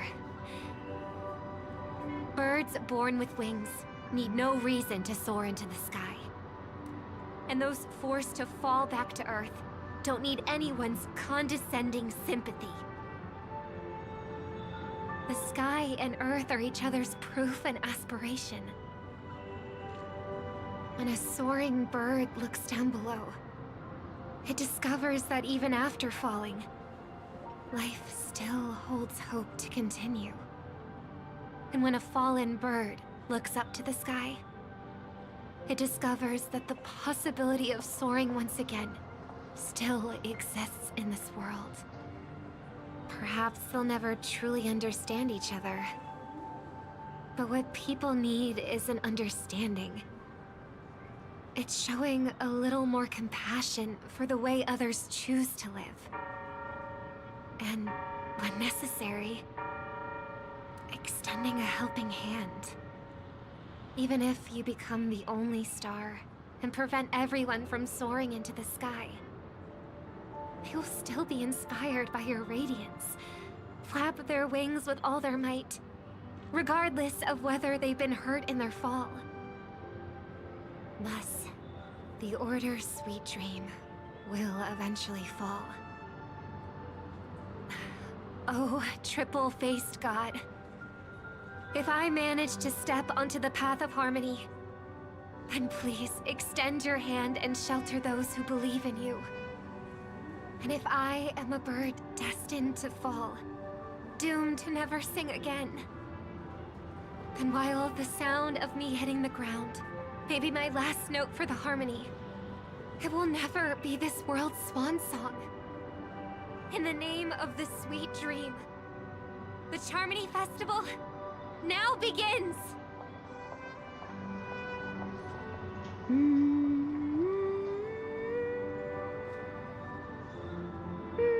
Brother, do you miss home? Even if I do, it's too late. But you're singing the song Mom used to sing. Because even if it's too late, we still have the choice to sing whatever we can.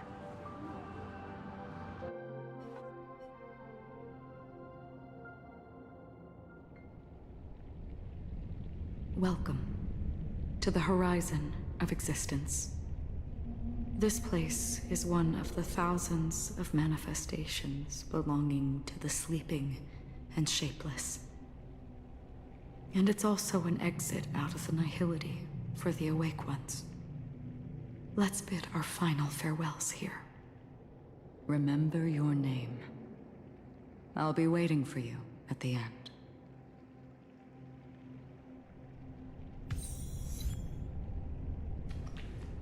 If only people could have each other beyond just me. I want everything this world has to offer.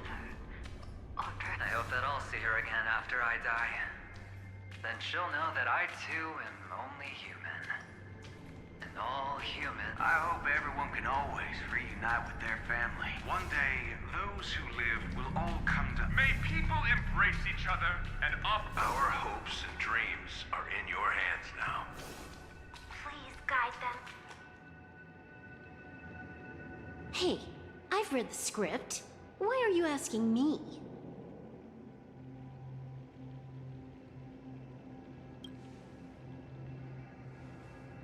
Then do your best to not fail.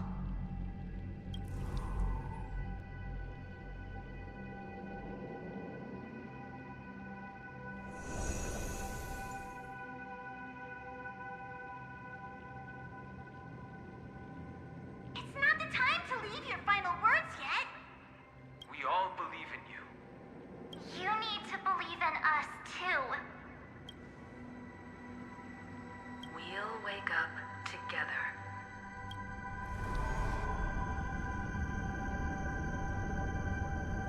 Why does life slumber? We don't know the answer yet, but we're about to awaken from this dream. Or perhaps such is the answer itself.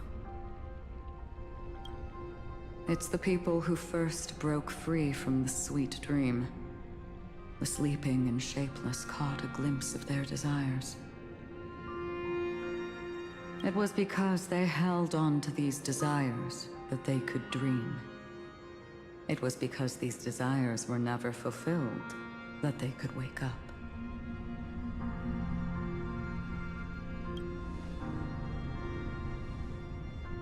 I think that's not entirely true.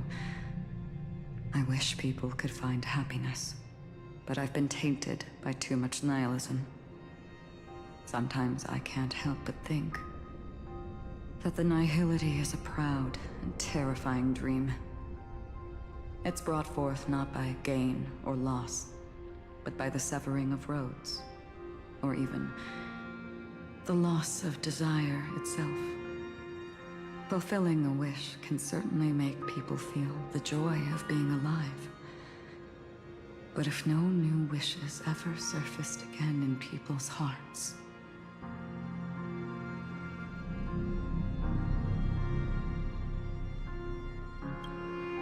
indeed, behind the shadow of the nihility, there must exist the most blazing source of light in the world. Just as every life that edges closer to death fervently approaches the end of the nihility, we must pursue that primordial light. Before you go, would you tell me your wish?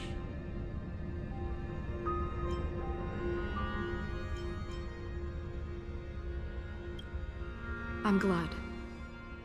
The answer itself doesn't matter.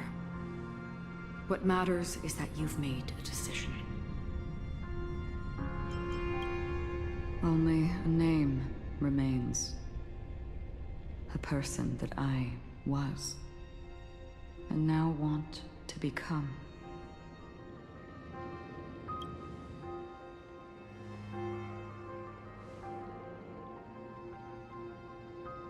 You're looking right at it. She is a hunter who treads upon the finality, destined to sacrifice her own wishes to defy destiny. But no matter which path you and she walk, death will always be the destined finale and the last reunion. Are you ready? She too was here not long ago. You can witness her resolve through this. Witness how that tiny spark of bug light broke free from the pull of the nihility.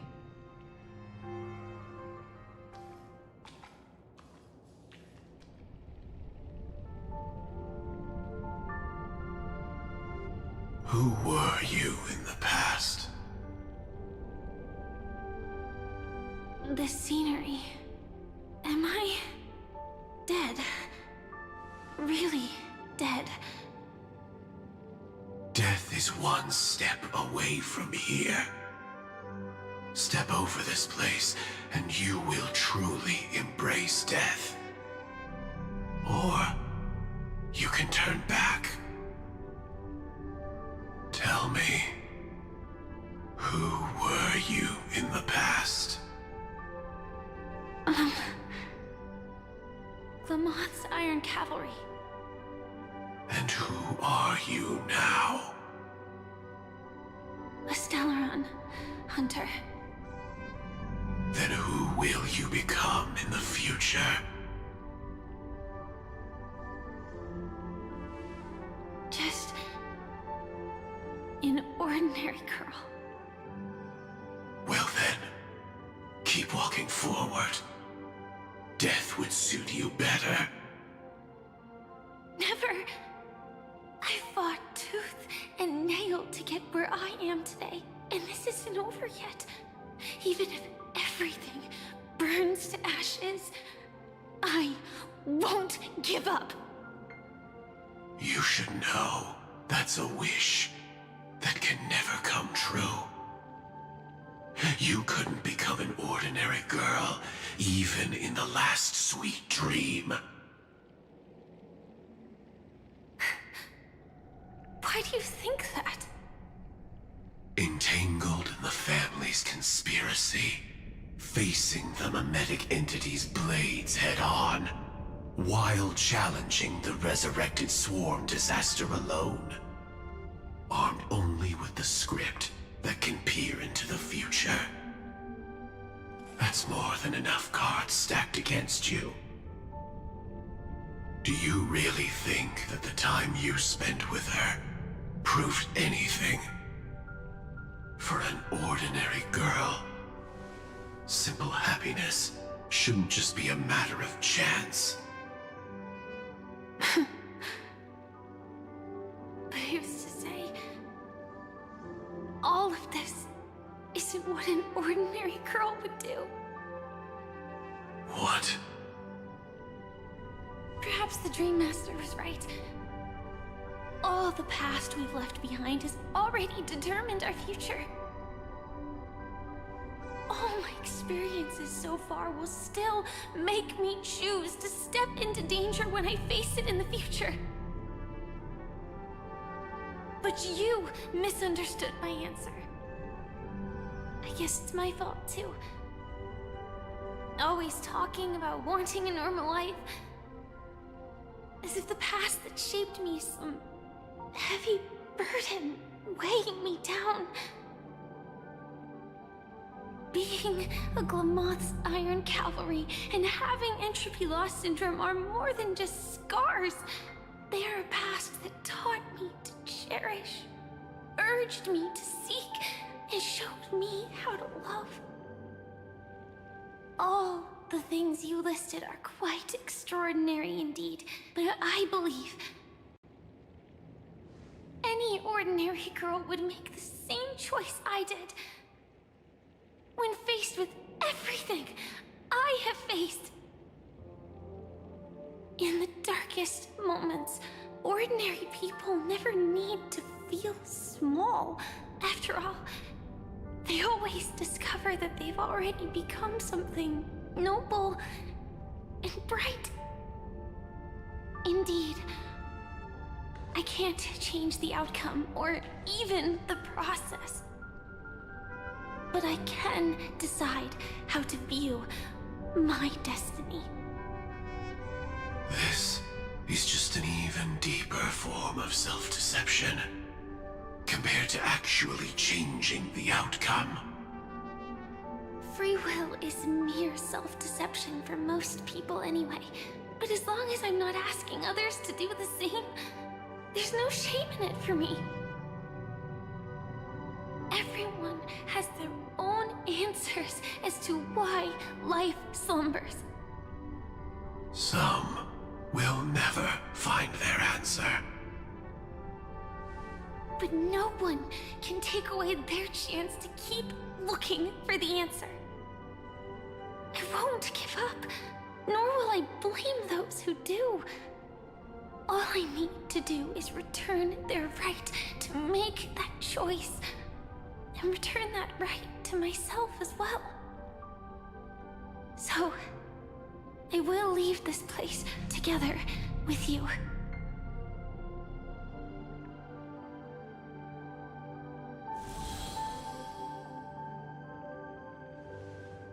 Even if embracing my former strength means speeding towards my death.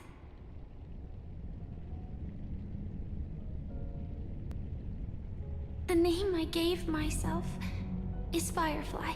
I used to think I was similar to a firefly, just a fleeting glimmer of light. But later, I realized no one would give themselves an unlucky name. It was also because I thought fireflies were beautiful. Later, someone told me that my eyes don't actually work very well. Otherwise, I would have figured out that those insects aren't beautiful at all. Beauty, love, all our feelings stem from the flaws we were born with. And that's what makes each of us unique. Yet, I can't help but love these little things. Even though I'm sensitive to cold and can't stand the night wind, I still go stargazing. Even though baking cakes is really troublesome, I'll still keep trying. Because I love giving them to people who matter to me and seeing those people smile. I love going around looking for cute dresses, not to show off to others, but because it makes me feel good. So, I won't mind any flaws anymore. I won't fear any new scars. I'll give it my all to find what I love, and I won't let destiny take them away. So...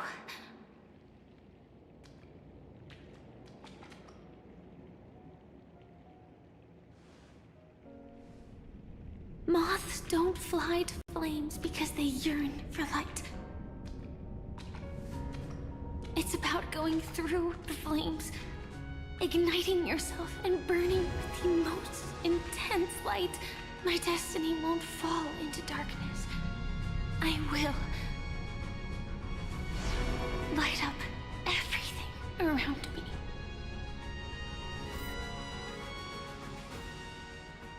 As long as the clock keeps ticking, death comes for us all eventually. And life has its time, too. If my world always ends up being burned to ashes, then let it burn!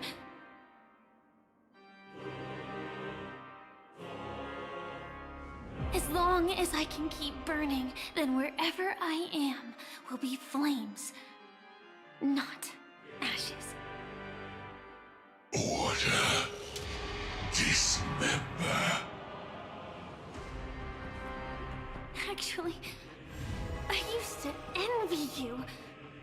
You wouldn't feel pain, even though you were born to bring disaster.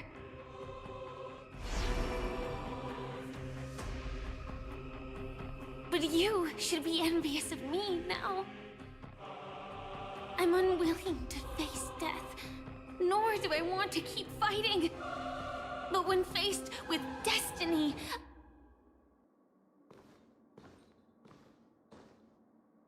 I will never run away! My dreams were always of scorched earth, where even a single new bud could never bloom. But I will still burn, and keep on burning, until life rises from the ashes!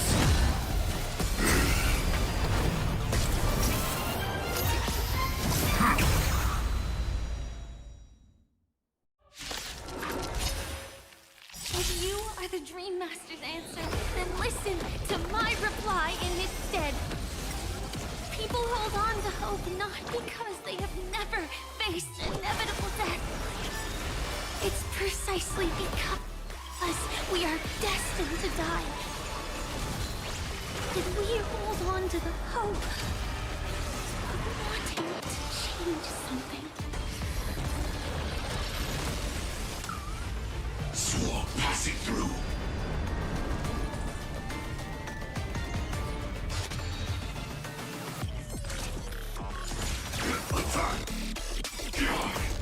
Until everything burns to ashes! Fight to live! I'll take it on. Have some fun. Rise and shine. You can't run! Our cute place with enough believers. Life become reality! Gotcha! Execute. Devour. Future is great. Have some sunshine. Thanks. That feels way better. Set the seas ablaze! Fight to live! Adjusting organic biomass. A little graze too much. Come to think! Again. Till we meet again. Found me. Capturing initiating bite mutation.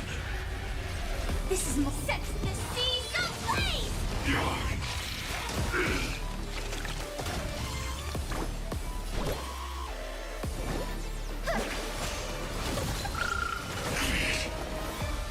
I'll take it on. I fight to live! You can't run! Have some fun. Rise and shine.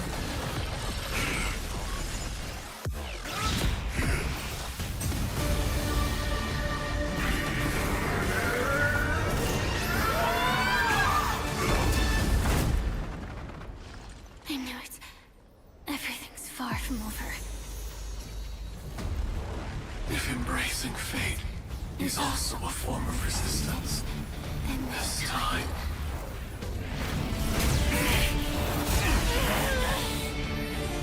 I shall embrace death!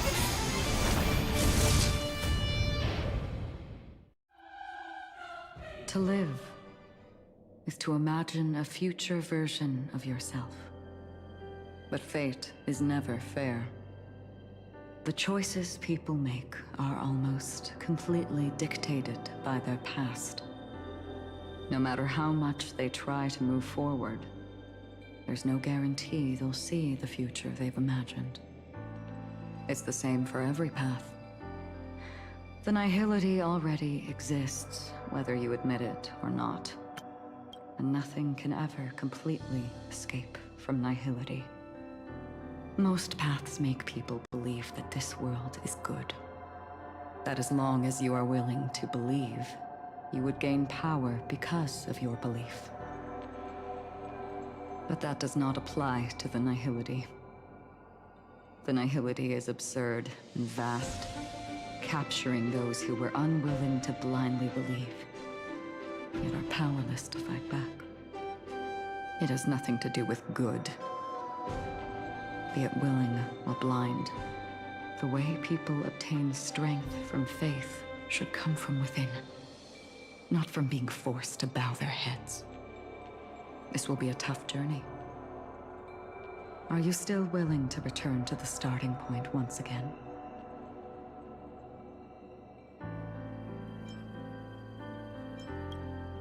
In this way,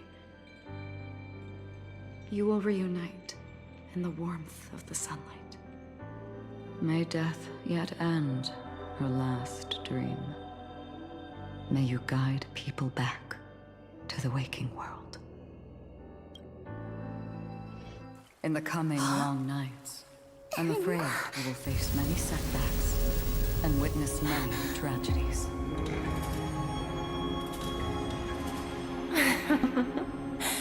I come to greet, I come to wine, I come to claim.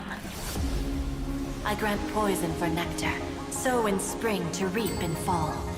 Await wizened fruit to fill livened boughs. All for the Amber Lord. But when you make a choice, there will be a fleeting red that reappears before you once more in that monochrome world.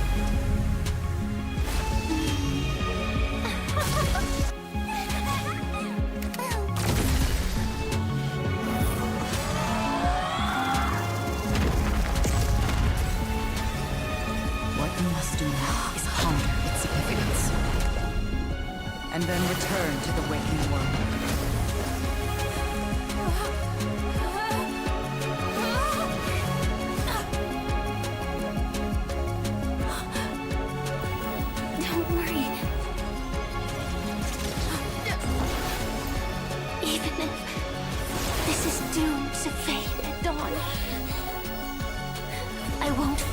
Waking up from this dream. Go. Take back the right to Trailblaze. For them, and for me. That's where we will all find our answers.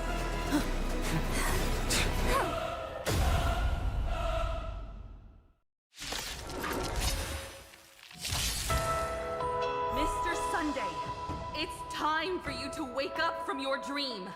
The future of Penacony won't belong to the Order, but will be determined by human will. The divine power of Ella, actually. So be it. It wasn't my intention anyway. Let us discern in human form the final conclusion. Did the gods create this world? Do the gods love all beings? Oh, gods. You only need to hold your tongue here and silently hearken.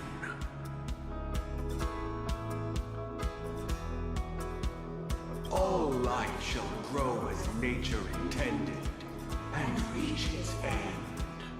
This mortal world should rest in mortal hands. All the work of creation has been completed. The inevitable day has arrived.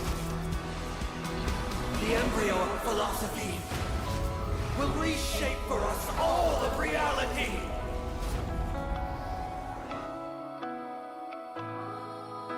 No more gods will ever stand here again. This paradise shall be fought by the King of humankind! The Order is ultimately flawed. By his decree, it shall be ended! The remembrance is fleeting and imperfect. By his decree, it shall be ended! No way! Rosalina gave her life to protect the sweet dreams past. The hunt brings only futile misery. By his decree, it shall be ended! Unit's bullets still protect the sweet dreams present! It's the nihility leaves no light unextinguished. By this decree, it shall be ended.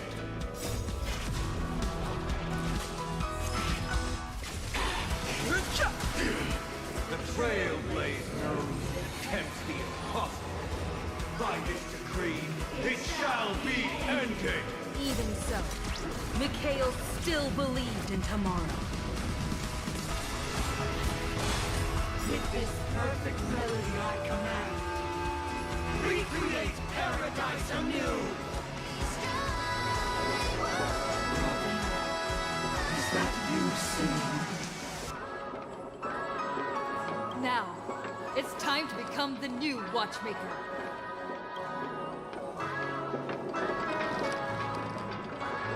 Only by blazing a trail forward can we set time in motion and give it meaning.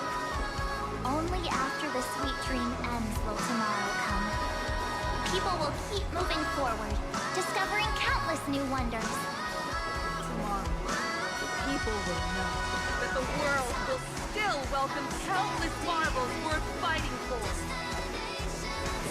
A stagnant sweet dream can't imprison our desires.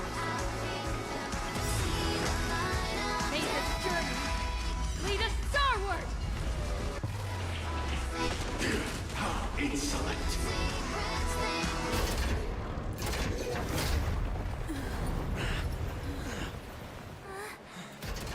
So, why does life slumber?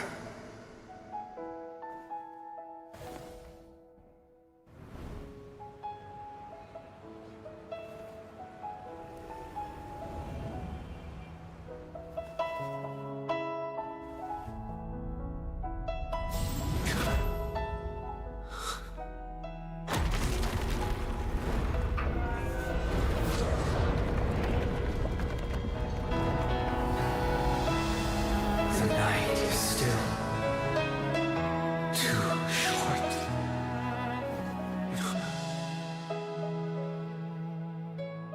Brother, the dream is over.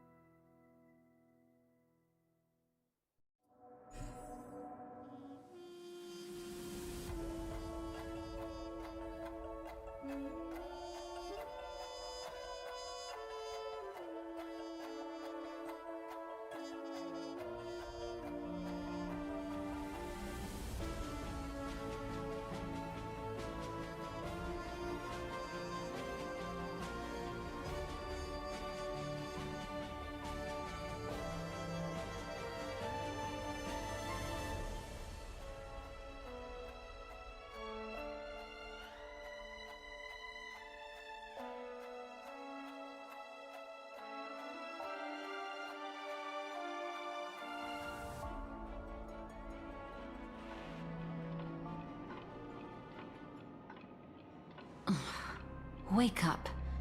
It's time for this dream to end.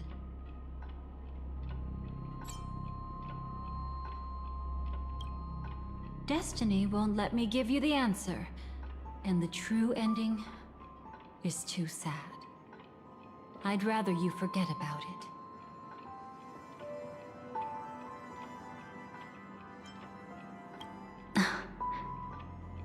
Well then, I must come clean about my final lie. I never showed you anyone's memories, not even my own. All you've seen is a script I came across by chance. It recorded everything that had happened, and using its stimulation, you actually managed to enter the memories from your own perspective and remember everything anew. It means you're different, unique. You've done something no one has ever done before. Even though your memories were cremated to ashes, you were able to recall them once more, treasuring them once again in your heart. The Stellaron Hunters say you are the one who can turn the wheels of time and give it meaning.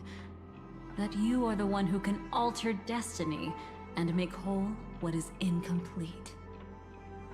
Come, I want to show you something. Elio?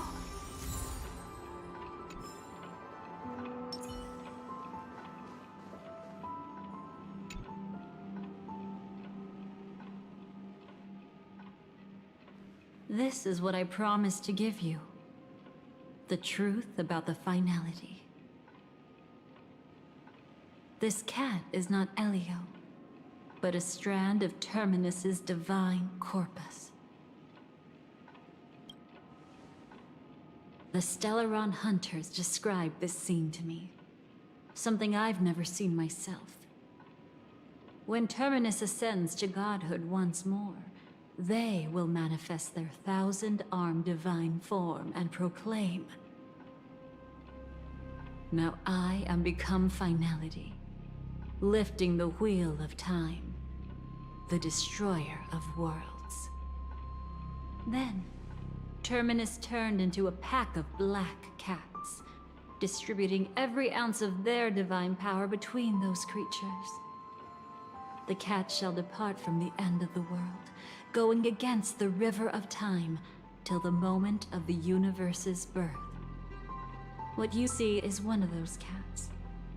As for Elio, he is an even more special existence.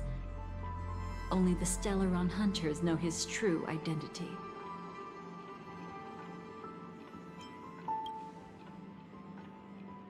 It will tell you the truth regarding the ending you haven't yet remembered. But you must be prepared. What really happened is that Firefly didn't meet with anyone between the fall of the Great Septimus and when she left Penacony. Not even you. She knew how tragic her third death would be. So she only dared to watch you from afar and hid on her lonesome when she was about to fade away. But even sad memories are precious. If you can accept farewells with grace, then you'll gain the strength to create reunions. When you bid farewell to loved ones, you should cry while they can still hear you. That's the only way they'll know just how many people love them.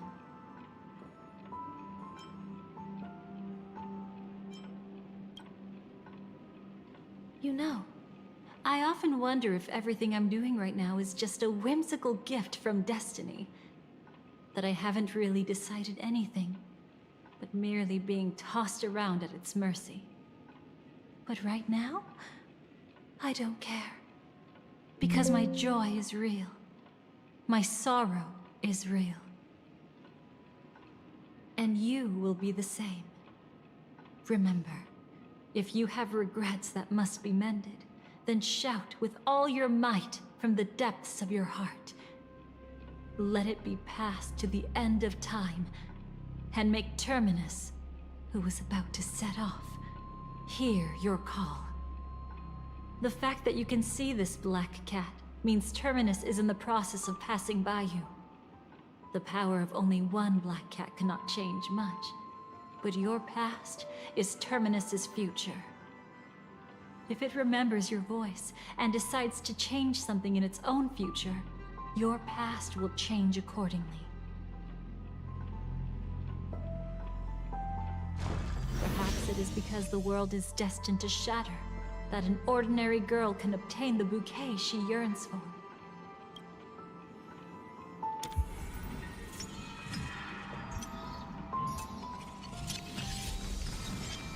Go forth and deliver that bouquet with your own hands, so that no one will be left with regrets.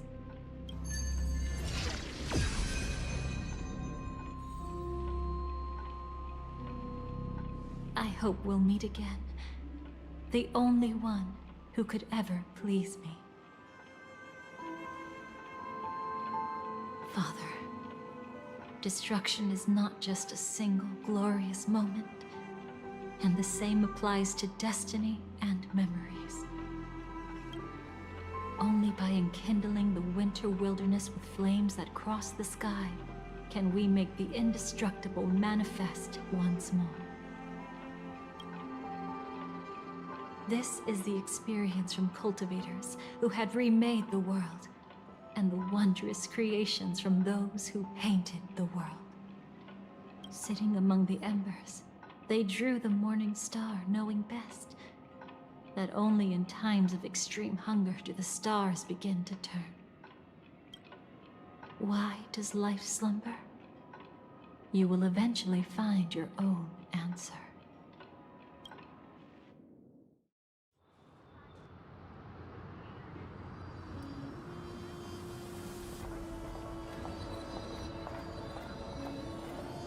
Then, let's go reclaim everything that was forgotten.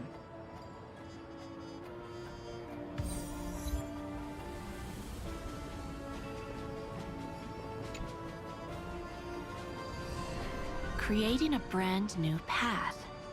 That's truly astonishing. You must have some ideas as his sister, right? If he really managed to do it, what kind of path would that be? I think it must have been a battle between different kinds of the Trailblaze. However, my brother came to the wrong conclusion. His original aspiration was similar to the Trailblaze, yet the road he walked was one named the Domination, or the Conquest. Even if someone wishes for everyone's happiness, that's still a selfish wish. There will always be those who don't want to be saved, who want to save themselves. Do you also think that there shouldn't be any god in this world? No. Even a god who does nothing can at least give people something to believe in and find comfort in. This world definitely no longer needs a king of humankind. That's why I believe my brother will come to understand all of this one day as well. He made mistakes, but he was stopped. I don't want him to spend the rest of his life in prison.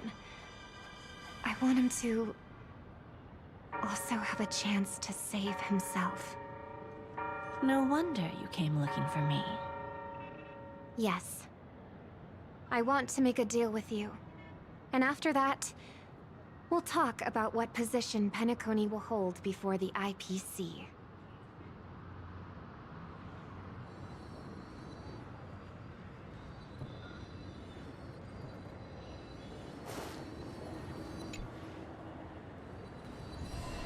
You arrogant gambler.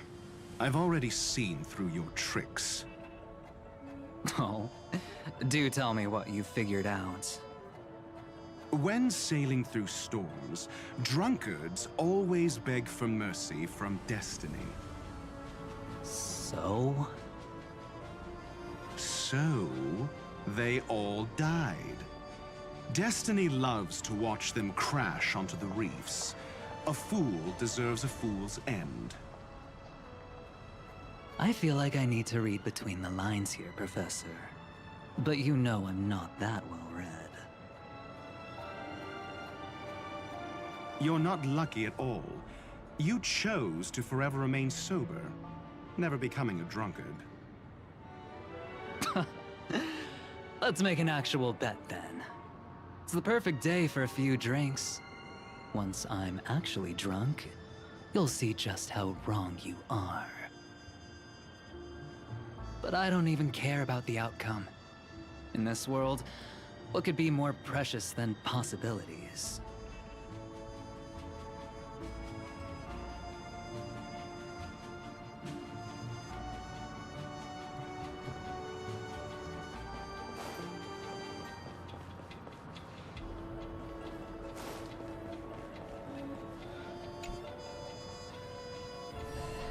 So, you still don't want me to join? That's Elio's decision. He saw my future? In all possible futures where you join the Stellaron Hunters, you will ultimately choose betrayal. You shall become a Lord Ravager named Ephemera, poised to destroy the Remembrance. Those were Elio's exact words. And your payment. Payment? After everything is over, we want you to burn some of her memories. May I know why? She can't head to the next stop with these memories. It would draw the Destruction's attention to her too early, and she'd die there.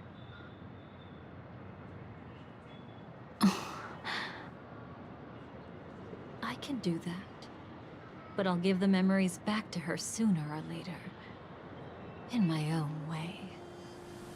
Whether you try to stop me or not. No one will stop you. It is already written in the script. It will be a new beginning.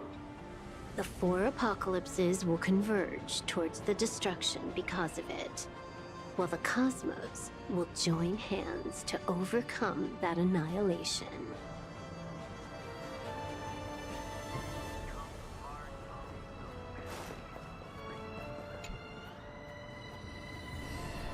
Burnt.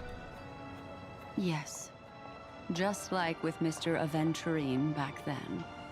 Nihility infected the dreamscape the moment you drew your blade. Thankfully, this is the world within the dreamscape.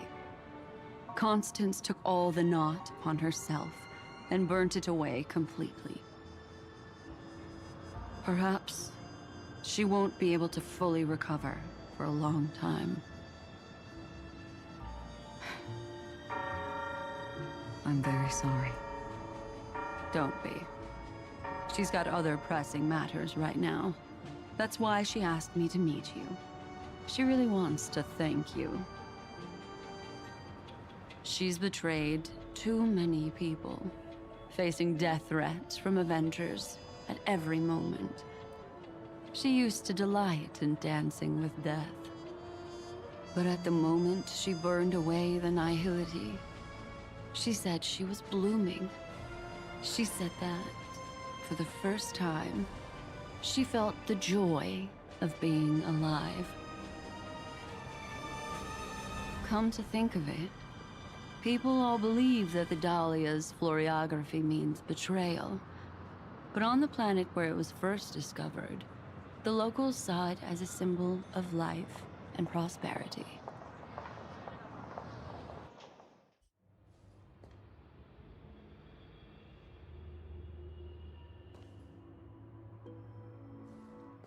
But where's Firefly? I haven't seen her anywhere.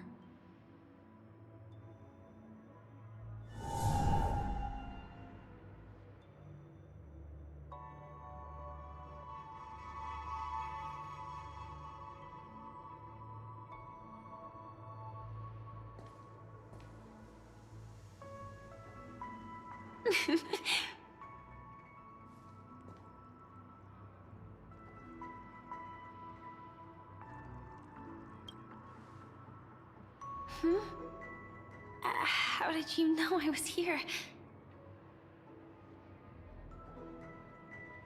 I'm doing okay. Sorry. I wasn't trying to avoid you. But I have my own reasons. Can you just let me stay here by myself?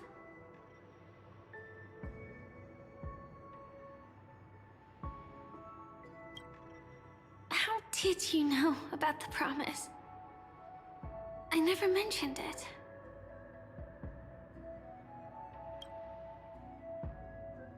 Maybe it's not just mysterious, but also gentle.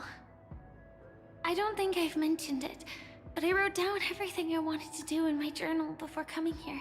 I'm staying here because I want to fulfill the last wish written in it. I've been quietly following you and watching you from afar for a while, but I still didn't want to disturb you. I hope your dreams begin with a smile and end with one too.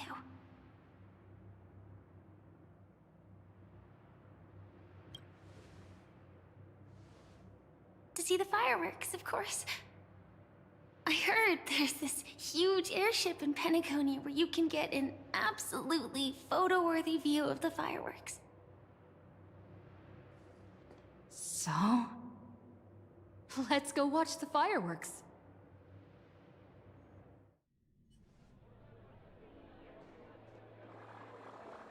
It really is the perfect spot. You've got great taste.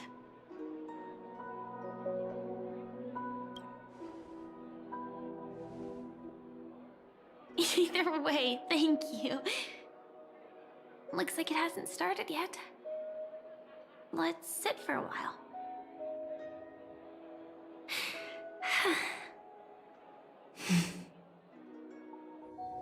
I wonder whether everyone feels speechless at times like this. Maybe it's neither.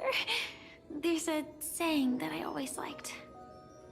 When it comes to someone we want to meet, we always imagine the scene before it happens. Imagine the words we'll say that would make them smile. Slowly but surely, all the things we want to say would have already been said before we even met the person. And when we finally meet again, we realize they're even more beautiful than anything we could have imagined. Yet, at that moment, we find ourselves at a loss for words to express just how amazing they really are. I'm sorry, but I can't tell you. Elio told me that it would lead to a terrible future. If I say even a few words more, you'll die at the next stop. All I can tell you is why our paths crossed again. Long ago, you promised me that if I could dream, then you would make it a beautiful daydream.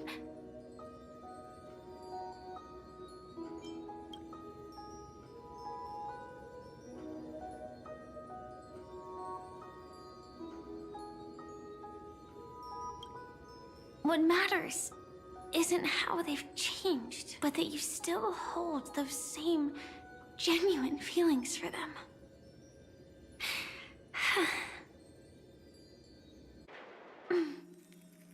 I'm sorry.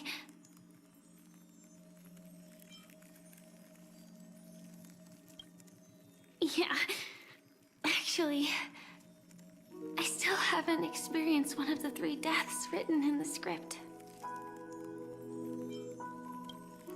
I only realized it after Anna's dream dissipated.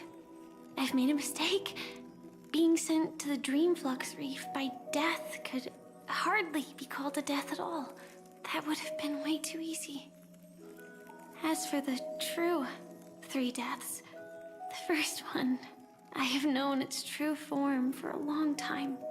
I can't dream. After I woke up, I would never dream again. In other words, the me that exists in this dream would completely cease to exist. The second time, I was killed by the swarm disaster. I activated my true power and came back from death. But that power would inevitably lead me to the 3rd death. My symptoms would accelerate uncontrollably until I die of entropy loss. The dreamscape had already started merging with reality when we arrived in Penacony. I thought I was dreaming, but I was actually also living in waking reality. It was causing my entropy loss syndrome to worsen. But don't worry, I asked Silverwolf about it, and she said things won't get that serious in real life. Let's not talk about this anymore. I just don't want to see you looking sad. This is our most beautiful daydream. And we should see it through with smiles on our faces. After all, we never know when we will use up all the moments we have with someone across all space and time. Hey, could you close your eyes? If this is my only chance to dream, then I want you to see the best version of me. As we near the end, let me indulge in a bit of perfectionism. Just like what I used to do. Let's close our eyes and imagine ourselves being together. Even if you can't see me, you'll still know that we've never been far apart.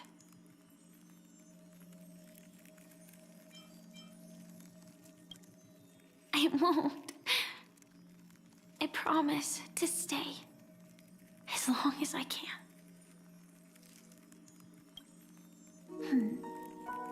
Let me think. Where should we start? Right. We should start where everything began, of course. Right at that golden hour. When you came to save me. That being said, we could also pretend we're strangers who just happened to meet there. Me, I'm a student traveling to the golden hour, and it'd be nice if I had a bit more pocket money. Oh, and when I show up there, I should dress up a little fancier. And you're a student too, but you came here from a really, really distant planet, completely unfamiliar with your surroundings. Then, a bunch of mean-looking thugs jumped out, trying to pick on you. When that happens, I'll step up to the plate. Yeah. Let me be the one to save you this time.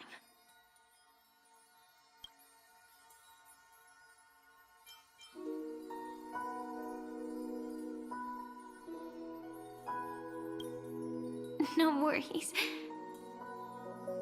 That's exactly what I'm going to do. The result doesn't matter. And even the process isn't important. What matters is how we take part in this journey, and how we choose to view it. So, grant me one more wish. Remember how I held you and flew into the sky when we fought against Enna's dream? Back then, I wasn't sure if I would ever wake up again, but I was happy. We were standing shoulder to shoulder once again, fighting against things that we believed were wrong, and we'd do anything for each other. Still, I have a tiny, selfish wish. I know you won't forget this moment, but when you look back on it, I want it to feel lighter. Maybe there were no enemies at all. It was all just a prank. And when I carried you up into the heavens, what we saw there wasn't the terrifying swarm, but rather the fireworks that I never got to see.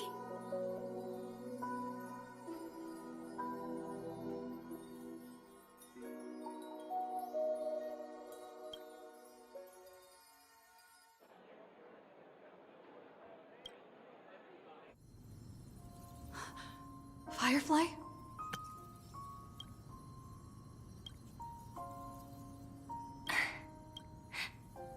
Elio said we're destined to head to different finalities, that we can't have a future.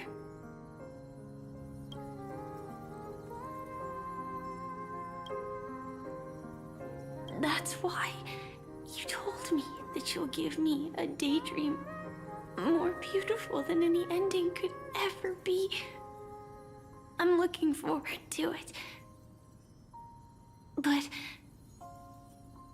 can we really not step over the ending together? I'm not scared of death, but please don't let me die alone. They say you're destined to bring about the finality. But I believe you'll be there. You definitely will. Only you can know it. And only you can decide. This cosmos certainly doesn't exist solely for you, nor does it flow only under your gaze. But it's forever waiting for you to save it.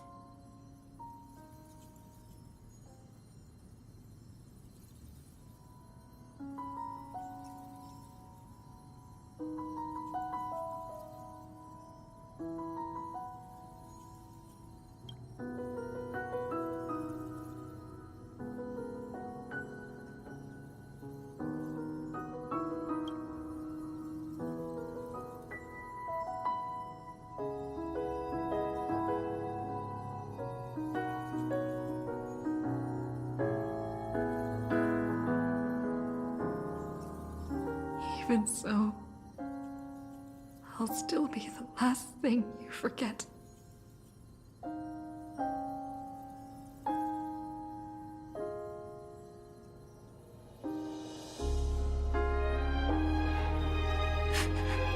Fireworks. No. While she might still be able to see it, the result doesn't matter.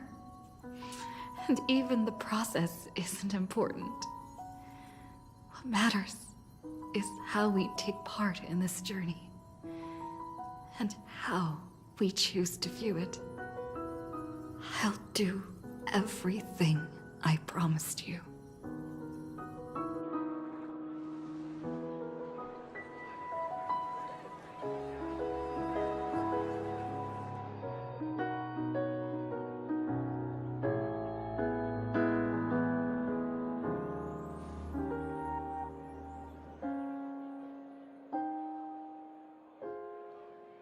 Am I still one step too late?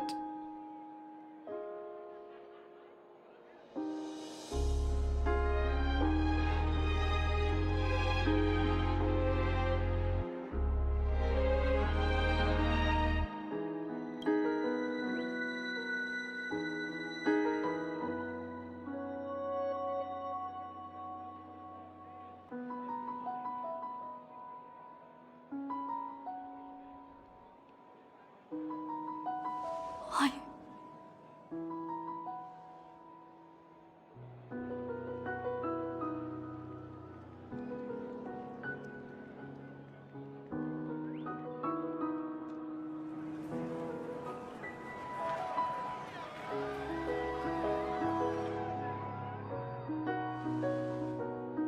But Firefly can't see it anymore.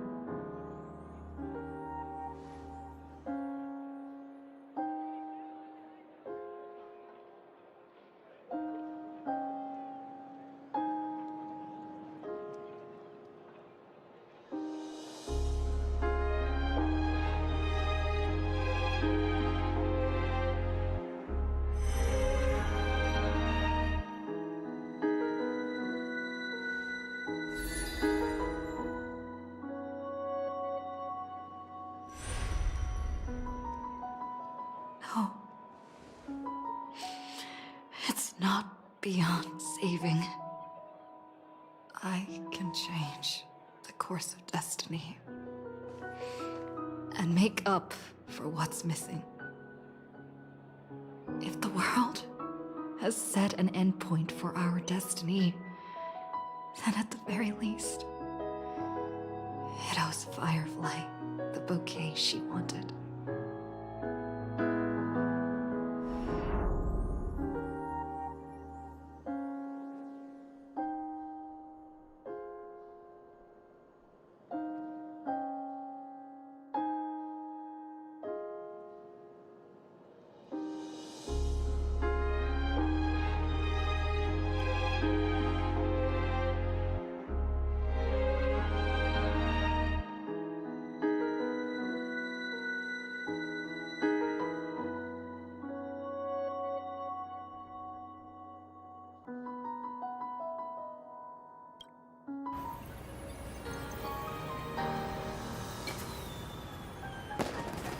You see, everything is possible.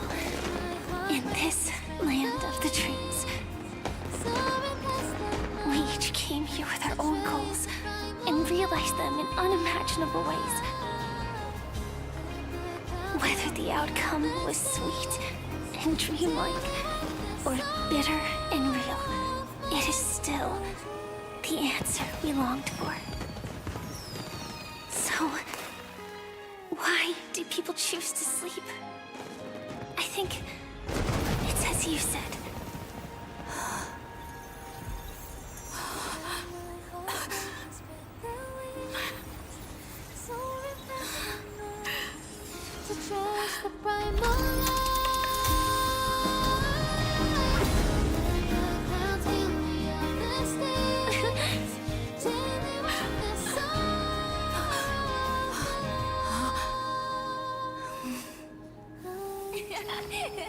So when tomorrow comes, we'll wake from our dreams, smiling.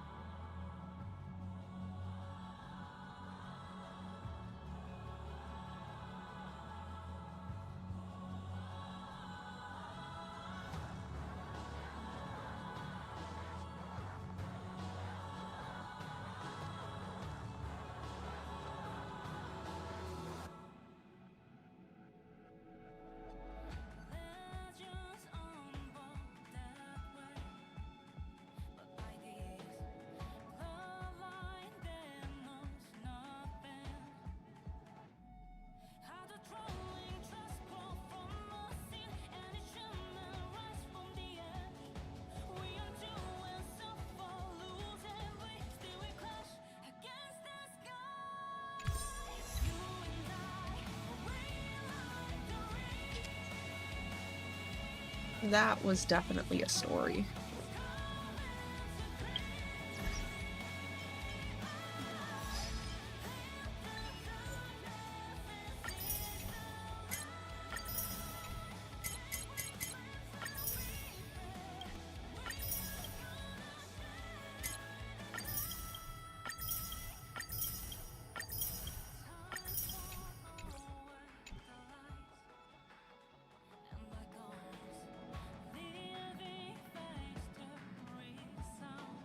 Are we finally done with Penacony? No, I'm not crying. I knew I couldn't handle Firefly's death again.